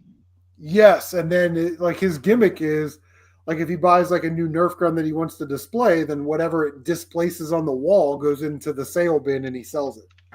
Ah. That's a neat setup. I saw, the nerd when he Angry Video Game Nerd, he created that whole video rental store. Mm-hmm. I thought that was pretty cool. That's pretty cool. Well, and there's another thing. You remember like 15 years ago, 20 years ago, like all of those Blockbuster rental cases that you saw with DVDs in it at the thrift store for like $1? Like people pay like big fucking money for that right now. Because they want those Blockbuster cases in their rental store. Really? Yeah, I just bought two Blockbuster video cases, just the cases, no inserts, no movies, for $4.99 plus shipping. What do they want the ones for video games as well? Yes. Huh. But they're even better if it's got the movie and the cover art, and like the Blockbuster thing on the back will say like store, 2374, and you can look up and find out where store 2374 was. And then I would put that in the listing, like store 2374 was Minneapolis, St. Paul or something. I usually just trash those and like replace the case with the official one. Though the one thing that I save though is do you have Funcolands in Ohio? We didn't. Oh, you didn't? Yeah, it was a video game store, used video game store that eventually became GameStop. But yeah, they had like these cardboard sleeves for NES games, Sega Genesis games, Super Nintendo games, and they had their logo on it and everything. I save those when I find them. But yeah, I can definitely see. I actually, for the most part, I clean all the stickers off the games I find, but there's one game where I kept the rental sticker on it because I just thought it was kind of neat, and that's Aero Fighters on the Super Nintendo. Because I was just like, I don't know, like it's a really expensive game, I know, but it's like for some reason I was just like, add some flair to it. The label's in great condition, so it's not like that's screwy. It's just like Tyler and I, we talk about that all the time. Like back in the day, I would take off the stickers from the cartridges. You find crap at garage sales, and it would say like Linden Heights Library, and it was just a copy of like Tecmo Bowl or something. It's like I wish I would have left all of those stickers on there. It gives it a kind of like flavor, like a yeah, like a Well, locality, but it's provenance. It ties it to a certain place at a certain time. You know. yeah, yeah, I can see that. Like I said, for the most part, I still clean up everything, but I can see that being appealing, especially if it's just the sticker and the rest of the cartridge is super clean. Like you clean the rest of it off, but it just says like this came from this spot. Yeah. So Yeah, I like that. Well, it's funny because back in the day, Gamer and I actually traded the same game. I had Worm Journey to the Center of the Earth or whatever it's called, and it had a video game sticker from a store that he used to rent video games at, and he thinks that he used to rent that exact game. nice. So I sent him that copy of the game, and he just sent me the regular copy that he had in his collection. I was like, so we basically paid shipping for 2 games so he could have the one with the sticker on it. But that's what it's all about, man. Making people's childhood dreams come true. You know, it's good stuff. So, let's see. What do we do? What are we doing tonight? Dude, I got so much. Like all this stuff is going to the game store tomorrow.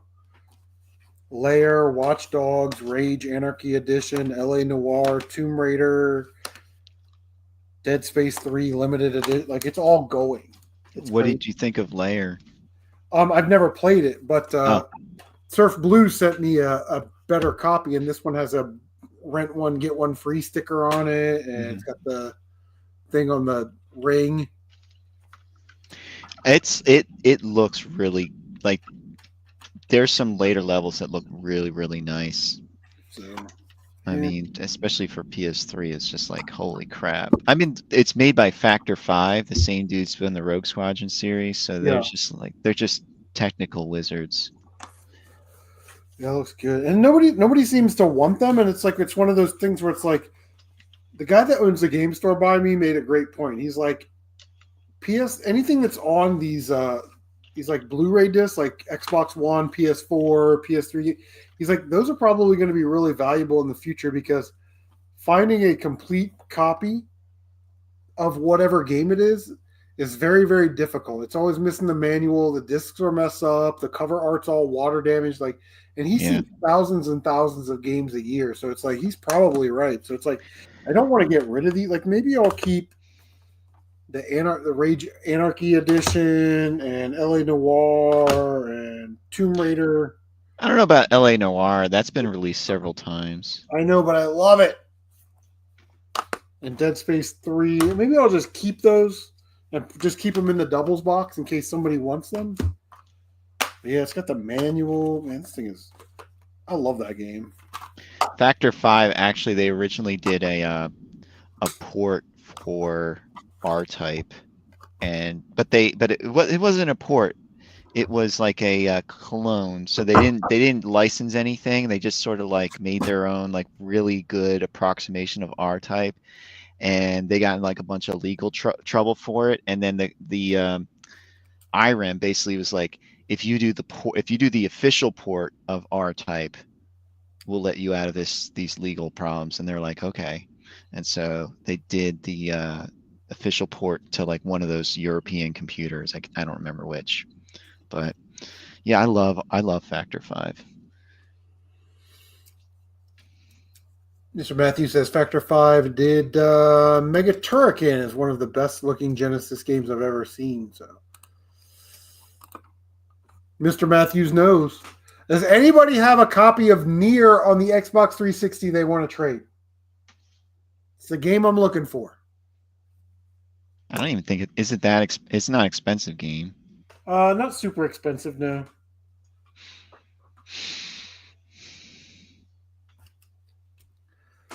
Nope, it's like I want to say like $30, $40 max complete, but really? Yeah, I'll trade somebody a copy of Zombies Ate My Neighbors. I'll even throw in a Killer Instinct on Super Nintendo. For Nier on the 360. How about that? Are you talking about you're looking at Nier? Like the first one? Yes. Maybe I'm not maybe not the right game. I'm seeing it for like $10, $12, um, $8, 18, 20, just free shipping. Yeah, it's like 20 bucks, 20, Yeah. 25 bucks, whatever. I don't know. I don't know. I don't.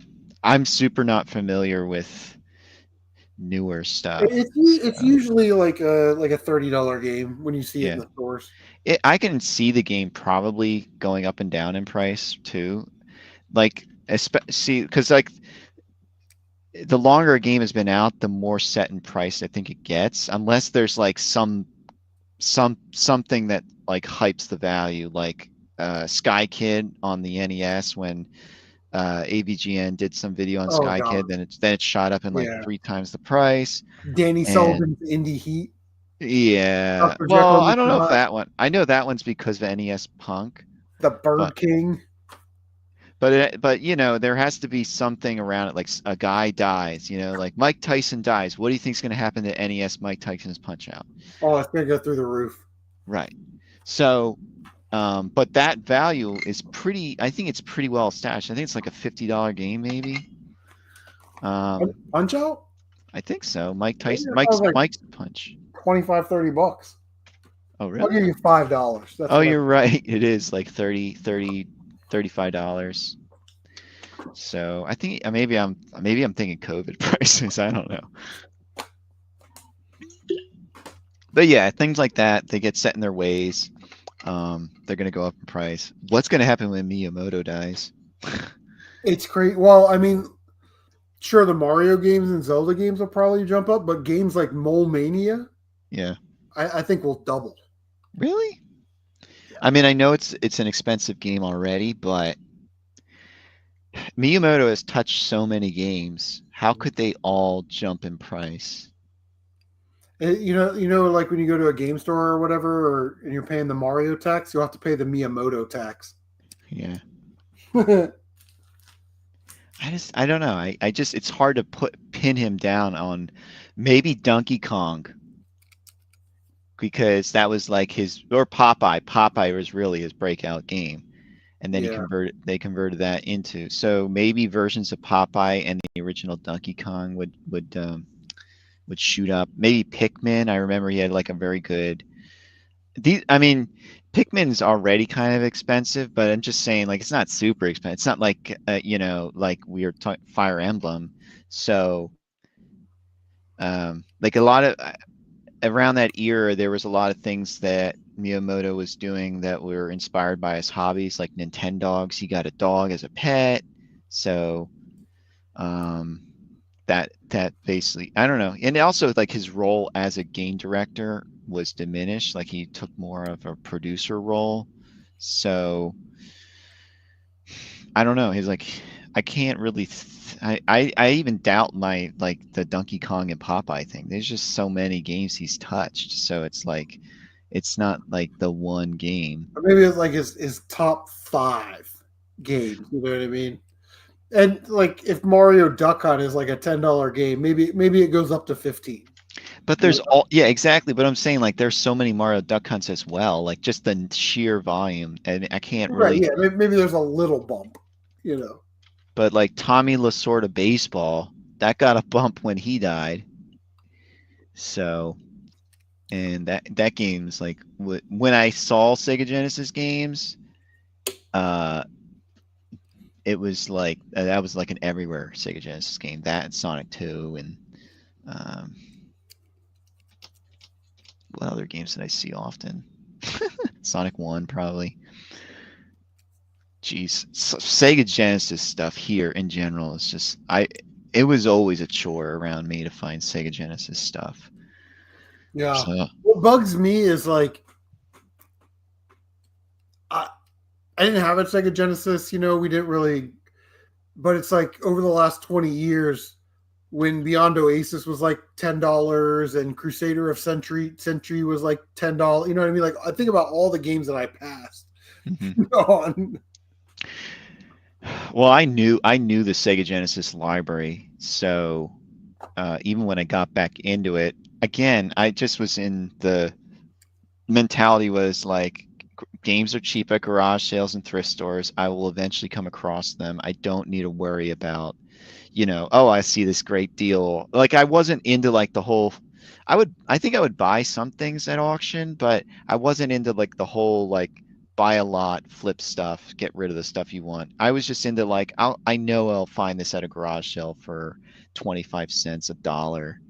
And just like, I remember like quoting people or just, I remember one of the first garage sales I went to, I got some really cool Sega Genesis stuff. And the guy was asking me like, how much do you usually pay for this stuff? And I was like, a quarter, a dollar.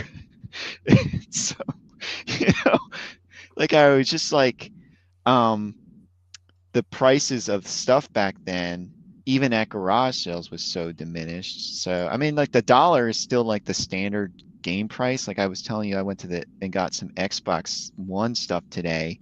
Yeah. And I was surprised when they said, oh, we'll just sell those for $1. And I was like, my mind is like not so used to seeing, games that aren't that old for so cheap, but people just devalue them so quickly nowadays. Yeah. Well, and then they want to get rid of them. Like the lady that I went to, like the garage sale, she had all those Xbox games and stuff for $1, and it's like, well, and she's saying like, well, we have to be out by the end of the month. So in her case, there was a sense of urgency to get rid of stuff because you either sell it or take it with you, Yeah. And then apparently her son, who was living upstairs, had an eBay store, and all this shit was in his eBay store. And No. he moved out and told her, like, I don't care. I'm not coming back to get it. Just sell it. Yeah. So it's like, okay, with $1 a piece, I'll buy them all. So.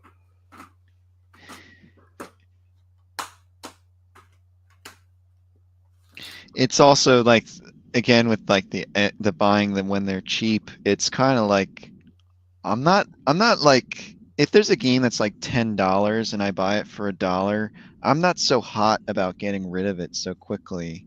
Not that I'm just like, if I sell it, I'll sell it, but I'm not like I need to make that $10, like I figure eventually I'll find a system or something that'll make it worthwhile to sell. I think it's actually probably the same idea I had early on when I was, finding a Nintendo and I just wanted to bundle up some games with it. Yeah. So. Well, that's what we used to do, just buy the lot, keep the couple things that you want out of it, sell everything else. And if, you had some things to put in the trade pile, then put it in the trade pile. But well, that's what I used to do. And I always, it's one of those things with marketplaces. Like when I sell a console, I love to sell it with games. I think it sells faster. And if you bundle it with the right games, you'll get the right buyer. I try not to overdo it with, mature rated games. I'll throw in a Plants vs. Zombies or a Minecraft or something that I because I know I'm getting it like super cheap and it's already paid for itself. So it's like, if someone's like, oh, I could get this Nintendo for $70 with 2 controllers and a Mario 3, and I could sell it. Like, even though I'm already making $10, you feel like you're getting good value. That's the best spot for me to be in because I know you're going to buy it, Okay. One thing, I mean, I don't know if you got what I was saying before. Like you said you paid. Oh, right. You said there's no fees. Okay. Never mind. I just remembered because I'm always thinking like eBay fees and whatever for things. And so like eBay takes like around 15% of your takes. I don't sell consoles on eBay just because I don't want to deal with that exact same issue. Like you stuck your dirty games in the console that I already showed you that I cleaned and tested. But my eBay fees would be like, it's like 13.3%, and then they just raise it to like 13.6, and then I do 3% promoted listing, 40 cents for a transaction fee, 40 cents for a box, a cent for the shipping label, plus any packing supplies, plus my post office is like a half a mile away, so it's not like it's super far. But still, I aggregate all of those costs into the item. Have you ever like used that as a bargaining chip at a garage sale? Like somebody goes like, maybe I'll just sell it on eBay. And I was like, yeah, but then you gotta like pay for all the shipping. You gotta take pictures and like, I try. I'll do this, and then sometimes when I go to like like a flea market or a game store or something where I really want an item and I'm kind of aggressive about getting a good deal, Hmm. I'll say that because at my local I have no problem. I don't care if this game is like a $20 game, right? I have no problems going up to the person at the game store and going, I'll give you 15 cash for this. Hmm. Because they're either going to say yes or no. Yeah, yeah, yeah. And then when they do say, well, it goes for 20 on eBay, then I say, well, are you paying 13.6%? Are you delivering it right to my door? Are you offering a 30-day money back guarantee with no questions? If you're not offering the same things as eBay, you can't really compare the price to eBay. So again, I'll give you $15. That's what I can do. If not, it's cool. Don't worry about it. And then they make a value decision. Well, I've had this game for 7 months. It hasn't sold at $20. Should I just get, you know what I mean? I do that all the time. Like Tyler, if Tyler's still here, he'll tell you. We go to this place called CoinMart. I'm not. What's the best price cash out the door? And it's like, oh, because I am going to give you cash, and I'm going to put that in your drawer right now. Yeah. But I'm not paying because they all price their games with price charting and eBay, and it's like I'm not paying that. If I wanted to pay that, I would have it delivered right to my front door, and I could return it in 30 days if I didn't like it or whatever. No, really on eBay, you don't even need an excuse. It could be perfect. You could just say item not as described. Yeah. To take it back, which is bullshit, but it is what it is. Yeah. Yes, promoting items on eBay, the percentage does matter. Typically, people are like, well, I'm going to promote listings. I'm going to do 1 or 2% just to say. I do like 3%, even though eBay suggests that you do 12%. But what I've noticed is eBay is sneaky, scummy slime bag motherfuckers. I'll do 3% promoted listings because I've only been doing it for about 2 months. I sell a lot more stuff to California, Oregon, and Washington than I ever have, and it's because they collect that extra 13.6% on the shipping because they calculate that as a final value fee. So you're saying they promote your listing in those states more? They promote my listings in states where the shipping is more expensive because they collect the extra. Yeah, so Postal Zone 8 is, California, Oregon, Washington, but yeah, I'm sending a lot more stuff to Texas, Las Vegas. I don't think in the 6 years I've been selling on eBay, I don't think I've sent more than 3 packages to Iowa, and 2 of those are to Nick T. Wolf, who bought, what I mean? Like, so 1 package just organically went to Iowa. Now I'm selling like 3 packages a month go to Iowa. I never really tracked that. So, I mean, I feel like my packages are sent everywhere. Yeah. So you would think that in Ohio, a lot of my stuff would go to like Indiana, Michigan, Kentucky, Pennsylvania. Like they would just force feed that to people that are closer because the shipping is cheaper. So really, people in California, their stuff is being promoted on the East Coast. People that live in Middle America and the East Coast, their shit's being promoted on the West Coast because eBay collects more in final value fees. Yeah, but I think they should get rid of. By the way, I think I'm saying, I think that should be illegal. I'm seeing. I mean, I don't know. I guess it could. I don't know if it can. It should be illegal, but I'm seeing like my last 10 sales. I have East Coast. I'm in California. East Coast, Midwest, East Coast, kind of still East Coast. That's Washington. East Coast. That's like Oregon. See, there you have it. Midwest. I don't know. I still don't think there's a pattern. I mean, you're landlocked sort of on the left coast. Yeah. Where I'm in the middle, so it should be a little bit more equally distributed. Yeah. Right, like all of your stuff has to go east, kind of. Yeah. So, but yeah, I mean, or international. And by the way, I'm not the only psychopath that feels this way because Rockstar Flipper did a video on it. Okay. I mean, maybe I just never tracked it. So like if 100,000 plus, YouTube channel, but yeah. Yeah. I just never tracked it. So I do sell things that are generic, but I also sell a lot of random, like not one of a kind, but there are not too many of them up there. So, but it's also interesting too, like Because I don't know if you watched the eBay thing where they announced like the changes that they're making. One of the things that they're adding to the seller hub is you can put in your cost of goods. So again, if Captain Toad is a $20 game and I paid $1 for it, I could put in $1, and eBay. But now eBay's tracking what your profit margin is on these games, and I don't like Yeah. that at all. No. Because the suggested promoted listing price is 12%, and if you're already paying 13.6, that means you're paying 25.6% promoted listing if you do it the eBay way. So $100 game, you've already lost $26. You're down to $74. So if your cost of goods was like $40 on that game, I mean that really eats away at it. I track mine in just like a text, like a giant text.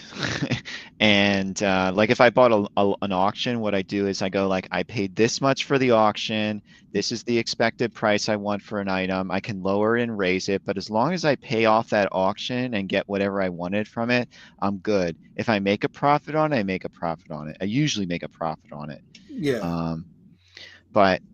But yeah, I mean, like, yeah, I wouldn't give eBay that free data, but I'm giving them all the data they want. Like, this is how many people pay for this. Like, I have a store subscription, so this is, the amount of goods that you sell at whatever basic, what your prices you're selling at. Yeah, I mean, they have a lot of data. So yeah, you're right. Giving them like, it's a nice convenient way because I have, just being, I guess, related to watching people who are in the game community, and flipping games has been in the scene forever. Like even when people are just doing this on forums, that I get suggested some of those eBay people. So I watched some, and they're like all giving you these unique tips on how you can track your price within the listing, like details and such, just so that you go like, well, I paid $1 for this and I'm selling it at 20. I could sell it at 15, and still make a profit. Yeah, because that's how I am. You know what I mean? Like I'll look at, I know what my cost is and I know what I'm selling it for. And if it's a $20 video game and everybody's selling it for $20, I have no problem going $16.99 plus shipping. But if eBay knows that the average, profit margin on a Super Mario Brothers 3 cart only is, 185%, then they know they can charge. Well, maybe we should start charging more for the video game category. It's because I don't trust eBay at all.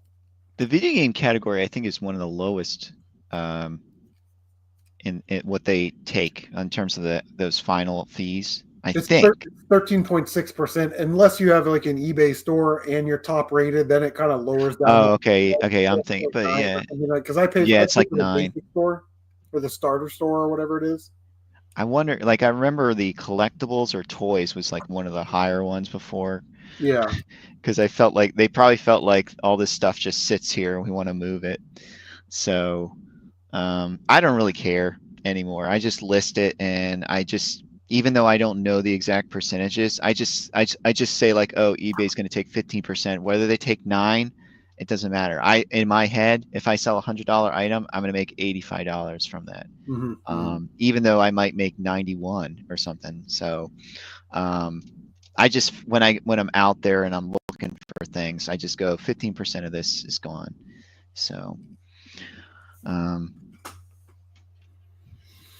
yeah, it's a whole thing, man. Like I caught the eBay bug in like 2019, and I just started selling stuff that I had kind of around that I wasn't using, and then I'd like source stuff like video games and stuff from garage sales and thrift stores, and that sort of dried up. So it's like, well, let's do collectibles and DVDs and sealed VHS, and now it's grown to like boxes of old toys and parts and pieces for board games and clothing. I have like 4 bins of clothing items. You know what I mean? But I mean, like, when you were going out to garage sales before that and thrift stores, were you buying anything to flip specifically? No, man, just video game stuff. It was just like you could go out, and it was a weird time too, because you could go out and find like Microsoft Flight Simulator for a couple bucks at a garage sale and throw that up on eBay and sell it real quick. Or what was the other one? Lord of the Rings 3, whatever the Lord of the Rings PC game was that was popular. You know what I mean? You could flip that. You know what I mean?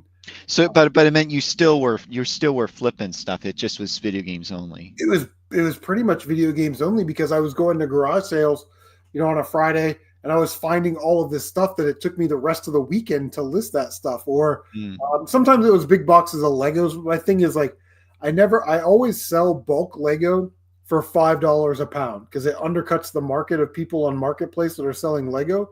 So in order for me to sell it at that price, I definitely need to get it under that price. But it's like, well, how much does an 18-gallon tub of Lego weigh? About 30 pounds. So, by the time you remove everything, what do you, if you're paying $40 for it, or $40 or $50 for it, you're definitely going to take out all the minifigure parts and pieces that you want. And there's definitely, all you need is 20 pounds. So is it 2/3 of the way full with Lego to sell it to make $100, Are you shipping them like as 5 pound lots, or are you shipping them as 20 pounds, or what's like? So what I do is I'll buy that like an 18-gallon thing of Lego, right? Yeah. And then I'll go through it. It'll take me a day. I'll just sit here and watch football or baseball or something and go through it. And I'll take out all the minifigure parts because that's the most valuable part. Then I'll take the bulk Lego and I'll weigh that. I'll take a picture of it, take a picture of the scale, take a picture of some of the more betterer pieces in there. And then I'll throw it up for like 5 pounds. So if it's 21 pounds of Lego, I'll throw it up for $100, even though I paid $50 for it. So I'll double my money on that box of Lego.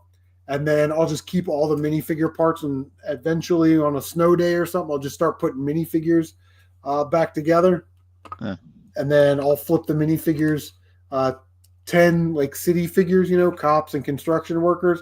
I'll do 10 of those for $20. Huh. A piece.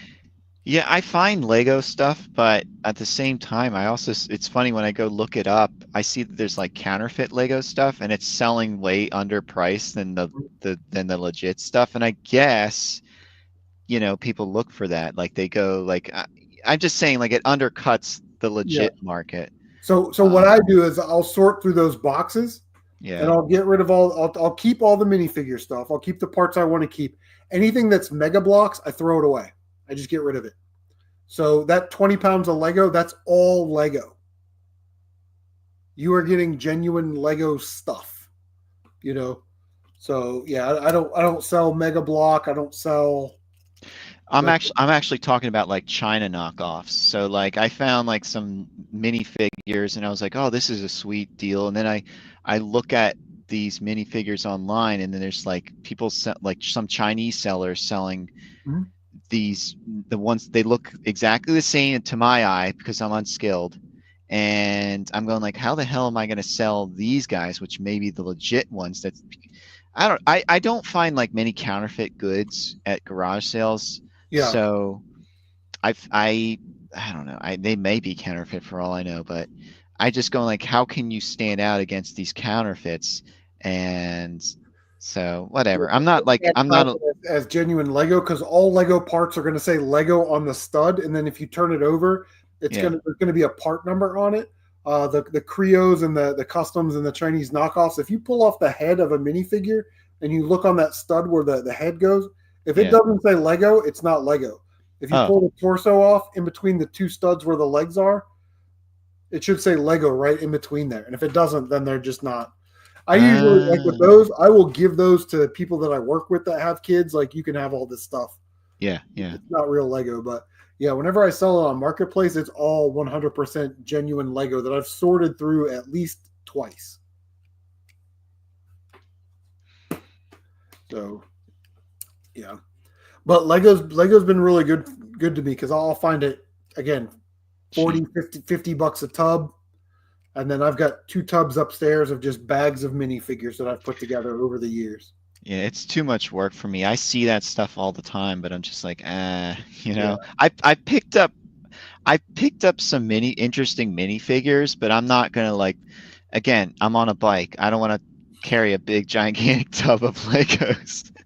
So it's funny. You go like, oh, you're passing on all this stuff, but I find so much of the stuff that I can carry, whether in my backpack or additional bags that I just like have on the side, then I'm fine. Like I'm not like Yeah. I don't need to get everything. So, and even like when I was doing the video, when I would find video games, I never was the person to buy the entire lot. I would buy what I wanted and then leave what I didn't want. So, I mean, I usually bought the stuff that was worthwhile. So even if there was stuff like I already have a Zelda, I don't need Zelda, I would still pick up, a Zelda because I knew it was flippable. Yeah. But I would leave, maybe, roller skating games or whatever that roller games is on the Konami game on the NES or It's awesome. That's a good game. I love it. Anticipation. Hidden Gem. Anticipation was done by Rareware. It's good. I love it.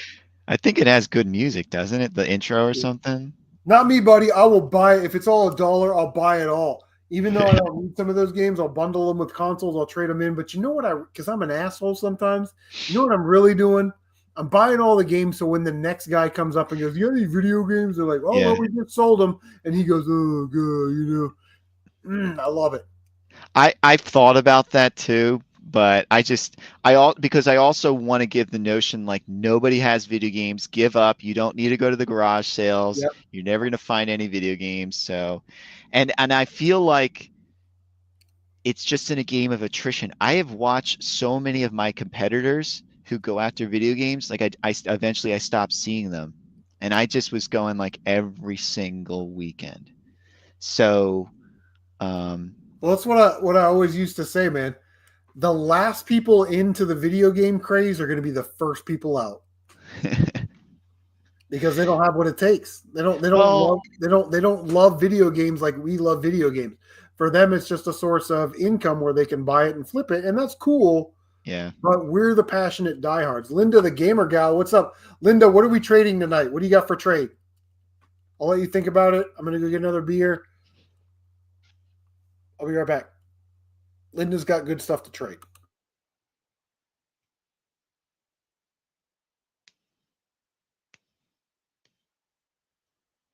If anybody's got some CIB Game Boy stuff, that's what I'm interested in. But I'm not like interested in anything. I'm just like, if you got it, maybe I'm interested in it, but that's what I like. Like I need a box and manual for Pocky and Rocky on GBA.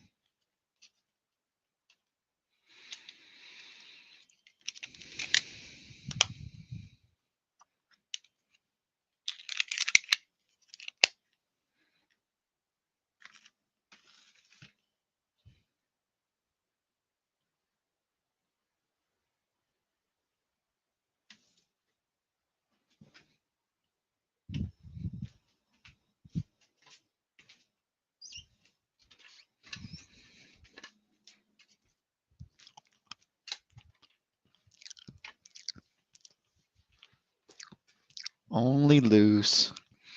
It's funny, I keep my Game Boy stuff loose, but I just like having the boxes.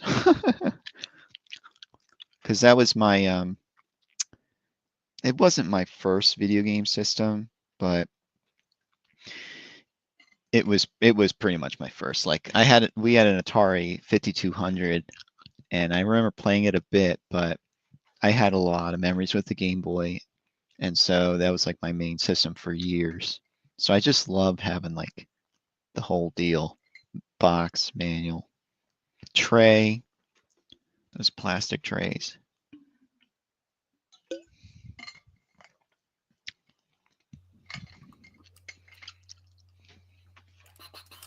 Yeah, Lindo, it's a trade show. What do you got? You have no Game Boy stuff. I was talking about like I was interested in CIB Game Boy stuff. Oh. Do you have a copy of Nier on the Xbox 360, Linda? It's a game I'm looking for. Shooter. Yeah, thanks, man. I did. We got 4 trades. I mean, technically 5, but I did 2 trades with Retro Tribune, so we'll count that as one trade. I did a trade with Scott. for some Dreamcast games, Sonic Mega Collection Manual, and I got IQ and Horizon, IQ on PS1 and Horizon 2 on the Xbox One. Did trade with Surf Blue. I'm getting some good games coming my way. Sonic All-Star Racing on the Wii U, Soul Calibur 4 or 5 or whatever on the PS4, Ultimate Alliance on the 360. Did a trade with Mr. Matthews, Earth Defense Force, and Mobile Light Force. So Mr. Matthews is getting shooters right now, baby. Woo! Shoot him up! Shooter! For Bomberman and Wrecking Crew, and he said he threw in a couple NES games like Millipede that I needed. Retro Tiburon, we trade a lot of games, man. Retro Tiburon's getting a good deal right here.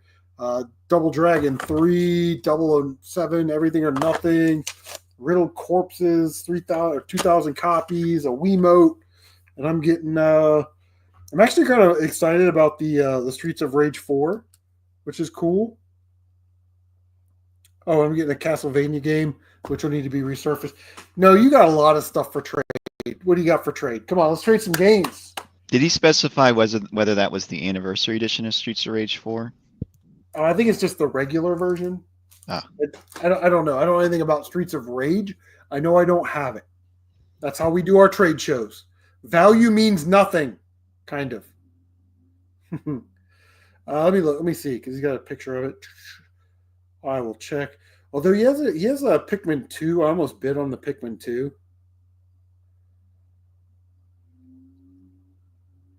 No, it just says Streets of Rage 4 on the spine. That's all he sent me was the spine of the game. Ooh, Linda, anything? What do you got on PS4? Looking to build my Xbox One collection. I've got some Xbox stuff that I'm kind of getting rid of, some PS3s. What do you got on PS4? So like PS4, Xbox One, you got any Nintendo tapes? Super Nintendos.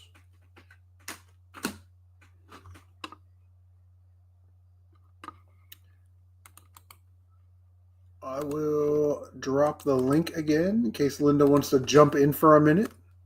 Always good to see Linda. She's probably pretty excited about the upcoming Denver Broncos season. We got to put a bet because I think the Colts and the Broncos play each other. No point spread. We'll just do like a $20 game. Winner takes all. How about that?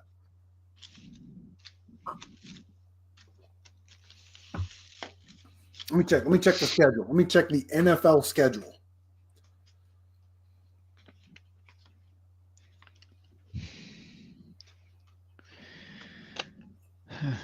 Ooh, the schedule for 2025. Schedule and tickets. Oh, yeah. Sunday, September 14th, the Broncos at the Colts for Sunday Night Football. Oh, we got to put a bet on it. We got to put a game bet on it.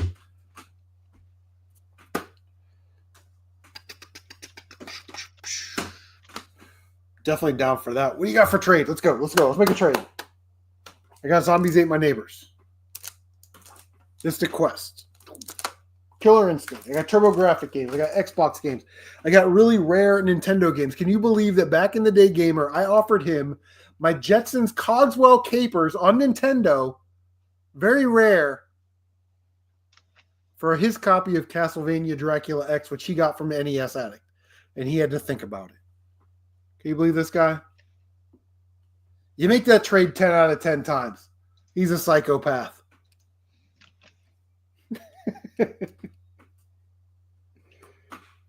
I got Saturn games. Linda, you never really talk about like Sega stuff. Do you do a lot of Sega? I got some decent PlayStation 1 stuff. Nothing too great. I got Road Rash, the Black Label Jewel Case Edition. Colony Wars, Legend of Dragoon, missing the back art. Honestly, if that doesn't get traded away tonight, I might buy that back art. Someone has it for $15 on eBay. So that would mean I have like $18 into that game.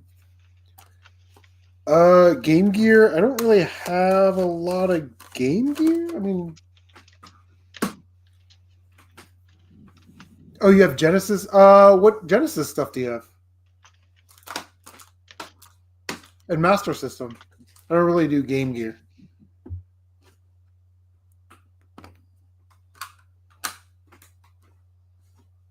I got a disc copy of Fortnite. With the, you can tell I'm like pushing hard to trade some of these games. Like, did I tell you that Zombies Ate My Neighbors? An extra copy of that. If not, that's going to go back in the box for next year. You know. It's a good trade. Bait. Yeah, I'm just going to make a trade bait box. I think that's a good call. Maybe I won't trade in Captain Toad. I'm trading in Assassin's Creed on the Wii U.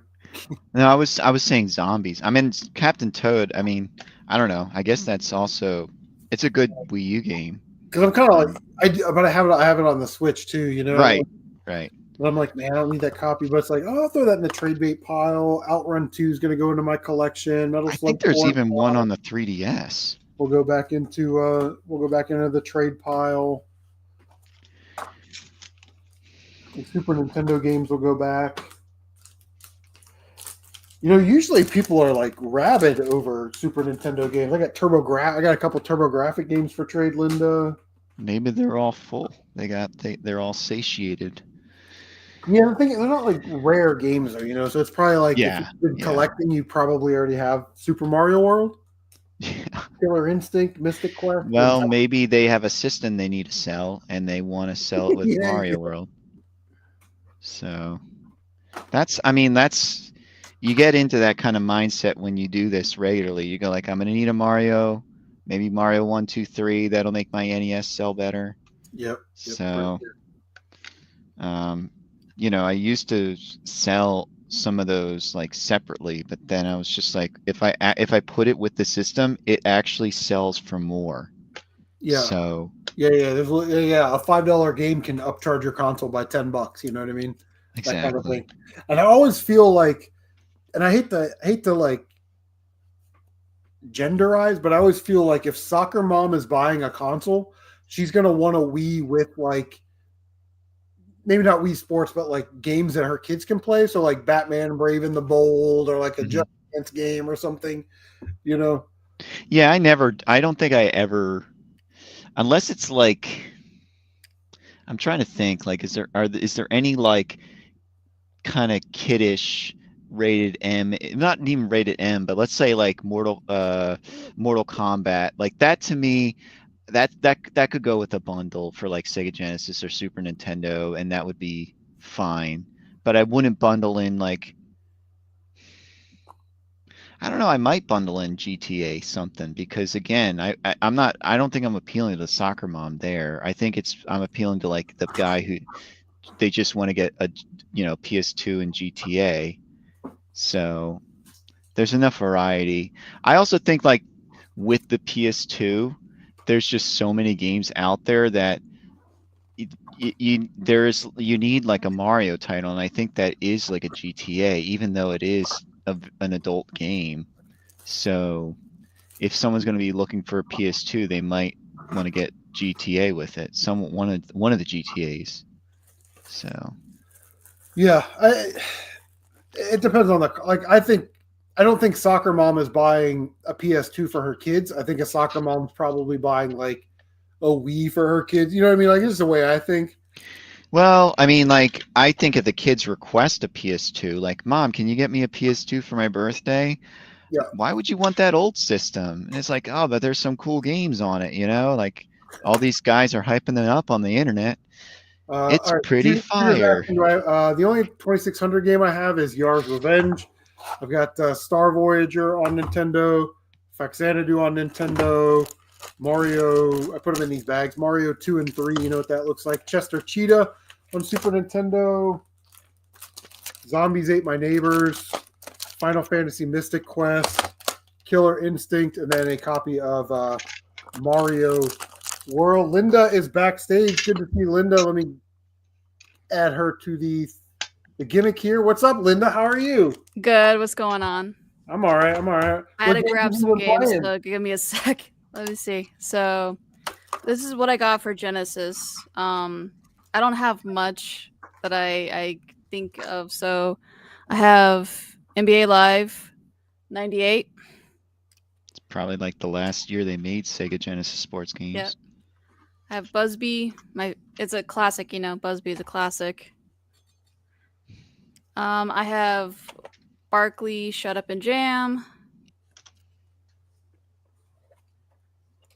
Pele 2.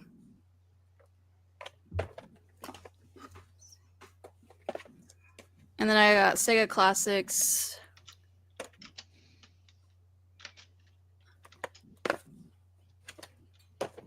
And then for some that I do have, some of them are not original cases.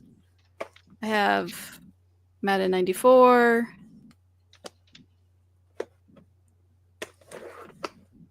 And then Roger Clemens.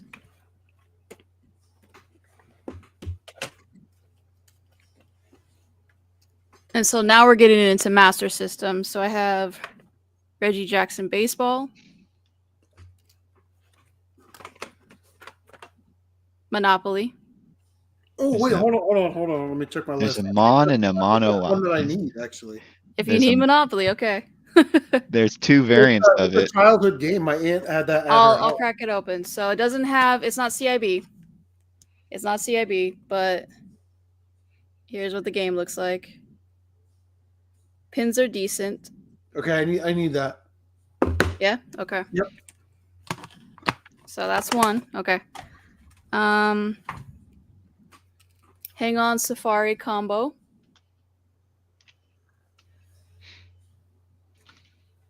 So Hang On Safari combo. I have Rampage.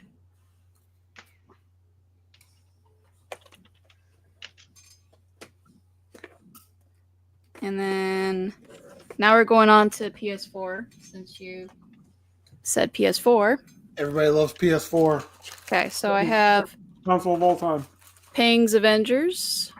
That's a good one. It's a limited run. Yep. Windjammers. Ooh, dibs. You want Windjammers? Okay. I think those are all strictly limited. No, this one is limited run. Oh, okay. Yeah, I don't know about the later one, the second one. D&D Dark Alliance. This one is PEGA version, just FYI. What kind of game is that? It's like a. This RPG? one is it's but it's a loose RPG. So it's like a clear area, go to the next one, clear an area, go to the next one. It's not like a full RPG. It's more like kind of like a linear story. You're just clearing out bosses and clearing out like monsters. Cool. What is it? What's it like? Like if you had to compare it to like a game. Have you played Final Fantasy Origins? No. Trying to think. It's like more like a hack and slash. Think of like Devil May Cry, kind of like that. Hmm. I have Super Meat Boy. And then the last two are Wonder Boy. And oh, actually no, that's the last one. I thought I had one more. No, yeah, that's it.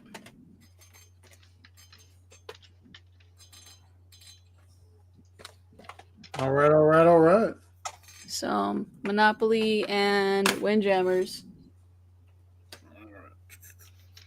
There's going to be a sequel to that soon, right? Which one?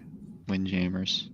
No, that already happened. Oh, okay. The second one's already out. I think it was on Game Pass or PlayStation Plus at one time. Huh. But I know it's out already. I just haven't finished that one. I finished this one, but not that one. Yeah, it's kind of wild when a game like that old gets a sequel. Like I saw on Amazon they were selling Ganryu 2, which is like an arcade kind of ninja action game. Yeah. It's like out of the blue, there's like 30 years later or whatever, they're suddenly releasing a sequel to it. Yeah. And it's for such an obscure game. Yeah, it's wild. There's so many things that are getting released. They're releasing a Halloween game that's supposed to be like Friday the 13th. Gun is running that one. They're just releasing old IPs now with a With the modern license? twist. Yeah, it's exactly like Friday the 13th, that game that you were chasing people as Jason, but it's gonna be Michael. So many things are coming back. All right, Linda, what are you looking for? What do you got on Xbox? Original or 360 or all of it? 360, Xbox One. What do you got? All right. So I got like a first stack, I guess, of 360. Okay. But I've got Hot Pursuit. Here, I'll go big screen real quick. Hot Pursuit, DC, Mortal Kombat Universe, whatever, Sniper Ghost Warrior, Death Smiles. This is the 2-disc version with the soundtrack.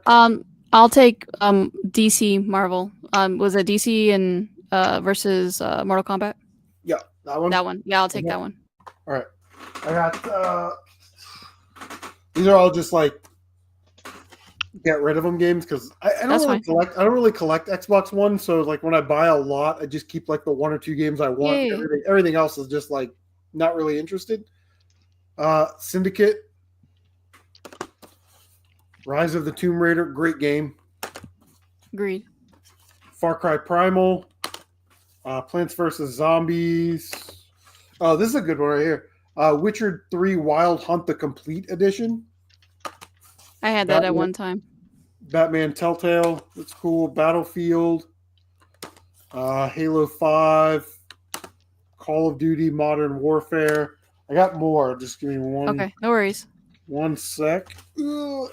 I got too much stuff.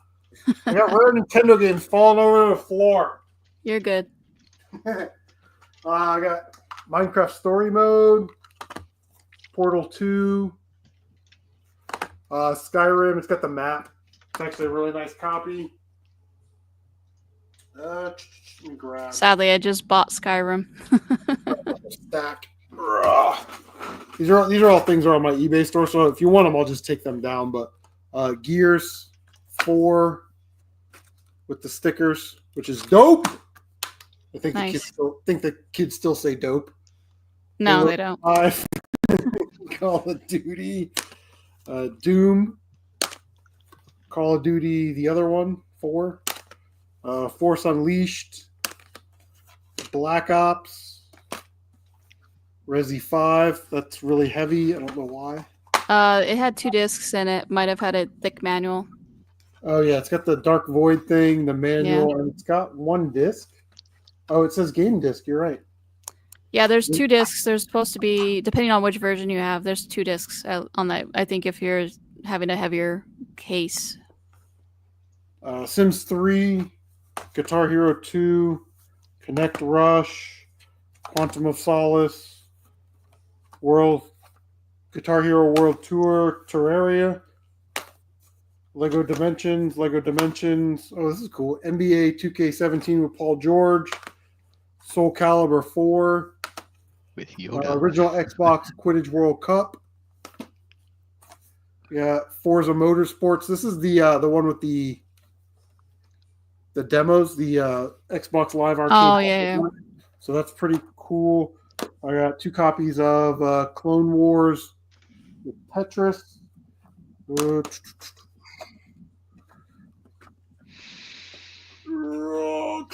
Are there any other consoles you're looking for?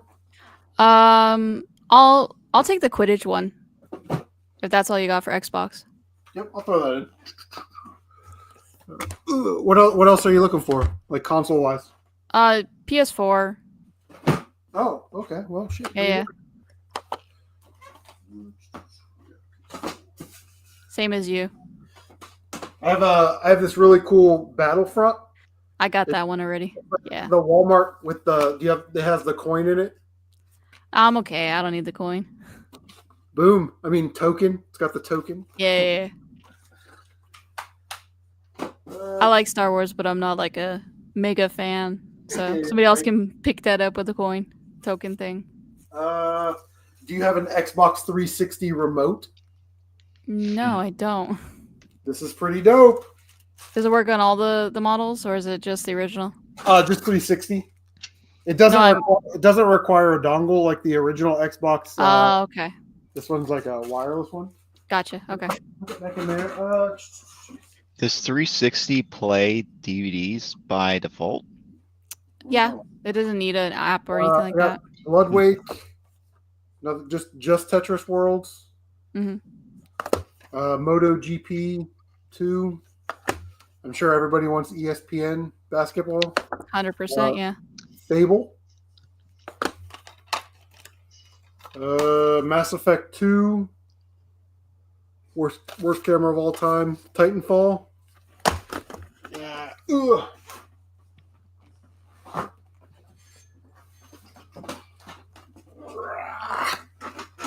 You got Dead Island. Left 4 Dead 2. Walking Dead Telltale.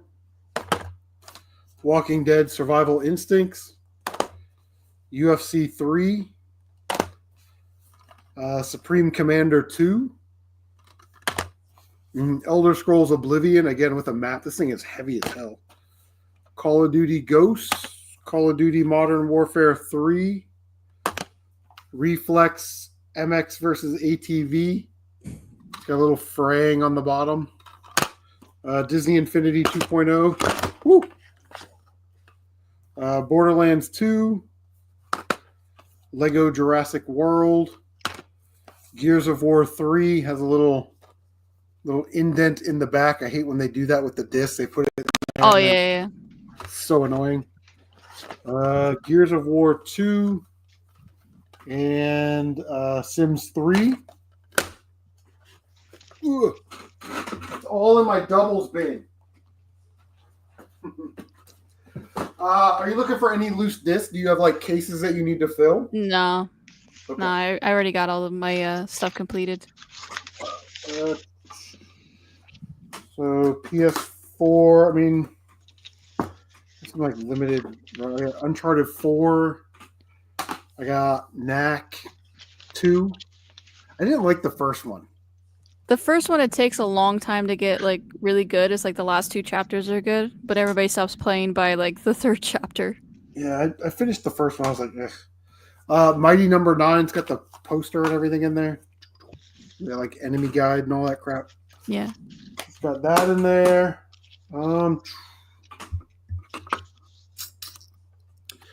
That's what I got. So, Yeah, that's it. We could do 2 games each. Just swap the games even. are you sure? Is there anything that you need? Because all this stuff is going to like the game store tomorrow. Or Nah, going man. so I'm good. I'm you can happy use to that get for rid of it trade- and send trade it to credit. someone else. Do you you do any other consoles? What I have is PS2, 3DS, DS, stuff like that. Do you collect for PS2 and stuff? Yeah. Oh. If you have anything, like I'll see what you got. Yeah, for sure. For sure. I don't have anything. Let's see.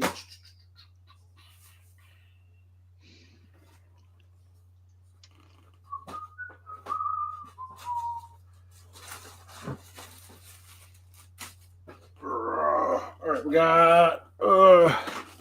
Again, if you need these, just say it and I'll just throw it in there. Test Drive. Pinball Hall of Fame. This is a Gottlieb collection, not the Williams. I already have that one, yeah. Not super Cool. rare, but it's kind of harder to find. Yeah. Desert Storm. Need for Speed Pro Street. Iron Man. Oh yes, I would like Iron Man. I'm trying to find all the like The Marvel, games. DC, like all the games that are movie tie-in ones. Guitar Hero, a greatest hits version of Spider-Man. I just picked that up literally like today. Onimusha. No, I'm good on that one. Oh, that's in there. Like every Marvel game? Well, I for my stream, I get recommended like different things, and like everybody's like, I want the Warriors, I want like like different like movie tie-in games. World in Flames. No, I'm good on that one. Like Godfathers, different things that like they're uncommon now. Like a lot of people have like hoarded them over time. So I can't find them in the local stores. Like I literally went like to 3 stores that are And near you can't me. find the Marvel games, or you can't find Godfather. Everything. Like, Wow.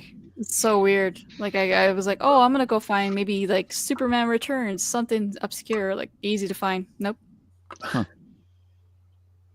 They don't have anything. Not even Deadpool, and Deadpool's like a easy game to find, and they're like, oh, it's so hard to get. No, it's not hard to get. Like anybody can have Deadpool. Well, yeah, I mean, like, I think those games are more recent, but Superman, I think the Superman one, maybe there could have been, like, I think I had to check price charting, but there was a Superman movie released recently, so tends to spike prices of games. Yeah, but like So, there's like it was on Xbox 360 and PS2, so I was like expecting to find anything. You know what I mean? mhm. Like it was on nothing.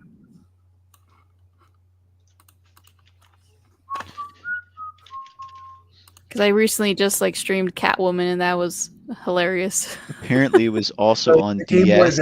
which one? The Game Boy Color one or like the 6th gen game one? The 2000, that one. With Halle Berry?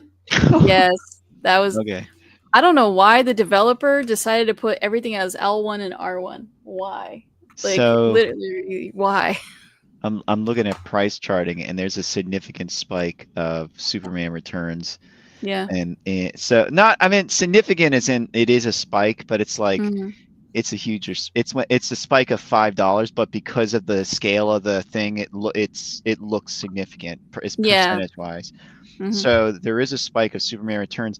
Also, I do remember the 360 one, and I had no clue there was a PS2, but there's also an Yeah. Xbox, a Game Boy Advance, and a DS version. Yeah. That's why I said I didn't. There was nothing. Not Huh. one system had it, and I'm like, dude, I'm just trying to find like anything. Like at that point, like, come on. I can't even imagine seeing like this GBA version. Like, how did I just? It's like one of those games. I feel like you come across games and you see them and you like often enough, or maybe you see it a little bit, but even like online, right? I don't think Mhm. I've ever seen Superman Returns for Game Boy Advance. No, I've seen it like, sadly, like DK Oldies. Like they snag up all the games. Oh, really? So I think I saw it like on there, and I was like, I'm not gonna pay that price for So it. so DK Oldies, do they go online and look for auctions Yes. and So buy them? yeah, just like they buy in bulk, or they try to buy like, if they find a cheaper version of something, they'll snag it up and put it on their price and raise the price a little bit. Yeah, I know they have, Monster. boosted prices, but I just didn't know Yeah. that they didn't take they built their inventory from just going out and buying stuff Yeah. from auctions and such. A lot of people online have said that like I was having like a bulk sale of something, and it's really hard to keep up with that. Like Mhm. they keep advertising on Instagram and YouTube all the time. Like eventually Oh. you're gonna run out of inventory, so you're gonna have to start going to like bulk sales and picking up random stuff. Where are they located? Do you know, like what state or? No clue on that one. I know they don't. I don't think they have like a store like per se, if I Yeah. remember correctly. I think it's Well, I like, mean, like where their warehouse is located. no, it's a weird like if you look inside, it's kind of like they have like a storefront kind of thing, but it looks like they kind of like board it up a little bit. Because the reason I asked is because I go on the Goodwill auctions, Mhm. and I noticed one particular Goodwill store, because they're different. Yeah. Each one is different, but they always have, like, it seems like their bids get really close to the value of the lot, and I'm like, for every single auction, like, is there shill bidding going on? Is there someone who's like, maybe the reason I asked the state is because maybe I was thinking like, well, maybe there's like a local vendor who's like, they can just pick it up at the store. They don't have to pay like Shop Goodwill has exorbitant shipping fees. Yeah. So like I was thinking of reasons why this particular Goodwill always has like crazy ending bids compared to the rest of them. So That could be it. You never know. yeah. I don't know. I mean, like, You probably could just Google it. Like, I bet you. yeah, Like, let me it's like, see. yeah, like DK they Oldies. probably have like a location. Yeah, on their website. Because even like Limited Run has now a storefront like Oh, they're- that you can go to because they got popular. Oh, yeah, they have yeah, actually, yeah, the one in South Carolina, right? Yeah. It says DK Oldest is in Pennsylvania. So, Makes sense. Okay. Yeah. but that's not where because that's not where this Goodwill is. Okay, but no, it makes So- sense though because that's where like that major convention is. Too many games and a couple other things are happening. So that's Are they probably where they part get of their that? stock from. No, they're not part of it. I don't think. I don't think they're connected to anybody. But it's like an endless supply of stuff from that convention that you can go to. Like you can have one of the employees just like shop around there and get like all the obscure stuff from the vendors Yeah. or like a discount. I thought WADA got in trouble for that when they started buying like all the sealed games and all the Mhm. CIB hard to find games like 15, 20 years ago. But all right, so Linda is going to send me via the mail Mhm. Monopoly on Sega Master System, which I'm very happy to have because, like I said, it was a childhood game. Don't have it, so it's going to be great. And Windjammers, which I will be live streaming. Oh, And hell yeah, I'm that's a good sending game. her a copy of Iron Man, complete copy of Iron Man on PS2, a complete copy of Harry Potter Quidditch World Cup on the Xbox, and Mortal Kombat versus the DC Universe. Oh, yeah, that is complete. Comes with the manual. So we will be sending that out to Denver Bronco land. We'll confirm. You want to put like a $20, $25 game bet on the Colts game? No, I'm good. I don't bet on that. Not that confident in your team, huh? No, because you never know. And I don't have the money like that anymore. Well, thank you so much for the trade. I figure we do like a if you want to do like a game trade or something, we could trade like a game or put a game up or something. But whatever, if you don't want to, that's fine. I did it with No Smash worries on that. JT and I won that one, and then I did it with another dude and I won that. We bet what was the game? It was like a Ohio State Michigan game, and he bet me Grandia 2 or 3 on the PS2, Whoa. and I'm Okay. like, yeah. And then Smash JT bet me Metroid on the Nintendo, so I'm Of course. 2-0 in my video game bets with the other YouTubers. So Oh no, I'm good. I'm so good right now. Only bet what you can lose. Or you What would would I you have on my what? I said only bet what you can lose, you know? Oh yeah. Like most of my Linda games does, like Linda does like live streams, and then like sometimes she'll do like I'm a like mix of like from the old and convention or something like that. yeah, like I'll do like a lot of PS2, a lot of like beat 'em ups, or story driven games, stuff like that. Hmm. And then I'll mix it up with modern. Like it depends on I always like I'll put on my community tab what I'm streaming. Next week I'll be streaming The Warriors on PS2. Nice. So that'll be one of them. Do you ever just play games without streaming or Yeah, all the time. Like I have videos on all my completions. I keep it kind of like a record for myself, and also for people who are interested in it, they can watch it. Because like I have people that are like, oh yeah, you can do that. Like we all have, they even do it. He does it. CM Retro does it too, but he does like a year-end collection compilation of like all the games he's finished. But I do it monthly because it got difficult at the very end when you're like December. You're like, I don't remember January at all. Yeah. So now I do it monthly, just to or make like myself in your good. case where you beat like 80 to 100 games a year. That was a like, weird holy- phenomenon. I will never holy do that fuck. again. I can't keep up with 100 or more plus games because at one time everybody thought it was a competition, and I'm like, it's not a competition. I'm not trying to beat anybody in their numbers. Yeah. Like they were trying to pin me up against algebra, and I was like, dude, I am not trying to beat algebra's number. Whatever I end at is whatever I end at. And they're like, oh, you're close to finishing that, and he did this. And I was like, yeah, he can beat whatever he wants to beat on his level. And he's a there's people that teacher. have finished He gets higher 4 than me. months off a year. Yeah, like he like goes wild on that summer months. And the one thing I will say is there's like people that beat my number. Like there's people that beat 200 because they're actual live streamers and that's their job. So they'll be like every stream is like an indie game that's like 3-4 hours, and they'll finish it on the stream. And I remember from the community, it was like the something 50 challenge or something like that. There's a couple that do that. Same thing. Like they did like 180 or something like that. I was like, yeah, there's no way I'm gonna hit 180 or 200 at all. It's just a weird fluke that I got like 160 something that one year. That's crazy. I remember. Again, it was a lot of indie games, a lot of like indie retro games.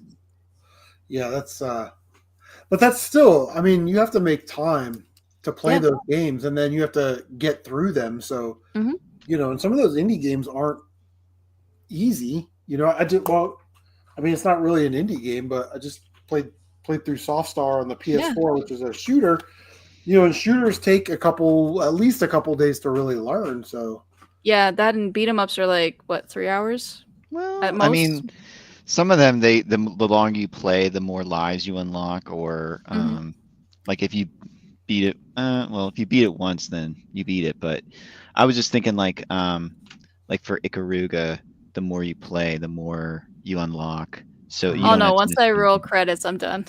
okay. No, but I'm just saying like they make it easier. Like they give you more lives or whatever. The more continues. yeah, but and, you know, it's like Shikigami no Shiro games. You know, you get an extra credit for every hour that you play, and that's great that you got 6 extra credits. But that also means that you wasted 6 hours not being able to beat the game. Where an indie developer or somebody that plays it could have beat 2 games in the amount of time it took you to build up the amount of credits needed to beat the game, beat that one game. Yeah, it just depends with me. I'm cool with like trying any game, but I usually stick with like platformers and stuff like that. That's my genre. And I've been doing the 12 RPG challenge now. So that's why I kind of downgraded from trying to beat 100 games every year to just like playing an RPG every month. This like a challenge in itself. Because like I'm like, oh man, I gotta finish at least one every month, otherwise I'm not gonna do it. Platformers. I'm so bad at RPGs. I've been playing Zelda Ocarina of Time, which I love. I've never played it before. Like 5 weeks. Just often just pick it up, play a couple hours, you know. Yeah. Let me see. So you said you like platformers. You like Sega. Which platformer on Sega Genesis would you say is your favorite? Ooh, that's difficult. Not for me. It's easy. I can pick mine out. But I'll let you go. Okay. So it could be based on anything, obviously, but yeah. It's kind of hard to pick because I haven't played because like my list changes. You know how like you're like I play yeah, you might play something more than I'm excluding games like Contra. I don't think that's really a platformer. No, it's a run and gun. Yeah, like it's got like a little bit of platforming in there for 5 seconds, and then it's like mostly run and gun. You move a guy and you jump. That's the extent. I like platformers are like you collect things. Yeah. And so I don't know, like so I would say Pirates of Dark Waters. If I had to choose Pirates of Dark Waters. I'd look at that as more like an RPG-ish, like it has. I mean, it's more in depth. It has platforming elements. I mean, I guess so.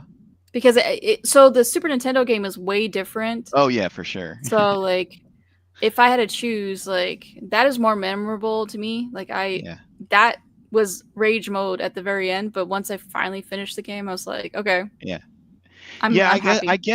I guess it is. It doesn't feel so much because there is like this story, and there's not so much like story in a lot of these games other than like pantomiming stuff. Yeah.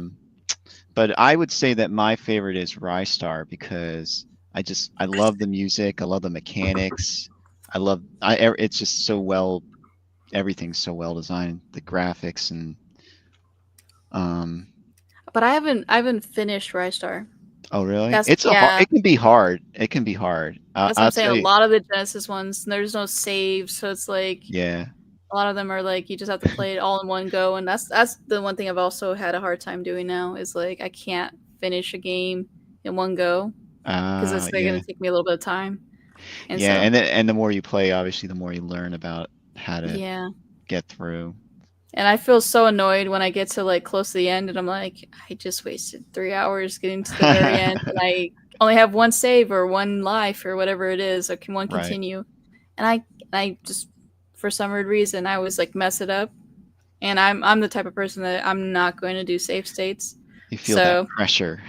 yeah, if I do save states, I don't count it on my complete list. It was just a practice run just to get it through. Very hardcore. Linda's very hardcore about her. But That's I feel just the me same way. personally. It's so Like- funny because it's like, well, what if it's a game like Ninja Gaiden where you get unlimited continues and you need to make a That's save state different. Whatever the game gives you, that's Yeah. fine. so you Exactly. can go like take your kid to school and then come back like 2 hours. Yeah, if you leave later. the game on, that's The- fine. I don't mind The that. only caveat I have is the turbo button.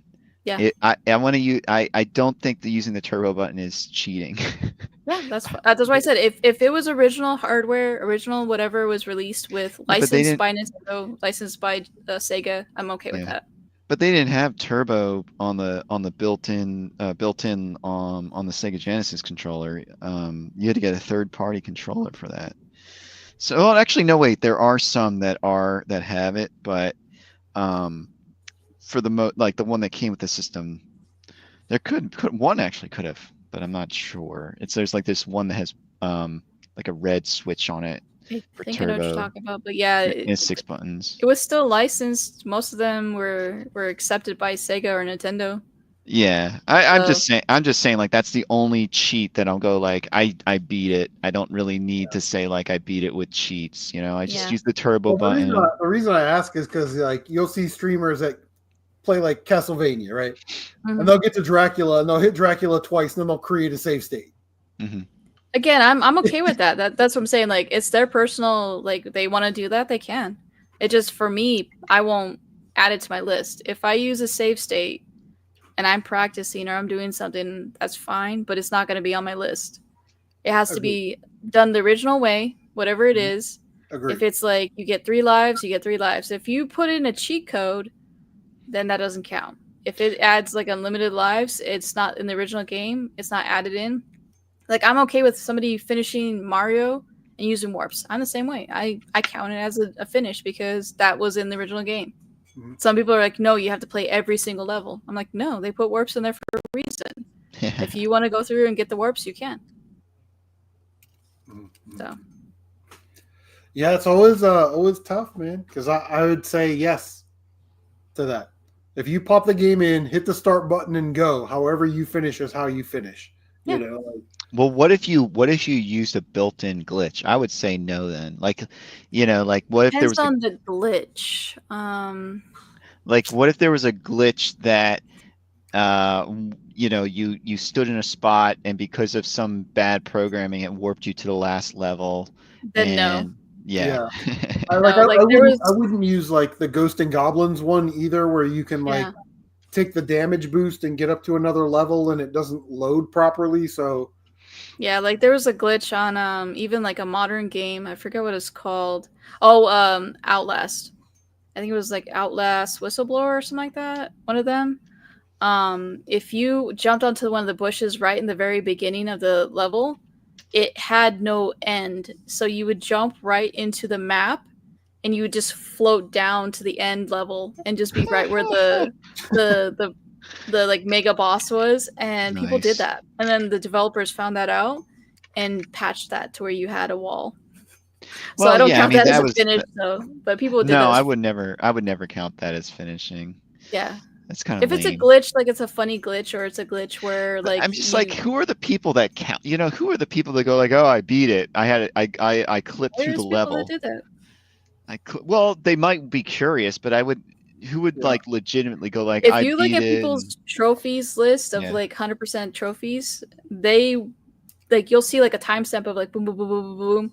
That's because they did the glitches, and it's like, oh, okay, I don't get hyped about trophies or anything. no. like The only open- rule is if it's a or- story-driven game, I do 100%.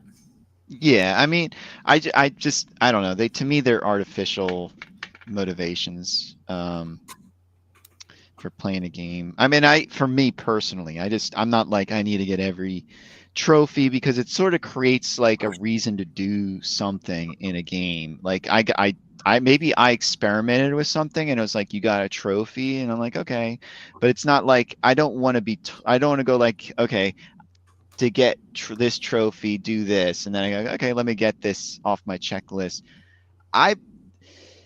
There are things like in games that are built in, like collect all these things and maybe you get something out of it. And that's what I like to do. But with like trophies, I never felt compelled just because it was sort of like, it was like felt later really- on.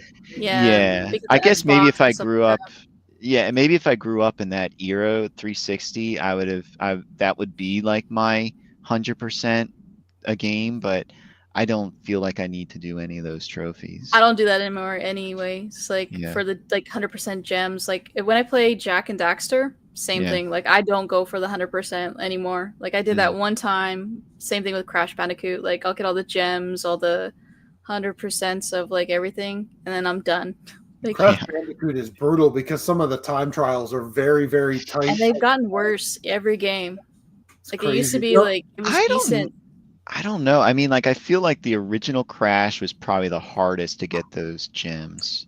I would say I haven't played any of the PS2 and 360. I'm talking about like, and I haven't played Crash 4, so I haven't Crash played 4 many is of them. so brutal. Like haven't I played many think of them. like it's the worst one out of everything for the Oh, time really? trials and everything like that, because for the last level, I kid you not, I died like maybe over 100 times, Wow. and I'm pretty decent at Crash. And like it's like you have to use every single mask you've learned, and you have to like figure out how to like time it. So like you'll want those checkpoints and you'll want everything. And the people that have to speed run that, I'm like, I can't speed run that. I did not 100% Crash 4, and I usually 100% every Crash game. Mhm. That was one of the ones I didn't. I was like, nope, I want my sanity. I'm done. So I rolled out on that one and well, called it a like, day. they're kind of ridiculous too now. Like, it's one thing to collect everything, Yeah. but like in Near Replicant, Linda, I know you played Near Replicant like last Yes. year or this year. But Mhm. one of the trophies is to cross-pollinate flowers, which take 12 hours of real time. And if you don't get back in time, they die. they The die. creator And of if you or the cross-pollinate these and cross-pollinate those, and if you cross-pollinate again, you may get the moon julep or whatever it is, Yeah. the star flower. And it's like you're talking about 12 hours of real time. Mhm. And it's like there was a way to like go into your Well- console's settings and like move it forward Yeah. 12 hours and then check to see what kind of flowers you were gonna get. have Let you me go ever back. remember seen writing the, down it is 3:30 p.m. I'm going to the grocery store. At 3:30. have you ever seen the creative director of those games? He's like No. this pretty far out dude. And Yoko Taro? he's basically he's like a troll. He's just a troll. Oh, So okay. I So can ima- he I can enjoys imagine- watching people struggle. yeah, exactly, and suffer. Okay. I remember like Mm. listing my time thing on my PS4 to like No. America, Samoa, Eastern time, and then fast forwarding through time, and then having I to said wait. no. I said no to that. I was like, I was like, the "You minute gotta do I this?" walked by and my flowers didn't make it, and I had wasted all this time, like I literally did like an hour and came back. I was like, I'll just leave it. Probably in game time, I'll be fine. And nope. I spent like maybe 2 hours on those flower things for the first time, and I was like, never again. I give it's up. crazy. And you got to know like which one, like the peach Yeah. and the blue one. You know, Mhm. Buckeye Retro Gamer says recently played Jade Cocoon on the I'm sure that's a PS2 game. He said it's different. Think so. Has anyone been to Detroit Retro Gaming Show? I have not. No, not even though I yet. live like in Ohio, so I live in like Yeah. Central Ohio. Yeah, if I ever go, I would. That would be my one a year, because like anything that's like out of state, I try to do one a year. And I already went to Midwest Gaming Classic, so I would probably, if I did, I would do that next year. How much are the tickets, if Buckeye? I feel like those things should be free, and then the seller Yeah. should pay all the fees. I for like other conventions I've been to. I mean, I haven't been to many, but I'm just saying, like, it was like the sellers paid the whole thing basically. So, and they upcharge everything anyways. Like Yeah. I watch videos and I'm like, the prices people are paying at these conventions. I mean, why not just go online and buy the stuff? So I will Well, say I mean, a because it's $5 for parking and then $15 to get Yeah. in. You know what I mean? So there's if you're there's if you're not like doing too many the games is like VIP 60. Like that's why I asked how much the tickets are, because like too many games, they kind of felt like the pressure of the prices of the games and the tickets and everything being ridiculous, because a couple years later they were not, like the prices are gone down. Oh, 15's not too bad. Like I Yeah. can do 15. yeah, that's not so bad. But at the same time, like I said, I just feel like these things, like if you go to a flea market, you don't expect to pay to get into the flea market. Only the ones that are inside of a building, like you have to pay.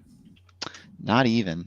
No, I've been- in Florida, like Oh, really? if you went into a building, like there was like I forgot what it's called, but there's a place that kind of looks like a flea market meets state fair, where they have like a barrier, and you Mhm. have to like drive in and you pay. It's like parking and cover charge, and it's like What if you walk in? Yeah, we have one here. you It's still called do a Trader- cover it's called charge, Trader but it's Joe's. not parking. But Okay. they have a drive-in movie. You get like a dual ticket for like a drive-in movie if you want to do that too. They still have drive-ins? Yeah, buddy. Yeah, We're in the, you gotta well, I'm find in the them. Midwest. We're still a little country out here, a little backwards. You know, we're about 20 years behind. So I'm not making fun of it. I'm just saying I'm surprised. Yeah, they're They- still driving movies. It's not like 4 movies in one day. It's like 2 now. So Oh. they've downgraded.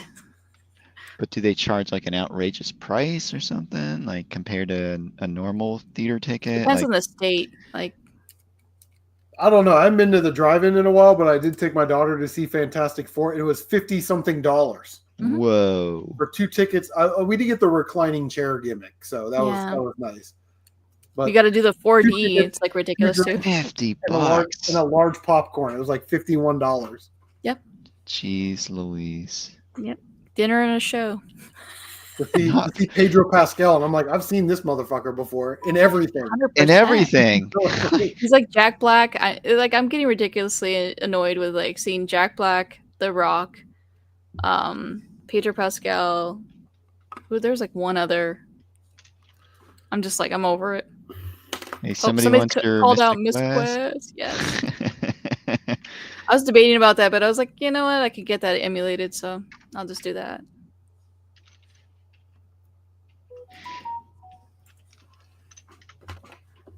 What are you gonna trade him for? Yeah.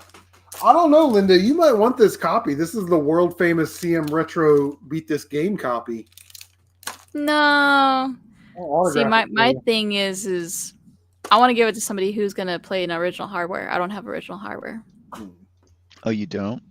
No, I have clone consoles. Like I have a Retro Trio, and my Retron 5 went kaboot. So it's just like all the retro, like because the one thing is also, I don't have a lot of space, so I have to have like a PS2 because it plays PS1 games, stuff like that. So anything backwards compatible, I keep.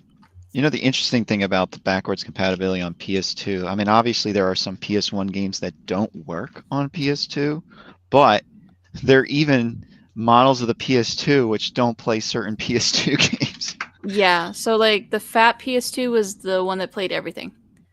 Well, The I original.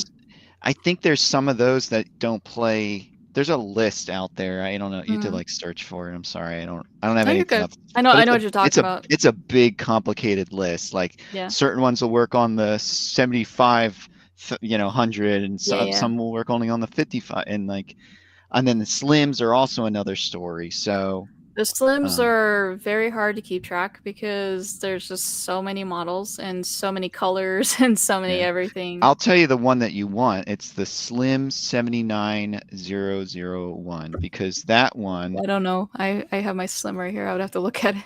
So the other ones, what happens is the ribbon eventually pops up. It's like glued down to the bottom of the drive bay, and eventually it just pops up from like heat, vibration, or whatever, and then it creates this circular scratch around the bottom of your disc.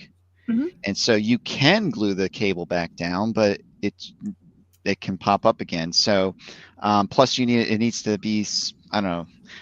Either way, the 79001, they're usually silver or white, ceramic white. I had the silver one at one time, yeah. Well, there are different versions of the silver, but all the ceramic whites are 79001, and then there's I believe 2 different versions of the silver. There's the 77001 and the 79001. Like I said, the 79 is the one that doesn't have this issue. But yeah, I use a slim. I have a fat, but it's just like, space wise, it just makes sense to. You have to plug in everything, all the internet cables, all that stuff. Like you have to like the extra stuff for the hardware. Yeah, it just takes up less space. So I mean, like I use that for the PS1. Yeah, I have a PS3, so I mean, like I could play PS1 on it. Just feels wrong to play a PS1 on a PS3 for some reason because I have that PS2.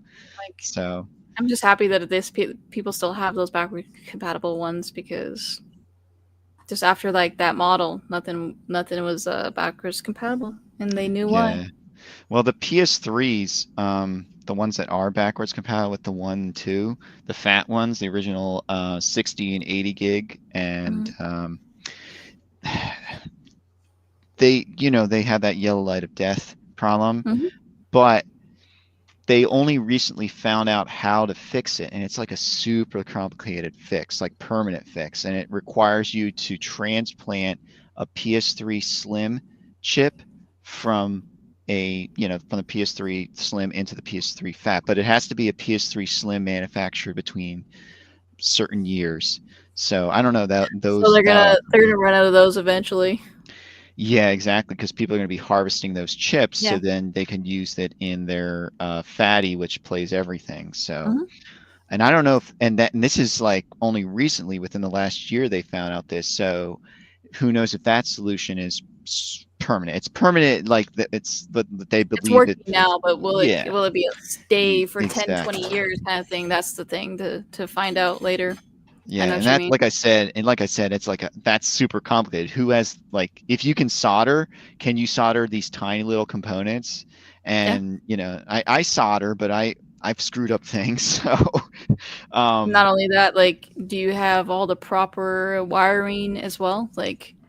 Because 9 times out of 10, it's usually plus that. They're so most people think it's just one fix. PlayStation 3s are so finicky as well, just with everything. Yeah. Yeah. I just feel like we're just messed up on so many things. I use a Slim, but I also have a Super Slim, and supposedly they're pretty reliable. I haven't had any issues. I do have one that's hacked. Just as I go out to garage sales and thrift stores and whatever, and so I want to keep one unhacked, and that's like my main. But if there's something like, man, I want this downloadable game, I'll just download it and pop it on there. Like I got the I should have bought that Mickey game. I actually had a gift card, and then I didn't use it on the Mickey game, the Castle of Illusion remake. And I was like, shit, now I so then I just downloaded it, and it was already, I think it became because they took it off the store because of some license thing. Yeah, so that's another problem I'm facing with everything. It's just a pain in the ass. No, I haven't played if you're talking about the 2000 something, the one with the movie tie-in one, not yet. It's on the list for recommended, so I'm trying to find it. That's that another game thing. Shot up in value because of the recent Daredevil season. Yeah, movie, all that stuff. The list of ridiculous price games that for movie tie-ins are irritating me now. I made a video specifically on this hype around the Godzilla 2014 movie. It's like you can see this huge spike that's just leading into the release date, and then afterwards, it drops. So it's like this idea, I don't understand. People they don't know this phenomenon. Hey man, there's a Godzilla game or a Godzilla movie coming out, or let's pick something that's more I don't know. I was going to say Flash Gordon, if they made a Flash Gordon movie, and the last Flash Gordon game was probably on the Atari 2600. So I don't know if that would shoot up. But then again, the adventure on Atari 2600 shot up when was that movie that came out? Um, It was directed by Steven I know what Spielberg, you're based on talking that about, book. But yeah, that whole movie revolved around that game, Adventure, and Mhm. that game shot up to like $20. So, Ready Player One. Yeah. So, yeah, it's like, I guess there's so many normies out there that don't pay attention to this stuff. No. Like it's just like what's the here and now? Like I'm gonna go for this. Yeah. Let me play, and it's also streamers too, Yeah, like that's Twitch true. streamers, people that are like trying to stay on the hype train and Yeah. get the views and get the what they need to keep going. Like this is hyped up really bad. Let me just keep it on the rotation, Yeah. and then when I'm done, I'm gonna sell it back because I don't need it anymore. I That's really wasn't true. into that, so that helps with the algorithm too of like it goes up and then goes down. I've seen that so much with like games that I wouldn't even think were popular. And then it just like one person talks about it on the internet for some weird reason, or somebody talks about a celebrity or something like that. And then Well, everybody's like, oh, yeah, I forgot about this. Like, let me go buy this. And then just the there's train goes. one channel that I pay attention to specifically for this reason. Hold on a second, I have to find it. All right, well, while you're looking for that, we got a trade announcement. It's like the NFL draft. The trade is in. We got a trade. I am sending this copy of Final Fantasy Mystic Quest, the world famous copy that CM Retro Gaming beat. My first turn-based RPG, by the way. Mhm. This will be in the Smithsonian one day. I'm trading it to Shooter. We've done some trades before for a. Are you gonna copy. sign? Are you gonna sign something for that person? I don't want to ruin it. I don't want to Not ruin the game, but like sign like like official. You like make like a fake certificate saying I'll yeah, sign a on the post-it note and put it. yeah, put it on yeah. Like And like I'm getting a complete copy of Red Dead Redemption 2 on PS4, which was on my list, complete with the map, which I will also be live streaming. We've got some live streams coming up with Red Dead and Windjammers. Thank you, Shooter. You are on the list. I've done 6 trades, man. We've done some silent trading tonight. Things are going awesome. I can't thank you guys enough. So enjoy your Final Fantasy Mystic Quest. This is a great game right here. It's really, really fun. hell yeah. Especially if you're new to shooters. So the channel name is called Shooters?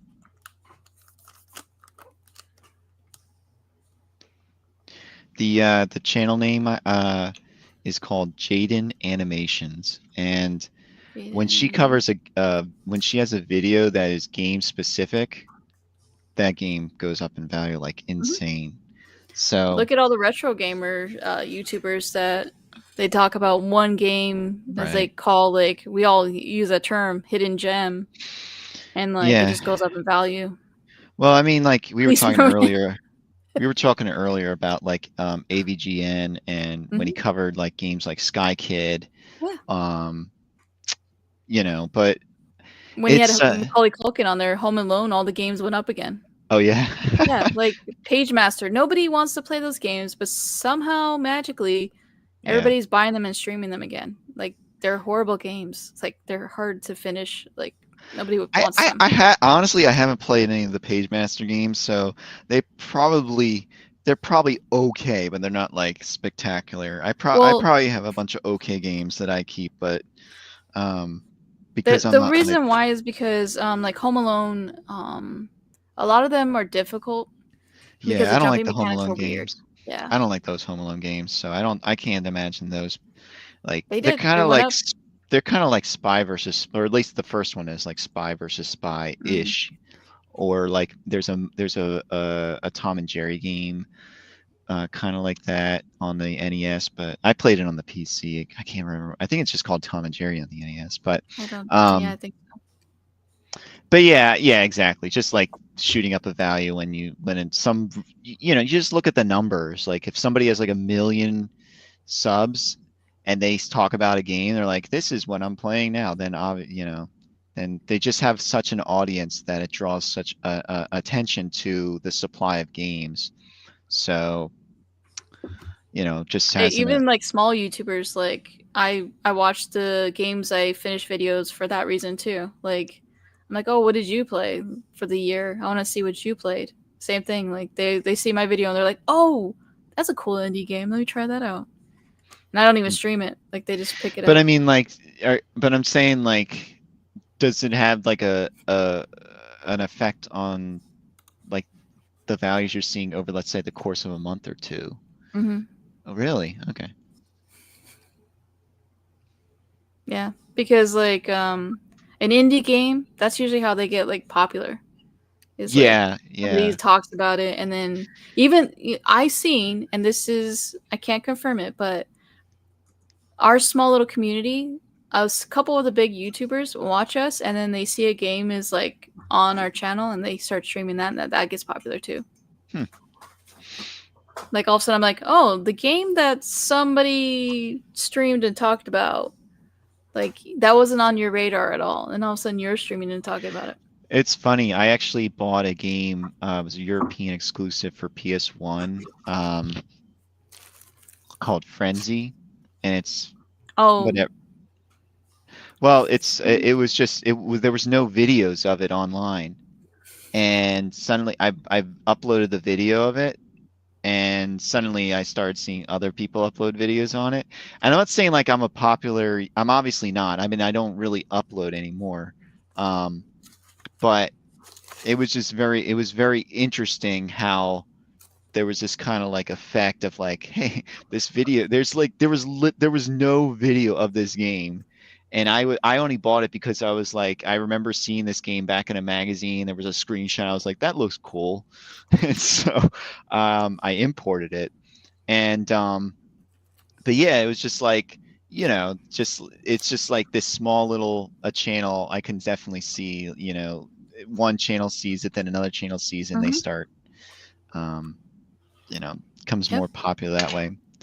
But I don't know about those imports in particular, especially ones that are PAL, and so there's like some funkiness you have to do to actually get it to display correctly. it depends on the system. Well, yeah, I mean, like if it's PS3 onwards, but I'm talking about like before PS3. Like if you get a PAL game, it's going to appear funky on your screen unless your screen can handle it correctly, or maybe you have. You just have to like mod your system, or you have to like depending on like what you're doing. That's why if it's a kart game, like you can mod it yourself. Like you. Well, some kart games actually don't have any issue. It varies per kart. So like I have several European games, and they run at 60 hertz NTSC. There's no issue there. But then there are other ones they'll have that slow-mo kind of. Yeah, it's a weird like, and I don't know what it is. I can't remember what list it is, but it's like a minor list, but they still have to you have to check the list of something online like somebody has already done for everybody. And especially like Sega Genesis, I think there's like a few games that there's a region check, but it's a very small list, and I don't even think I personally don't think I liked any of those games. So, but unless, there might be like a double, like I'm not going to be able to play the PAL version of Comic Zone for some reason, but why would I play that when I had the NTSC or something, but I'm just saying, like, of those games, I don't think there were any that I think people played them because there was like certain versions that had like not censored, if that makes sense. Like certain things are censored here that weren't censored over in Europe and Japan. You mean like for even like the older kart games? Yeah, like a weird, like, I don't know why. It's like if it had a red cross on it, even if it was like a card game, like it was not allowed over here because of just like all the companies that we have. Well, I don't think it wasn't allowed. I just think it was sort of like they just didn't want to have like any public backlash against it or something for some reason. Like I don't understand it, honestly. Like it's a cultural thing in a way. Yeah, but I they said like I didn't have an NES back in the day, and so I learned about how Nintendo removed a lot of like their or they asked the developers to remove a lot of their religious imagery from games. Yeah. So yeah, I mean, air quotes, they didn't allow it basically because they knew that in America it wouldn't be it'd be frowned upon. Like people would Yeah. boycott it. Stuff I like that. guess it's a little thing, but Yeah. I guess I'm trying to think of something bigger than that. I mean, there are games that they just didn't release at all, like Devil World. Yeah, like Devil World was one, and then a lot of the games in certain regions had like people had less clothing and stuff like that. Oh, that And makes sense. yeah, it's like because like over in Europe, like certain games they thought it was funny. Like their humor is a little bit different Yeah. back in the day. Like you would like I remember watching old TV shows and they didn't care. Like that's fine because of their society, you know, norms, stuff like that. Over here, it's like Mhm. what? That's not allowed. Mm-mm. Yeah, I think I know what you're talking about. I think like some of those European developers like Psygnosis or something, like Yeah. they had some. I can't think of any examples right now. Like my mind is just frazzled. I went out to Yeah, garage it's sale late today. right now. Yeah. Well, it's I also personally I go out to garage sales and I like ride on a bike, and so I'm just like, you know, I'm sort of like I'm physically able to be here, but sometimes my mind No, it you're good. goes. So, but yeah, I mean, but yeah, I know what you're talking about now. It's like just the weird censorship choices. Like they had like a back-to-back showing of like something even like minor like a person's floating head would be completely changed just because again like it'd be gory, like a severed head would not be allowed over here kind of thing. Something weird like you think, oh, that should be fine. No, it's not. Yeah, well, that zombie game on the NES, the one that's worth a lot, Zombie Nation. Yeah. I think wasn't that changed a bit, even though it is a severed head. I think that one was even Yeah. changed a bit. I don't know. Retroact that- says, how many trades did I do? I did 6 trades. did a lot. One was Scott, which I already got the games. We did that pre-trade show. Surf Blue, Mr. Matthews, Retro Trivia. Linda, I tricked her out of her Monopoly on Sega Master System. You didn't trick me. Well, stop. And Shooter, and I'm waiting. This is the one Retro Hack because Retro Hack brings the big dog. I don't know. offered I don't Mike know if you care or not, but papers. I but offered one- it to Back in the Day Gamer for his Castlevania Dracula X on Super Nintendo, and he said he had to sleep on it. He's going for a complete Nintendo collection. Well, we'll see. So maybe 7. Because I would rather have a Castlevania game in my collection than a rare Yeah. Nintendo game. But I really like having Jetsons in my collection. So Yeah, that's one of the one games that I was like, oh man, I should have sold that one. Oh well. you sold it? Yeah, I had a lot of stuff back in the day because I had neighbors who were just like getting rid of their Atari stuff and their NES stuff and like she had neighbors that were getting rid of like big. yeah, big because video again, there was that time when everybody was switching to PlayStation or Yeah. Xbox, and so like again, lot of you're people talking were about selling way it. back. yeah, Okay. when I was a kid. Yeah. I wish that happened to me. Again, it was like a weird fluke. Like I just Yeah. happened upon a garage sale back before people were even thinking about remotely game hunting, you Yeah. know, that way. Like they were just like, oh yeah. Let me go see what you have. And a lot of the times it was like a ripped up label or somebody like beat the hell out of the cart. So you were garage selling like in the 90s? Mhm. Okay. So Yeah. how often did you see like NES and Sega Genesis at garage sales? I would say it was a 50-50 shot. Like depending on the person. Yeah. I would look and see like because I wasn't really shopping for NES games, you know, like that. Like if I Mhm. saw it, I was like, oh, how much do you want for it? And most of the time, again, it was like, oh, give me 5 for it or something like that. Yeah. 'Cause they're like, oh, I just need to get it off my plate because we didn't think about games like that. We're like, you have it. Yeah. I mean, I guess the same kind of you know, if it's a newer thing, then people put a higher value on it. So an Mhm. NES game that came out like 2 years ago, someone would be like, I want, you know, 10, 15 bucks for it. Yeah, they were trying to get rid of it, and Yeah. the only ones that were really popular were like the movie games, like Hmm. for some weird Cool. reason, yeah, like Knight Rider was really popular, and people were like, oh, I want to hold on to that Roger one. Rabbit. Yeah, stuff like that. Yeah, Okay. Yeah, it's funny because I remember growing up and I'd see yard sales and I my mind didn't connect the two. Like I go to the Funcoland for used video games. I don't go to a garage sale. Like I didn't think like oh, I could find video games at a garage sale. You could find your vinyls, 8-tracks. Like I was finding everything. Yeah, right. Yeah. I remember going to a local game store and they had 3 copies of Bucky O'Hare for $40 each. Mhm. And I thought, you know what? I'm going to get this for 30, 35 at a convention. So I should have just bought all 3 of them. You know what Yeah. I mean? There's so many Well, you things that I had that I was just like, oh man, now they You were didn't just like, really think of games that way, you know, no. 10, 15 years Well, ago. yeah, I mean, like I actually, what was it? When there was a store that was closing and they were selling all their like Super Nintendo games.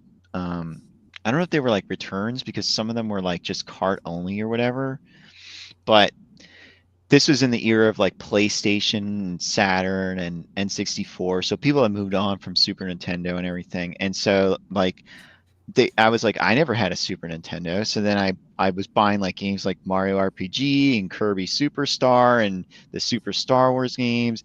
And then I just went to Funcoland and bought a used Super Nintendo, and I played through all those games, and then I just traded it back in. And I remember thinking like, I think maybe I should get an NES because I never got one of those. And I glanced over the shelf, and I have vivid imagery of Complete in Box, Little Samson, Bubble Bobble 2, like all the like great games like people are paying Stadium crazy events. Like I saw well, that. no Yeah. stadium No, I events, did but see it yeah. off in the wild and was you like, know, nah.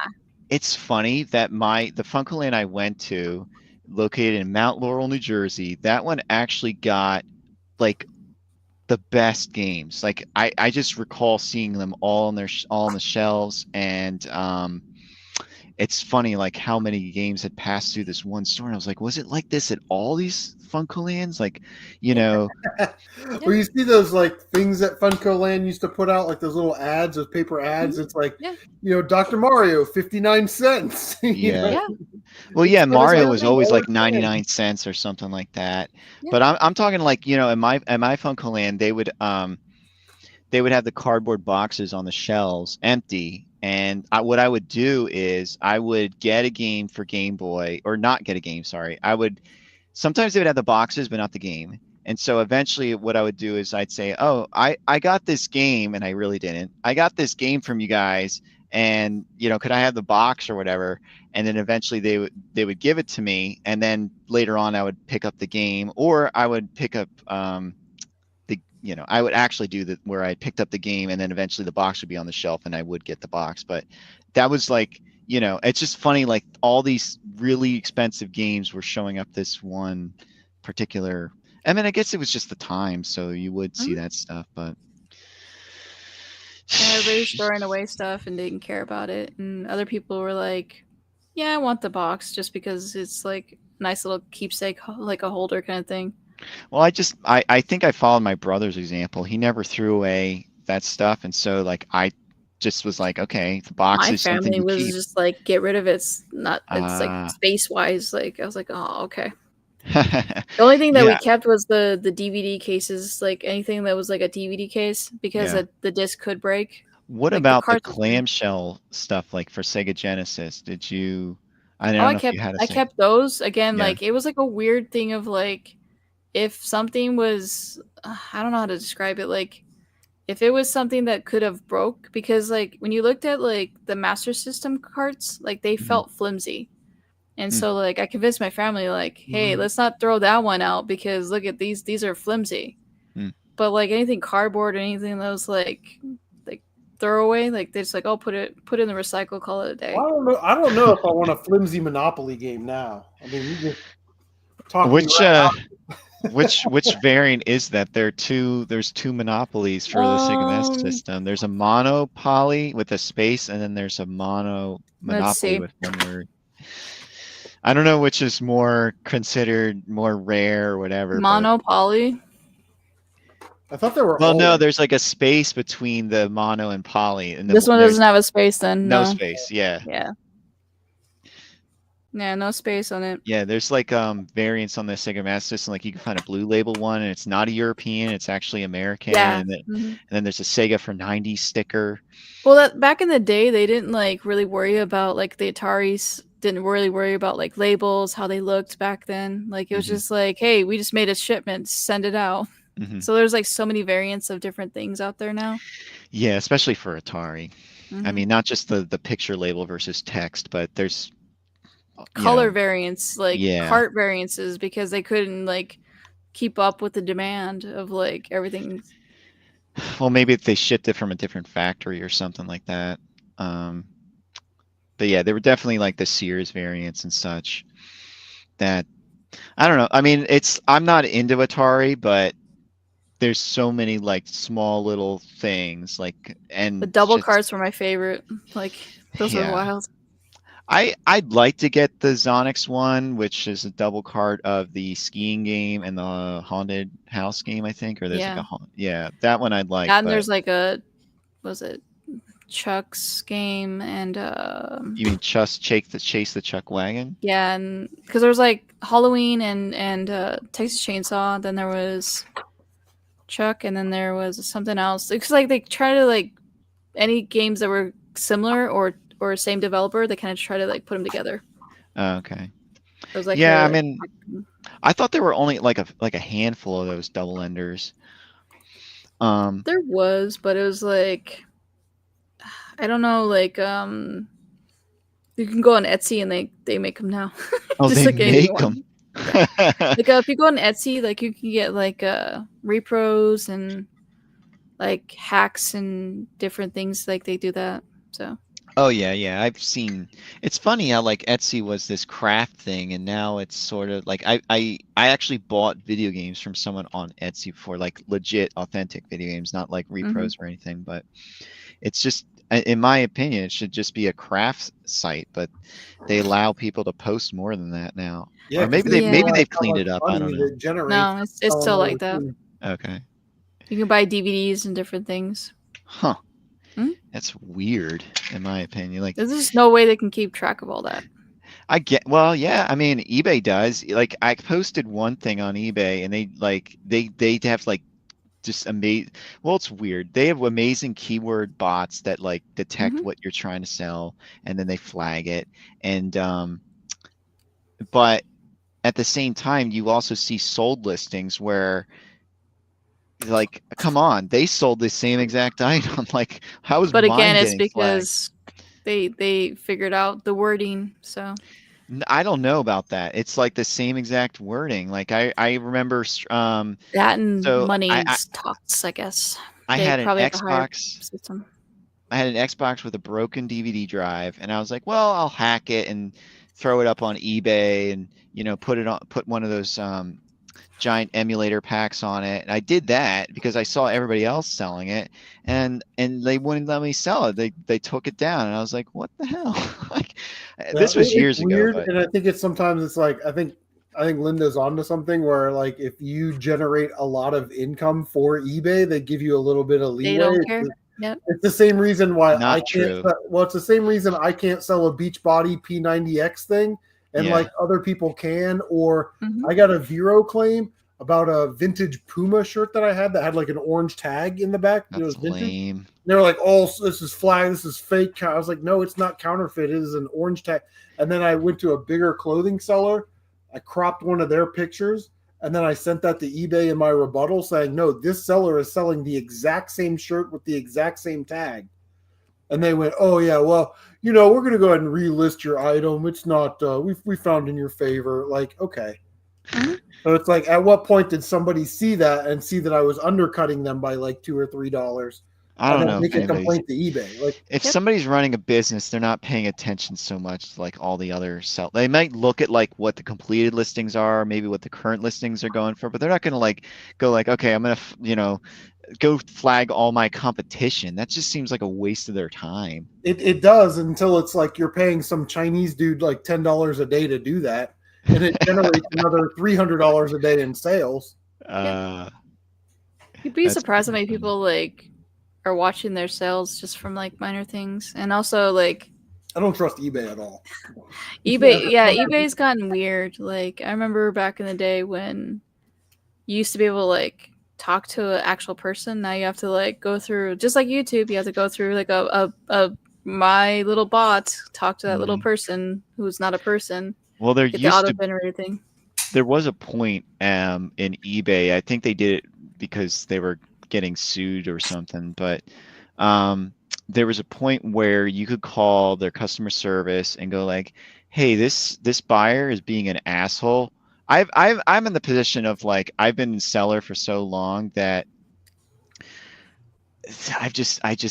I'm fed up with a lot of the buyer's actions. But I've learned like, okay, this buyer's being an asshole. So I call them and I say like the buyer's being an asshole. They're doing all this, blah, blah, blah. And they would like refund me. I don't know if they would refund the buyer, like maybe they open up a case or something like that, but they would refund me. And I would have like this huge clout with the years of eBaying that I've been doing, and they were able to do it. But then there was a point where eBay changed their policy and they made it so that you couldn't do those class action lawsuits, and then they made it so that if you had some dispute, it had to be settled in arbitration. And then so from that point on, when I called customer service, it was like you just have, it's like if you're a seller and the buyer finds something they don't like or they want to scam you over, the buyer has to win. Then you have to file a police report. Like I've had people send me back stuff that's not the stuff I sent them. And it requires filing a police report after you lose the case, after you refund the money. And so it's like, and it's when it's so obvious, like, because you have to send a photograph of the item. And so somebody sent a photograph of a completely different item. And then like, it doesn't matter. I still have to go through with the return. And then I have to then refund them, file the police report when it's just like, hey, eBay, you can see the picture that they uploaded is a different item. Like, come on. So it's a bunch of BS. I will say that overall though, I don't have that many issues, but I just hate having any issue really. So you're not the only one. There's other people that have been having issues with eBay as a seller because of all the stuff. It's just like YouTube as well. Like if you see somebody else with your video on their channel, like you have to go through the lawsuit thing too as well. Like you can't just be like, hey, this is my video, here's proof, I'm the original owner of this. No, you have There's to my like face in the video that they're using. That is literally me. Yep. Well, and it's also like if they're not doing anything that's covered by that Creative Commons rule or whatever it's called, free, where they're able to like. Well, no, it's not even just like they're use. copying and pasting it literally from like theirs to like the other people, because they do that all the time. Like they go from one platform to another platform too. So like they'll go from like YouTube to Instagram, and so like they like, oh yeah, like here's proof that this is my video. Like oh no, we believe it's this one. Like okay, cool. Yeah, I guess I'm such a small channel. I mean, I just don't do searches on my crap. Why would I do that? Like I'd be very surprised. You might see like it might not be like your full video, but you'll see like clips of like B-roll footage or something like that. Yeah, it's weird because you can like search your name, and there are people that have playlists of my video, you know what I mean, on their channel. I'm like, oh man, I mean that's cool. Like I'm glad that you enjoy the content, you know what I mean? You want to hang out with me and my stupidity. But at the same time, it's like, man, is this weirdo watching me 24/7? Like, remembering every word and everything in my videos? Like, that's weird. You never know, man. I have a playlist of videos on my channel that are not my video, but I go like, I say like these people made some cool videos, and I add it to that list. So like, there's someone who did like they remade the Star Fox intro for Super Nintendo, and I put that on that list. The list is called Awesome Videos by Other Awesome YouTubers. And so it's just, I don't know, it's sort of a way of curating some stuff. I'm not getting any profit from it because all that's linked to that, I never got any profit, honestly, from YouTube. A lot of people also are trying to like get notifications to work again. Like oh, that doesn't work. Like I wish I would get notifications sent to my email. I've learned that if you go into the person's, like you manually search their name, go into their channel. Like you have to go into their like actual channel. Like you can't go into like just a random video. You have to click on their channel, go to their homepage, and then go to like another page, and then it'll pop up. And that's a weird thing. Like I did that for a couple of people again because I wasn't seeing anybody's videos on certain stuff. And I did that. Like I went in their channel. I was like, are they not posting anymore? And magically their stuff showed up on my homepage after that. Is it stuff that maybe that you're not watching as much? Maybe you skipped it so many times. Like maybe they posted a new video, you didn't click on it, and so YouTube doesn't show like it to you anymore. Well, the weird thing is it used to be you'd even see on your subscription feed.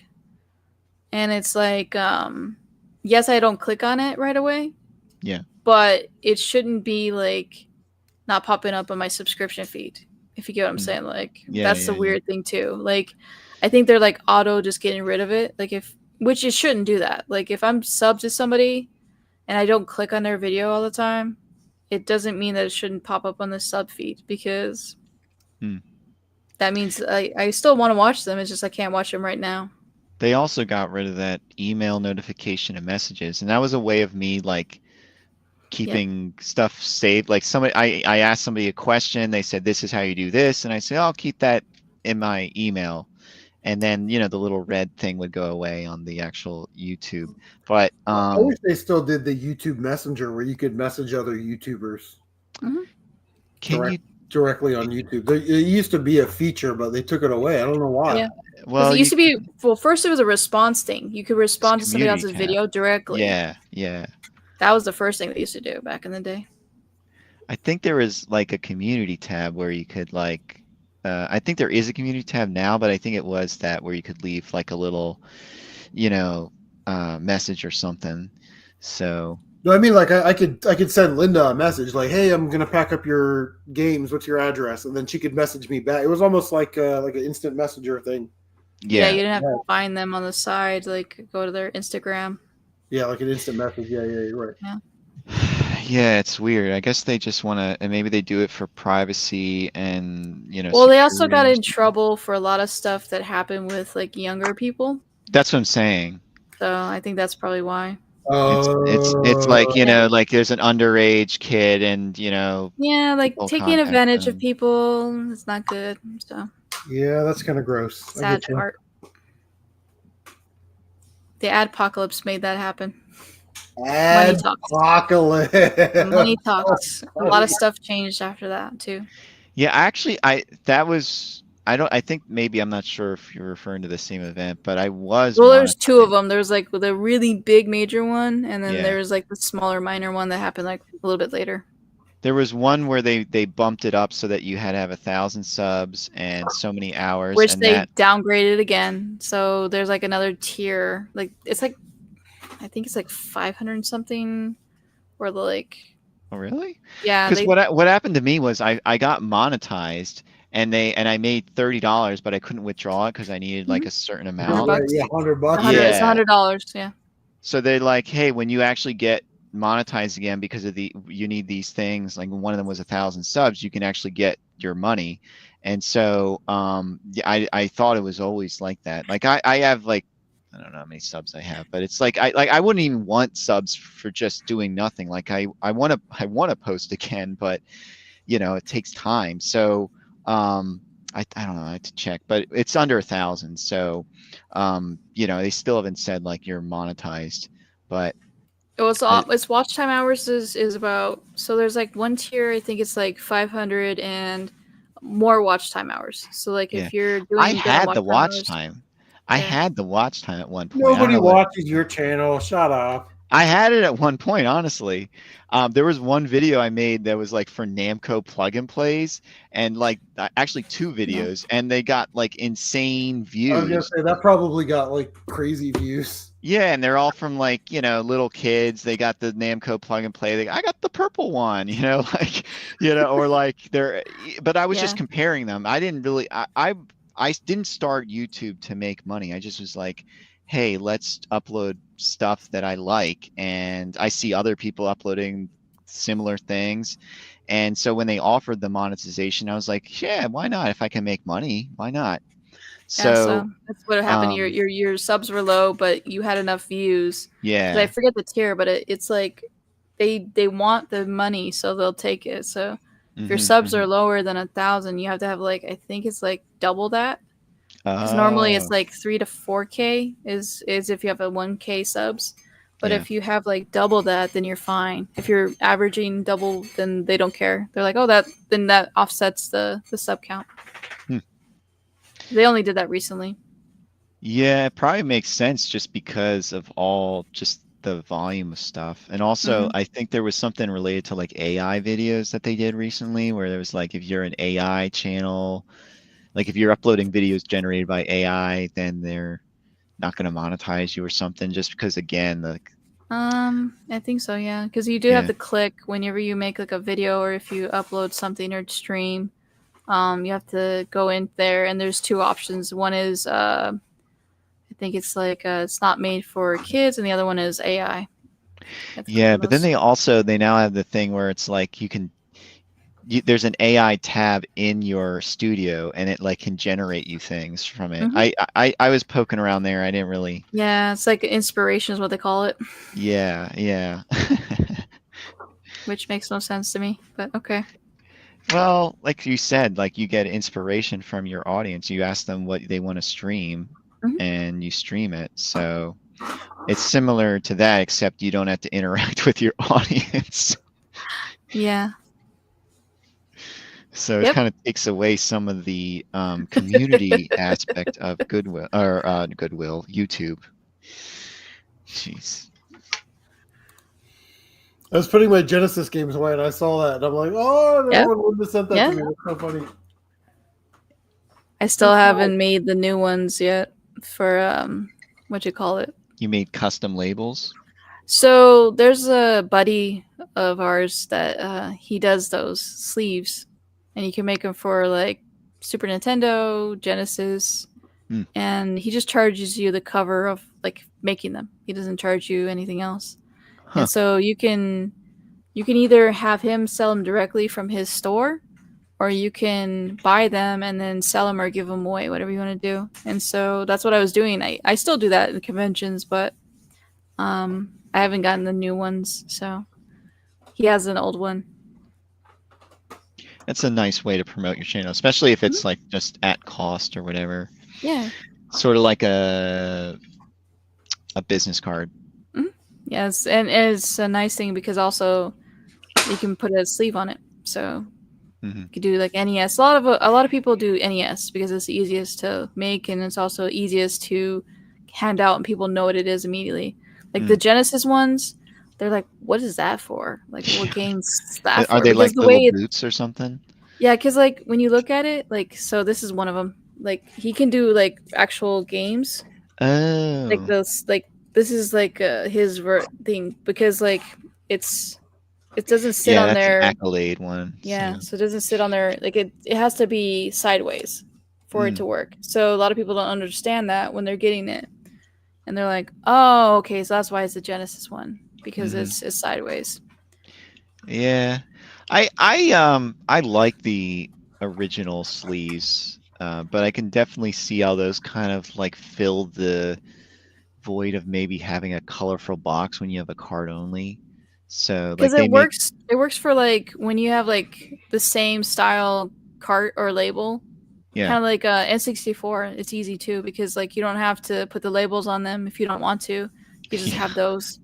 It took me forever to get those end label. I bought some Mhm. custom ones as well. Yeah. They're just necessary. Yeah. So, but you don't have to do that because some people don't want to put end labels on their cards. Yeah. You know, because they want to keep them original. So you can do those instead. Well, mine are restickable, so they're not Not everybody does the restickable ones. So yeah.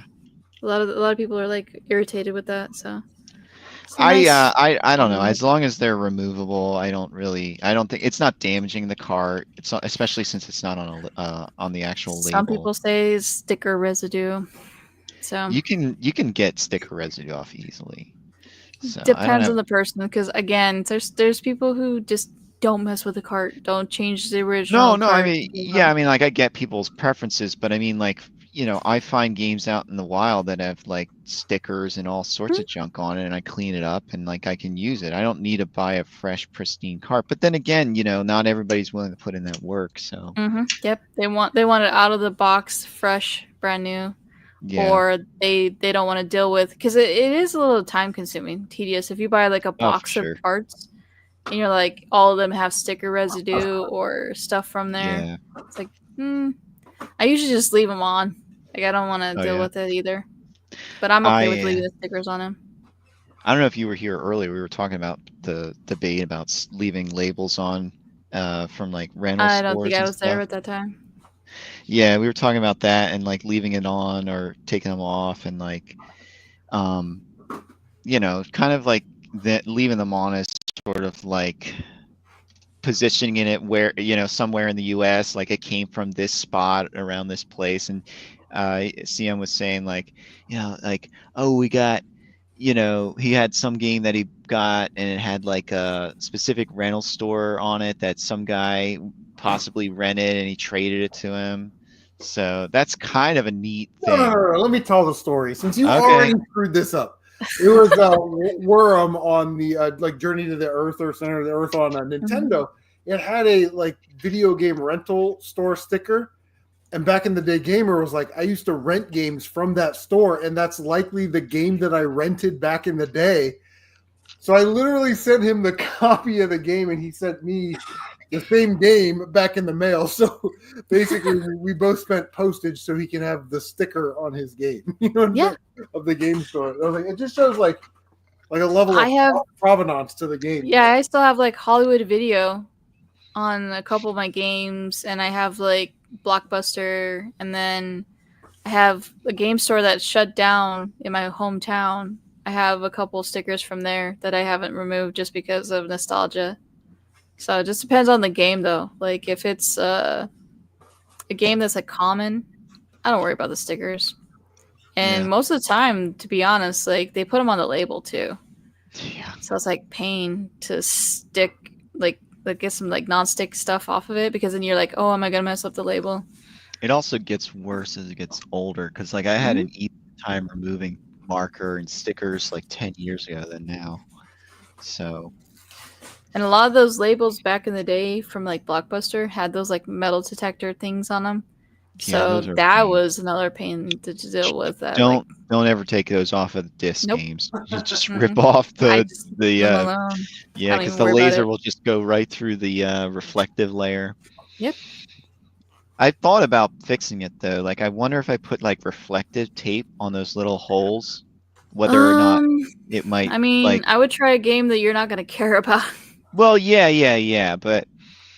Yeah, because I had tape on it. There was just a piece of tape, and I peeled it off, and it peeled off the top layer of the disc, and it wouldn't boot anymore. So I was thinking, like, you know, the only thing that's on the bottom of that label is like a mirror finish, and so what happens is once that tears off, the laser just shines through it. So I was thinking, like, if you just put like a very sheer piece of reflective tape down. But I don't know, like maybe it has imperfections on the microscopic imperfections, so the laser doesn't get bounced. I never tried it, but I was always like something that I was curious about. You could always just do some like random tests and see if it works. Yeah. I mean, like I just haven't gone through with it. Because it would have to be reflective on the adhesive side. The one thing is you would have to like try it differently. You know, it could also be the tape too, like, you know. Yeah, but files of tape and see if that works. Well, yeah, there's different types of tape, so there might be one that is like has less microscopic imperfections than another brand. So you might have to test multiple discs.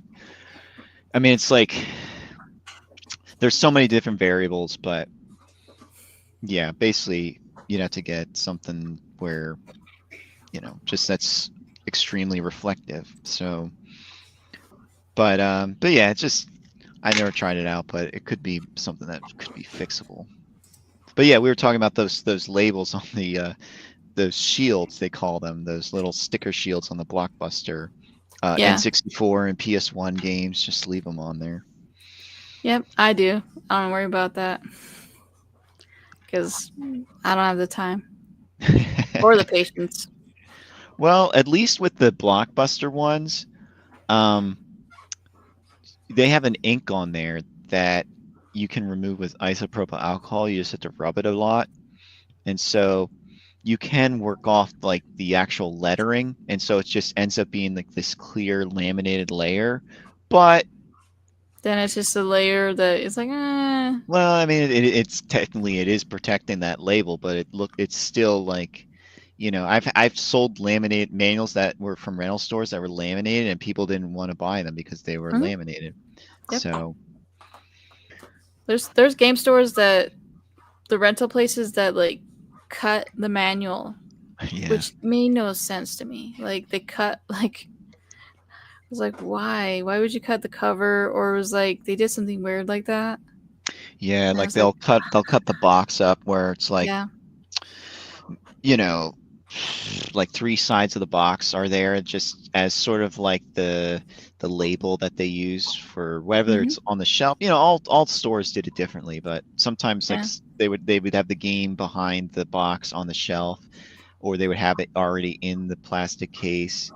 So that basically people would know like if the box was there but the game wasn't behind it, then you know like okay, it's out of stock. But you know they would have it in the future, and then maybe you'd be able to put a hold on it or something when the next one came in. Yeah. So yeah, there were a bunch of different ways they did it. All of them frustrated me. I was like, you all could just put the game in a box and had like a kind of like what they do at the library, just had like a Yeah. card. Well, that's But what no. we had a local games or local rental store, and they had the actual game box, and if there was a part in behind it, it was in a plastic clamshell like specific Mhm. to the store. Yeah. And so then they would just have the box there, and you would go like, oh, okay, you know, Mega Bomberman is out of stock this week, so I can't rent it. And I'll end up renting Comic Zone instead, you know. But either way, I'm just saying like that they were all like Blockbuster did it a completely different way as well. Yeah. Depending So on the game like system itself. yeah, even that.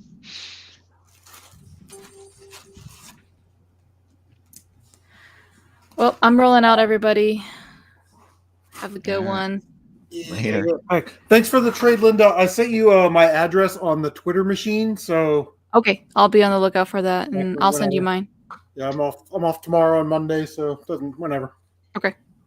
Bye. Thanks. It's good seeing you. Later. All right. Well, geez, that's been. I started at like 8, so that's 6. That's almost 7 hours of live streaming, and there's still 8 people here.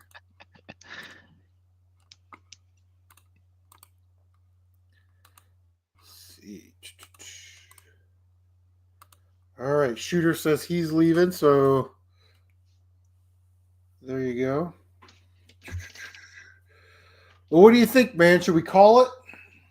I mean, it doesn't seem like there's been very much action. All the, you know, I mean, there were some, but I feel like I've watched some of these before, and there was like more action before going on. I did 6 trades. Yeah.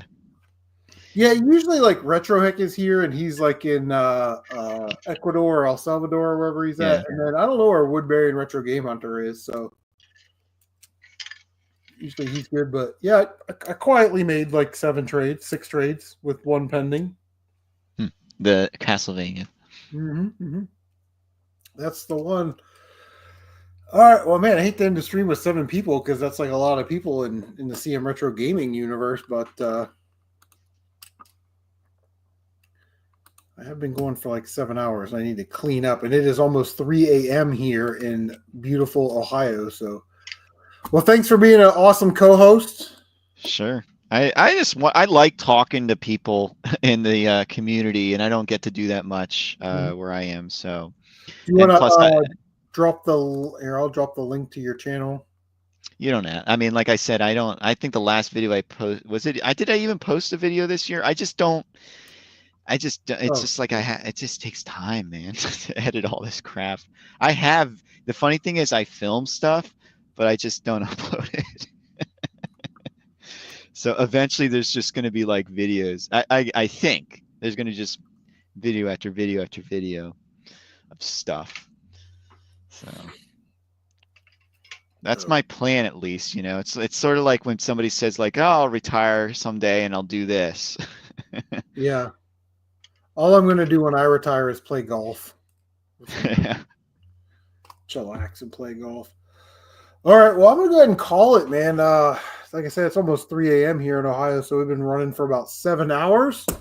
So, hey, listen, I like to do this trade show at the end of the year. It's sort of a community thing. We all kind of get together, whether you want to make trades or not. Very cool to be able to trade with some new people and with some the old G's on YouTube. So, very awesome. What's on my shelf? Thank you so much for joining us. Sure, thank you. I mean, I enjoy everybody. Even like it's hard sometimes to pay attention to chat and talk, but like even like because also like I was trying to double up things I was doing, like I was cleaning stuff from the garage sales and whatever. But yeah, I wish I was more interacting more with the chat than I had to pay attention to that. It's all right.